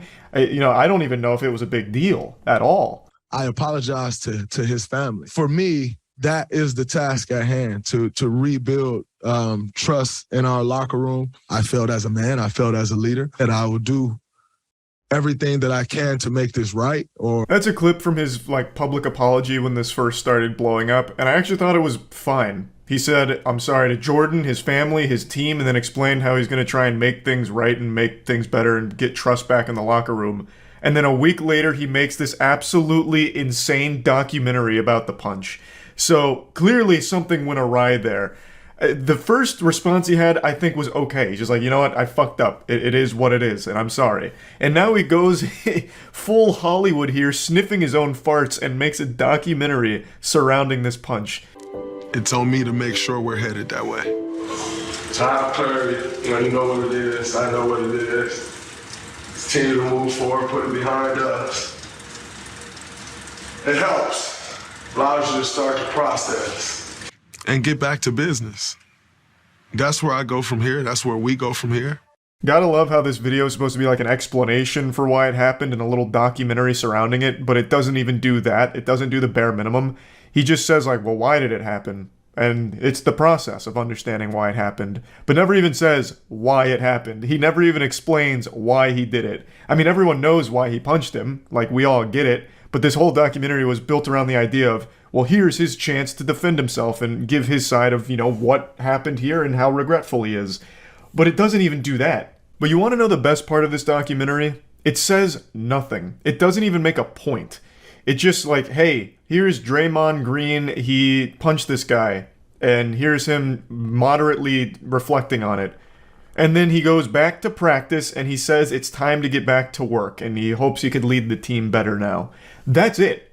That's the whole documentary.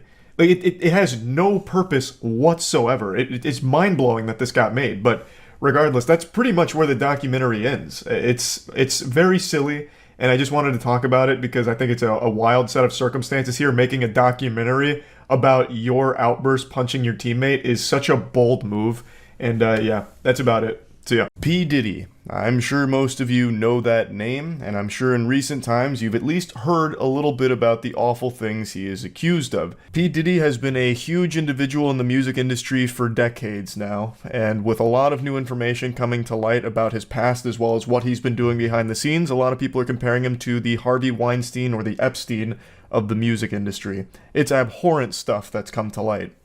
And in recent times he's become known as the Diddler. And you don't want to fiddle with the diddle, P. Diddy's got a laundry list of extremely serious accusations, and he's embroiled in a ton of controversy as well as lawsuits, and there's just been a lot to keep track of with everything he's accused of. From car bombings to assault to abuse to sex trafficking. It's like he's trying to get the platinum trophy for crime. He's committed like every crime imaginable, allegedly. It's scary stuff.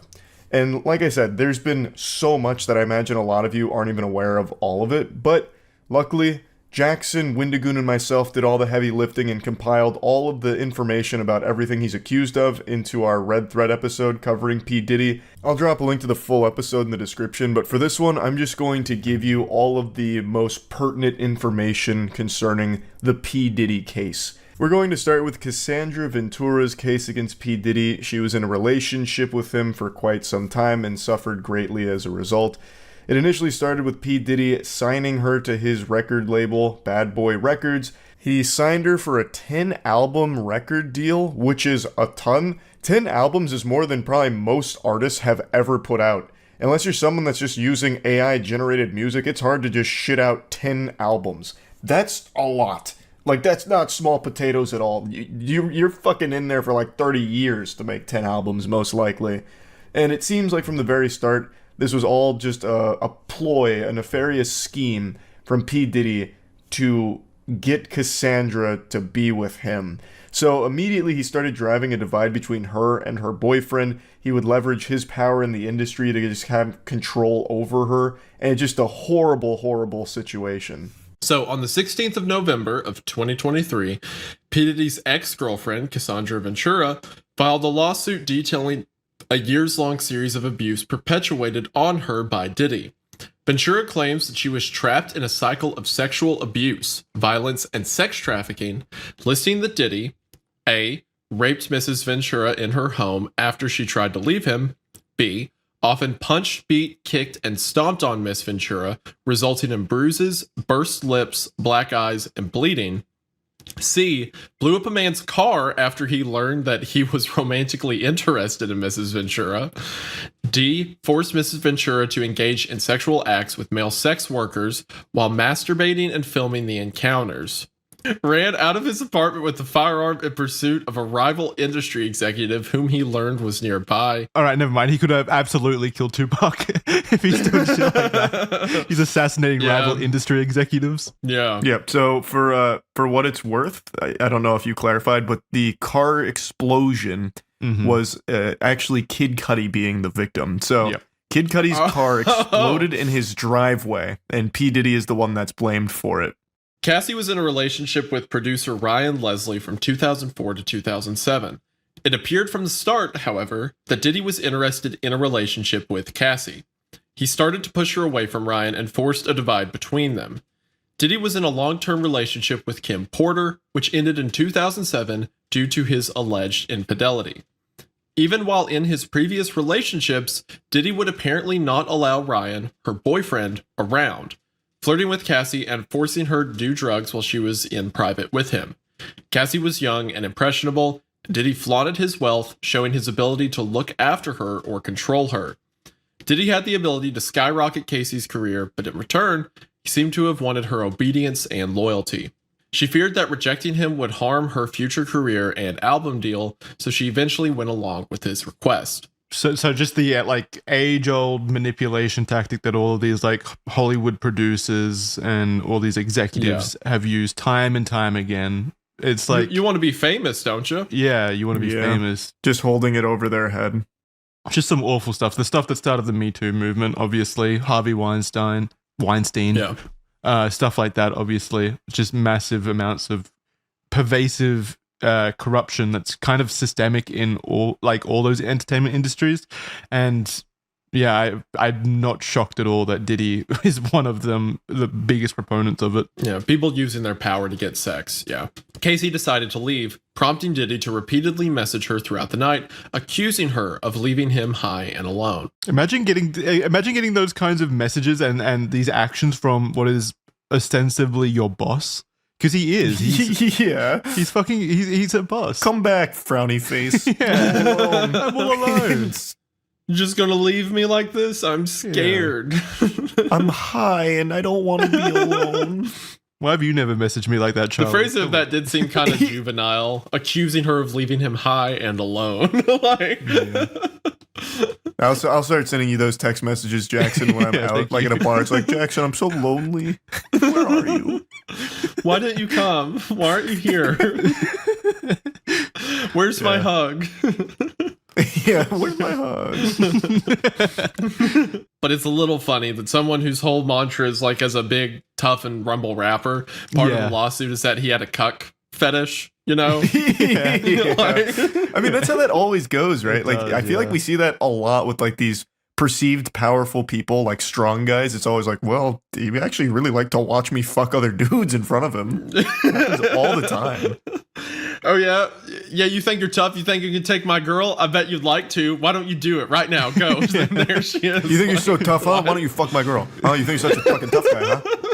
In 2007, there was another instance where Diddy paid a promoter to create a fake flyer for a party supposedly hosted by Casey. This provided her with an excuse to travel to Miami and away from her boyfriend. Casey was unnerved by Diddy's ability to manipulate others into lying for him, and she felt extremely uncomfortable with the entire situation. This guy had a fake flyer to have her fly down. This is the most like high school, elaborate shit, just so he wouldn't feel lonely. Yeah. Casey alleges that Diddy or his management controlled every aspect of her life. He introduced her to a lifestyle permeated by drug use, which contributed to her compliance. He insisted that she refer to him as Pop Pop, a term she called her grandfather. It's fucking disgusting. Ew, gross. Oh, Gross. yuck. Diddy would have his personal staff accompany Casey during all of her day-to-day activities, and even some of her medical records sent to his email address. The example listed in the lawsuit is from when Casey suffered memory loss, possibly due to injuries from abuse and/or drug abuse. When she had an MRI, her results were sent to Diddy and not her. Diddy also made Casey get prescriptions from his doctor in her name for medication that he was addicted to when he exhausted his own supply of pills. God, that's so like Lex Luthor. Yeah, He's, like, getting all fucking just constant drug. Diddy would often show spouts of incredibly violent fits of rage, apparently beating Casey multiple times each year, leaving bruises all over her body. He would go to extensive lengths to hide evidence of this, like having Casey hide away in hotels for days while she healed. She recalls after one particular party, in which Jay-Z was named as being in attendance, that Diddy kicked and hit her and forced her out of a vehicle on 5th Avenue in New York City. She got a cab to take her to her apartment, but was so traumatized and afraid of Diddy that she had the realization that she could never tell anyone due to how influential he was in the music industry. Where Diddy discovered that Casey had a conversation with another music producer at a party in Los Angeles in 2009. Casey wanted to discuss her career with the producer. In response, Diddy abruptly removed Casey from the party and departed in a car. Allegedly, Diddy forcibly pushed her into a corner of the car and proceeds to, quote, stomp on her face.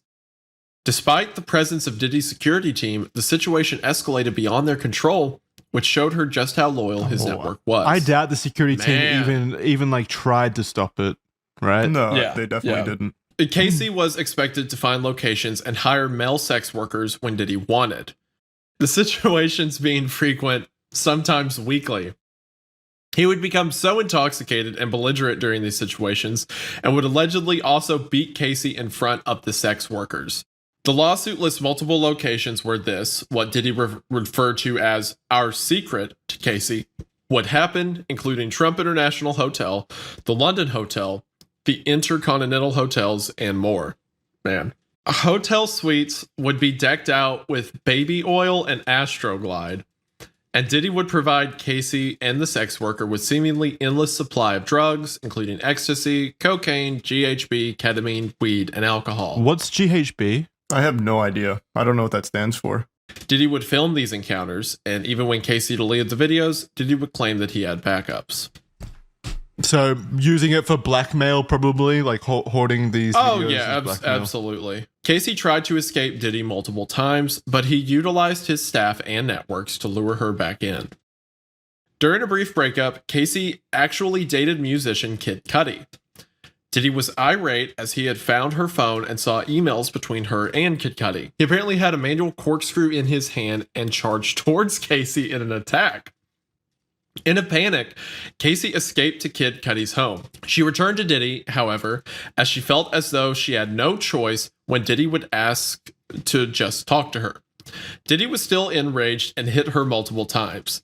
Casey says that he threatened to blow up Kid Cudi's car. Around this time, Kid Cudi's car did explode in his driveway, and Cudi has since come out and confirmed her version of these events. It's probably just a coincidence, right? Yeah, just faulty wiring somewhere. Casey says she was stuck in a cycle of abuse, trying to run away, being trapped, apologizing, and coming back. It was a rotation of bruises, black eyes, busted lips, and heavy amounts of makeup. She believes that Diddy paid Intercontinental Century City $50,000 for hallway security footage that showed him beating and throwing glass at her. Man, if that's fucking true, if that is true and they have proof to back that up, that Intercontinental Century City is complicit in hiding evidence of domestic abuse, fuck whoever accepted that offer it had at to be that a hotel. manager or something, right? Because it's not like 50,000 is a bribe to the whole organization brand. or anything. Yeah, it'd be nothing. It'd go to an individual, so they need to find the individual. They arranged a dinner in 2018 where she thought they would be discussing their official separation. However, instead they returned to her apartment after the dinner and he forced his way in and onto her. She repeatedly asked him to stop and attempted to push him away. She was sexually assaulted and this left her traumatized and says she continues to suffer emotional distress. Just one day after the lawsuit was brought against Diddy, they settled outside of court. The terms of this were not disclosed, and Diddy's attorney in a statement made it clear that this was not an admission of wrongdoing. Cassandra's statement in this says, "I have decided to resolve this matter amicably on terms that I have some level of control. I want to thank my family, fans, and lawyers for their unwavering support." And Diddy's statement says, "We have decided to resolve this matter amicably. I wish Casey and her family all the best. Love." This next allegation is from a woman named Liza Gardner. On November 24th of 2023, another lawsuit was filed against Diddy and singer Aaron Hall. So it was a suit against two people by Liza Gardner for battery, sexual assault, and negligent infliction of emotional distress. The lawsuit was filed within the time frame of the Adult Survivors Act and details an event that happened in 1990. Basically, what happened was Liza and her friend were invited to New York City by a few close friends of theirs who were members of a chart-topping recording group signed to MCA Records, which Diddy was a part of. Liza was from North Carolina at the time. She recounts that they met up with Diddy and Aaron at the offices of MCA Records where an event was being held at the time. Diddy and Aaron were very flirtatious and offered rounds of drinks all throughout the night. So remember, this is in 1990, so this is a long time ago by this point. Diddy and Aaron extended an invitation to Liza and her friend to join them at Aaron's apartment for an after party. There, Liza alleges that she was offered additional drinks and coerced into engaging in sexual activity with Diddy. Following the assault, Aaron allegedly barged into the room and proceeded to assault her as well. After the ordeal, Liza hastily dressed and fled the apartment with her friend following closely behind. And when they were speaking to each other afterwards, they kind of recounted their experiences and a lot lined up, suggesting that both women had been exchanged between both Aaron and Diddy. Days later, Diddy turned up to where Liza and her friend were staying, and he acted in a Diddy-esque irate manner, something we've come to know and kind of experience over the next 30 years as being pretty common with Diddy. He began to choke Liza to the point where she passed out, and he was also searching for her friend out of worry that she would alert the authorities about what had happened. This lawsuit goes into just really disturbing details, like apparently Aaron Hall had bragged about engaging in sexual activity with minors as well. Like there's information in the lawsuit about that specifically, and confirmed that Diddy was sometimes in the room when this was happening. So he was at least complicit to the conversations about some really disgusting stuff happening with minors. So one thing that you didn't mention here is that she was 16 at the time. The Liza Gardner was 16 during this period. Okay. Yeah, that sounds about right. I don't know why that wasn't in there. It's awful. I double checked, and according to NBC, the amended complaint filed by Gardner on Tuesday, which was like a week ago, obtained by NBC, said she was 16 at the time, thus too young to consume alcohol or consent to sex. So that's in the amended lawsuit? Maybe that's why I didn't see it. Yeah, this is that might be why it's not there. Because I remember seeing that headline, and the fact that it wasn't there, I just thought was important to mention as well. Yeah, so that's maybe you just missed it because this is pretty brand new. Charlie, you can take the next one. Sure. This next one is Dickerson Neal versus Combs. On the 23rd of November 2023, a lawsuit was filed against Diddy, Bad Boy Entertainment, and Combs Enterprise LLC by Joy Dickerson Neal for suffering as a result of being drugged, sexually assaulted, and abused and being the victim of revenge porn. The lawsuit was filed within the time frame of the New York Adult Survivors Act, same as Liza Gardner's. Joy was a student at Syracuse University studying psychology. She was looking to make a step into the music industry and also worked many odd jobs in the industry, such as a receptionist at a renowned talent agency and as a location scout. When they met, Diddy made several advances on Joy, but she had heard that he had a reputation of treating women badly and rejected him every time. So he already had that reputation. Yeah, and this was in 1990. Yeah, before he even had like his massive amount of fame to his name. Fucking Christ. In January 1991, she eventually agreed to meet Diddy in New York, but she chose the Wells restaurant in Harlem as she was reluctant and knew the employees there. During the evening, she started to feel more comfortable. They were sharing drinks and food, and she made a point to say that there was a period of time that she went to the bathroom and she left her drink unattended. Diddy did not want the date to end, and invited her to run errands with him. And once they were in the car, he brought out a blunt.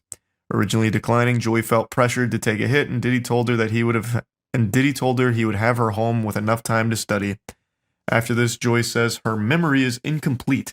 She remembers feeling rubbery in the legs and being unable to stand, and he brought her to a music studio. Then she recalls being outside of where Diddy was staying, possibly thinking that it was his house, but an acquaintance of both of theirs answered the door. Once inside, she was sexually assaulted, and due to being drugged, was unable to fight Diddy off. She says that the day after, she was in so much pain in a way she had never felt before, and held a lot of embarrassment and shame. This resulted in her not going to the hospital or reporting the incident, instead seeking safety in her apartment. Devontae Swing, a member of the group Jodeshi, would inform Joy a few days later that Diddy had filmed himself assaulting her and showed him and others the video. She was horrified to hear that everyone had seen it and that it would haunt her for the rest of her life. Joy recalls that Devontae wanted to speak up about it, but was scared that the band would lose their record deal as they were in the midst of recording their album Forever Lady. Holy shit. So they saw this video, still didn't do anything about it, and he is bragging about assaulting her and filming it. Well, he not just bragging about it, they showed the video. Yeah. They was just willingly showing these to people in the industry. Again, it's just...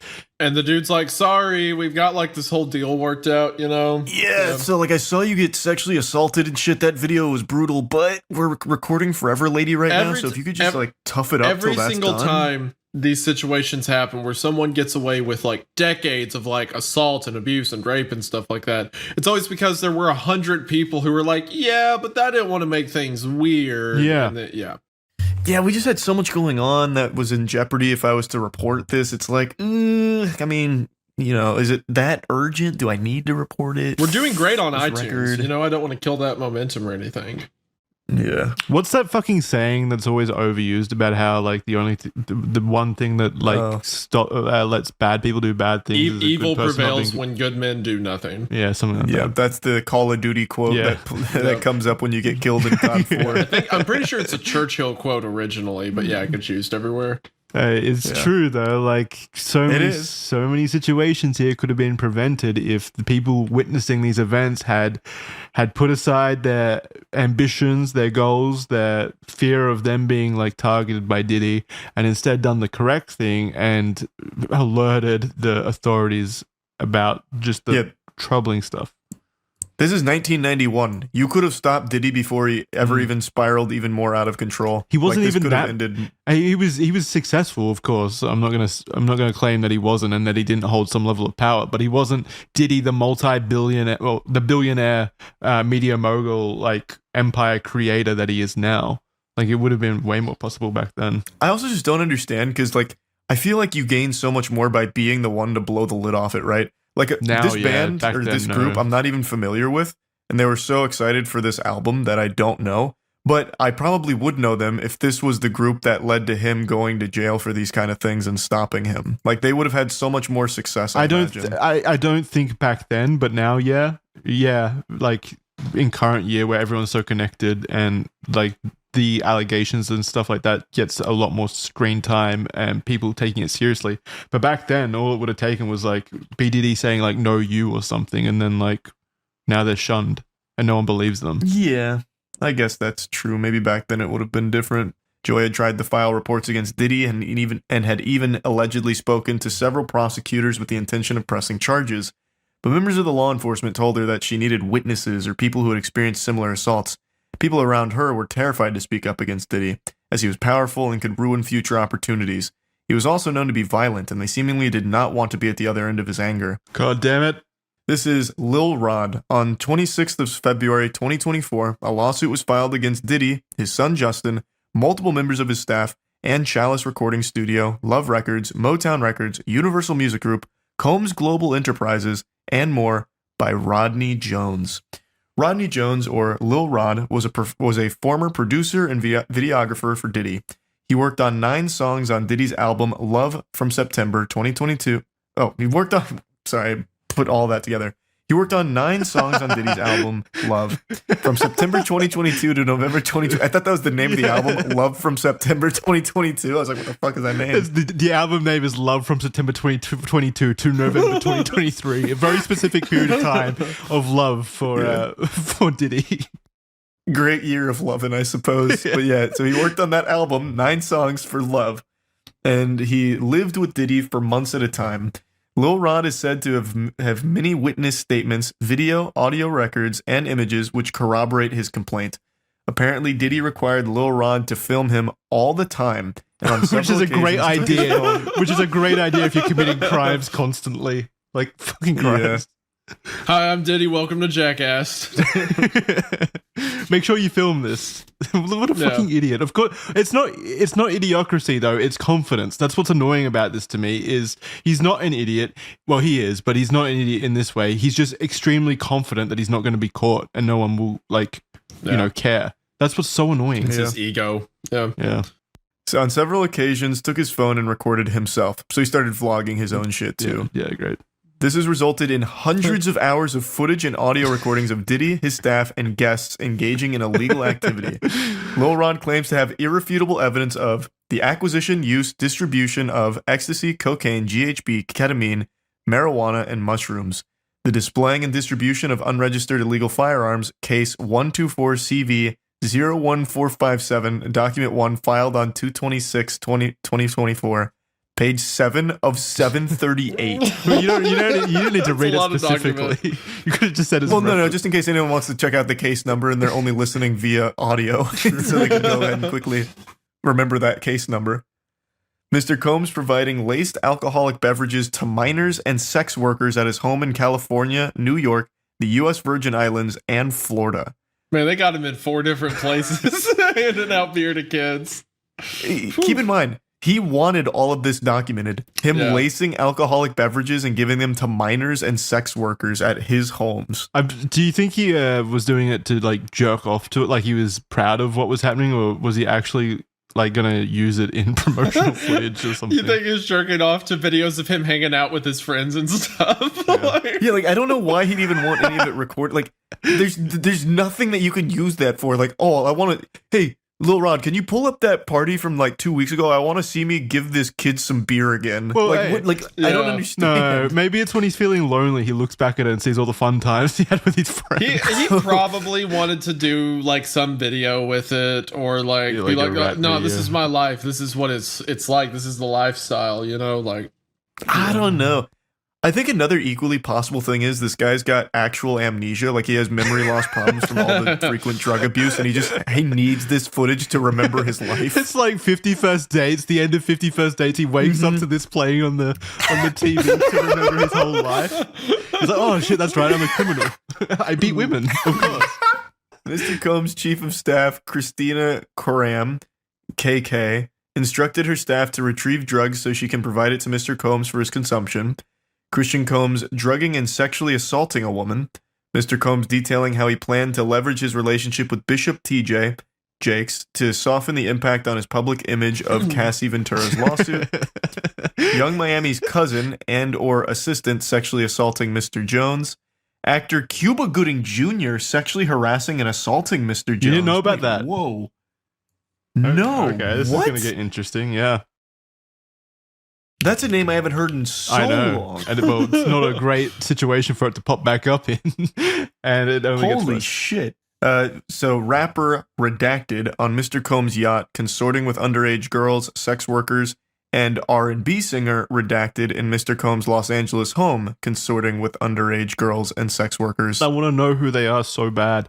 Yeah. I'm going to send you guys this article because I looked up Cuba Gooding Jr. No, here. it's coming up. It's coming up. Well, this is 9 hours ago. There's no way it's here. Oh. It's just this headline and this picture associated with it is fucking extraordinary. So it says, Cuba Gooding Jr.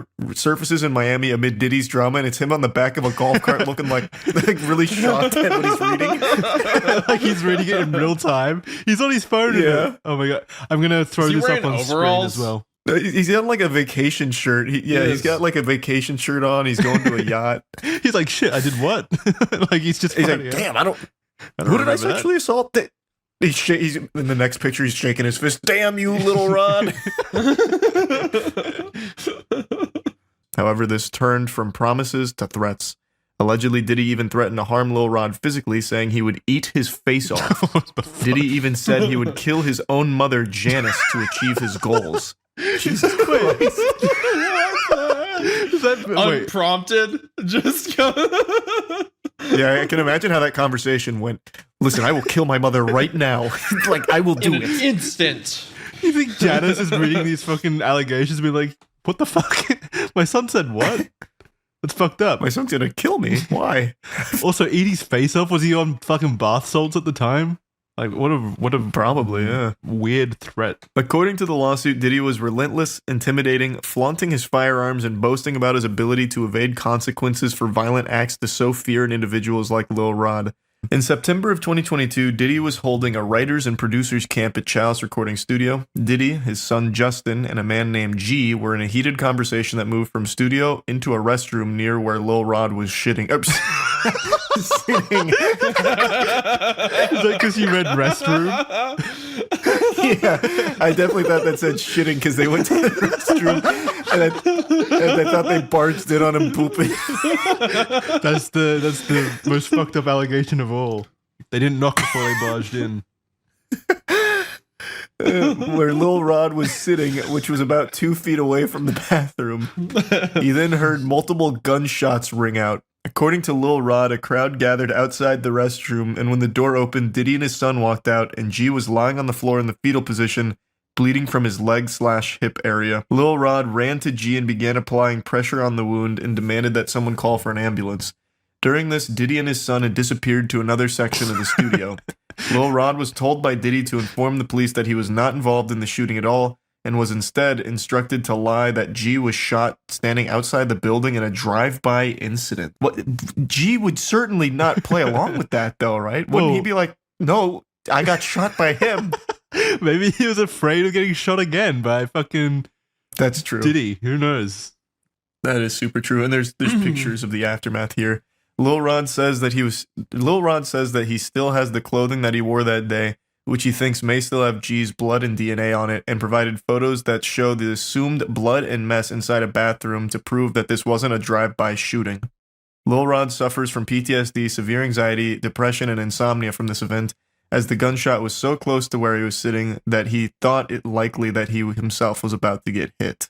So there is photos of this blood in the bathroom and everything. Yeah. And definitely doesn't seem like a drive-by. Unless the drive-by was by the bathroom. Yeah, I don't think so.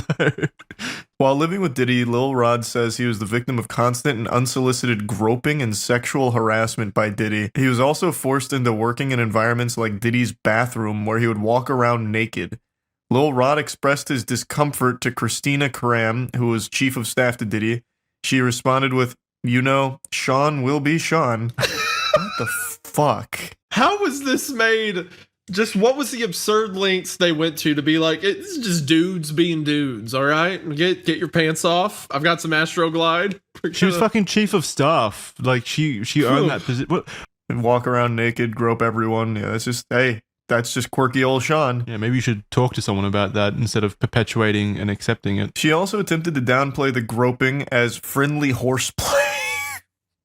That's even worse than Sean will be Sean. What are you getting so upset about, Lil Rod? It's just he diddling your balls. What, you don't do that with your other friends? Then she slaps his ass. It's like just the worst working environment. Lil Rod also believes that Diddy was grooming him to pass along to his friend Cuba Gooding Jr. They met on Diddy's boat, and Diddy left Cuba and Lil Rod together in a makeshift studio on the yacht. Cuba then began groping and touching Lil Rod, who felt extremely uncomfortable in this situation. Apparently, Cuba did not stop until Lil Rod actually pushed them away. Lil Rod says that he was often forced to solicit sex workers. Diddy would also want him to perform sex acts at his pleasure. Another incident on Thanksgiving saw Diddy asking Lil Rod to solicit sex workers from Booby Trap on the river in Miami. Shout out. Did he actually provide? I think it's Booby Trap on the river. Oh, that's the whole name of it? I think so. Like, is there only one river Booby in Trap Miami? on the river? Yeah, I think. I have no idea. I've never heard of that. You've never been? But anyway, Diddy provided Lil Rod with a bad boy baseball cap and forced him to wear it at the venue. It was a signal to sex workers that Diddy was in town and Lil Rod has been sent by him. Oh my god. They have their own code. Diddy's That's like a sock on the here. door. Lil Rod did not want to do this, but was intimidated by Diddy and felt forced to. He felt Diddy had some level of power and influence over him. In February 2023, Diddy compelled Lil Rod to bring sex workers back to his home. Here, Lil Rod believes that he was drugged by Diddy. He woke up naked and confused in bed with 2 sex workers and Diddy. He recalls wandering around the house naked aimlessly. Bro, what the heck? Yeah, he also details that Diddy hosted a listening party at his home in July of 2023, and the party consisted of his son Justin, a redacted R&B artist, sex workers, and underage girls.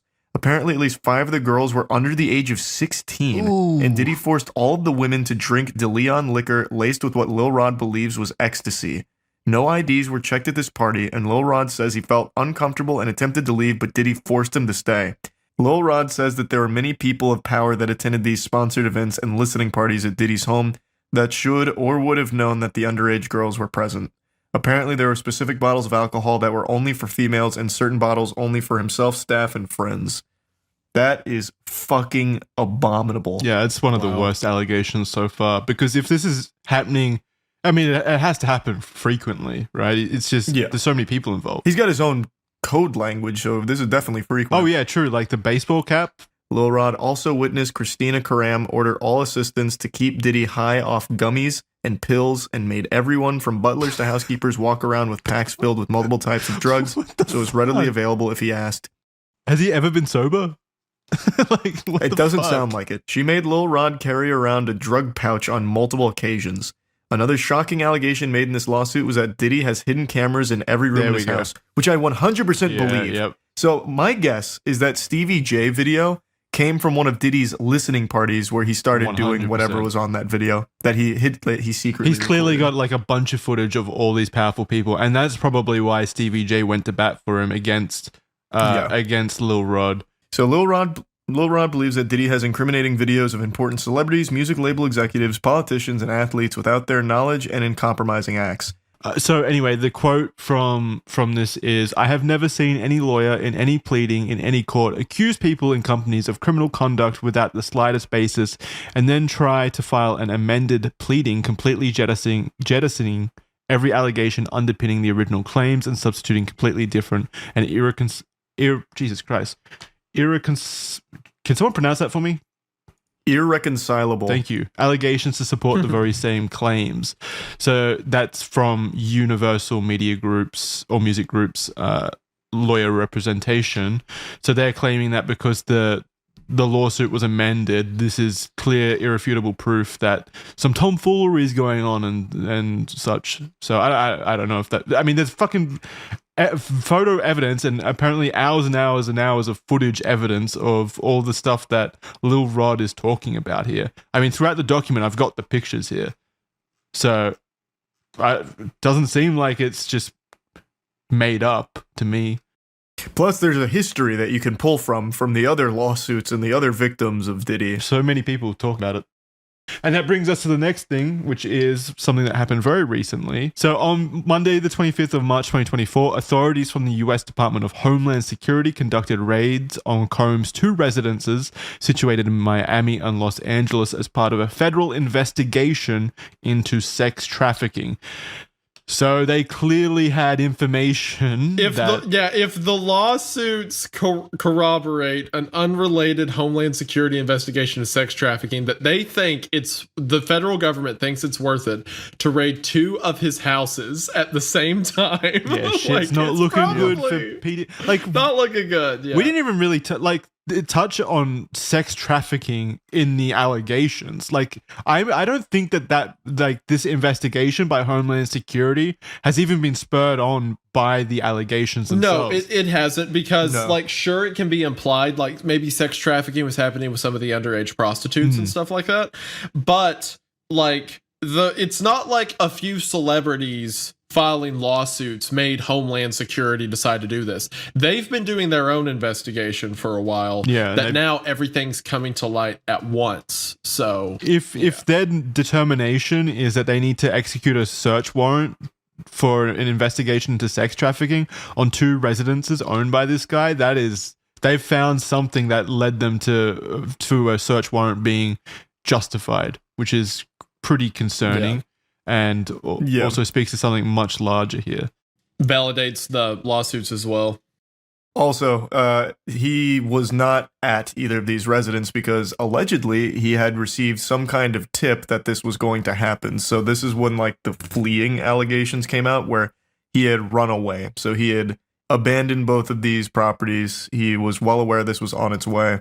So he took preemptive measures to get out and potentially hide damning things. Yeah, that's definitely a possibility. He definitely wasn't at the residences when this occurred, so it's likely that he was tipped off. That's good.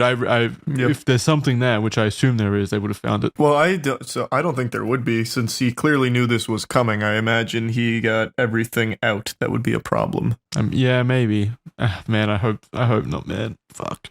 Additionally, it has been reported that Homeland Security confiscated hard drives during the operation. But it doesn't stop there. I wanted to end this one on another little anecdote, which is Diddy's relationship with minor artists, so artists who are minors at the time. Due to the allegations of professional malpractice, a new wave of scrutiny was washed over all of the previous relationships Diddy had with minors. As such, a creepy video of Diddy interacting with the 15-year-old Justin Bieber resurfaced, where Bieber was said to be spending the next 48 hours with Diddy. Quote, "He's having 48 hours with Diddy." This is Diddy talking, by the way. I should specify. Oh, Diddy says he's having 48 hours with Diddy. Yeah, he referred to himself in the third person. Gosh. Were we hanging out and what we're doing, we really can't disclose. Oh, no. But it's definitely a 15-year-old's dream. Diddy, then 40-year-old, says in the video. He would continue by saying, quote, "He signed to Usher, and I had legal guardianship of Usher when he did his first album," after implying that he's been given custody of Bieber for 48 hours. In another video taken months after, Diddy confronts Bieber about not returning his calls. Have you guys seen that video of like the awkward confrontation between Diddy and Bieber? Where Bieber looks super uncomfortable. Yeah. He's like, I don't know, man, or whatever. He's just kind of like dismissing it, but like Diddy genuinely seems upset that he can't get in contact with Bieber. Oh gosh, this is so sick. That's so fucking weird. He's having 48 hours with Diddy, where we're hanging out, what we're doing can't disclose, but it's a 15-year-old's dream. That's like it so here. Creepy. Was a resurfaced Howard Stern interview with Usher from 2016, where Usher, who was closely tied to Diddy when he was a minor, admitted that he saw some, quote, "very curious things" that occurred at Diddy's New York mansion. Usher was sent to live with Diddy for an entire year, hence the legal guardianship referred earlier, when Usher was just 14 years old. Why is Diddy? What is happening with his parents? Why are they just sending children to live with Diddy for like? Well, you hear stories all the time about like parents would let it happen because they thought it would help the chances at fame or something like that. Yeah, but this is they're acting like it's a medieval kingdom. Like they're sending their children as like wards of Diddy. It's so strange. Like, here's your new squire, Diddy. It's Usher. Like, it's so strange. How would this help? How would this help, like, launch a career? You can still work with him without, like, having to live with him. All right. I just don't understand how that even happens in the first place. I don't understand the reason for it. When Stern followed up by asking if Usher would send his own kids to Puffy Flavor Camp, which is what Diddy called his mentorship program, Usher quickly said, "Hell no. Puffy Flavor Camp?" What the fuck? He would have kids come live with him and said it was Puffy Flavor Camp. He's the king of branding. Like, what? I don't know, man. This is so out in the open. I feel like this is one of those cases where when the dust settles and he's in jail for, life within the next couple of years, people will look back at this moment and be like, how the fuck did people not know? How did no one see? Like, this was all That's the right in troubling their face. thing. People knew. I mean, right there, though. Like, this is an example of a celebrity knowing something's wrong and not doing a single thing about it. Like, Usher's like, fuck no, I wouldn't send my kid to Puffy Flavor Camp. I know what happens at Puffy Flavor Camp. Yeah. Well, if you know it, you wouldn't send your kid there. Do dudes something being about it. dudes. Be a good human being. Exactly, yeah. Jesus fucking Christ. Everyone just stays shut up constantly.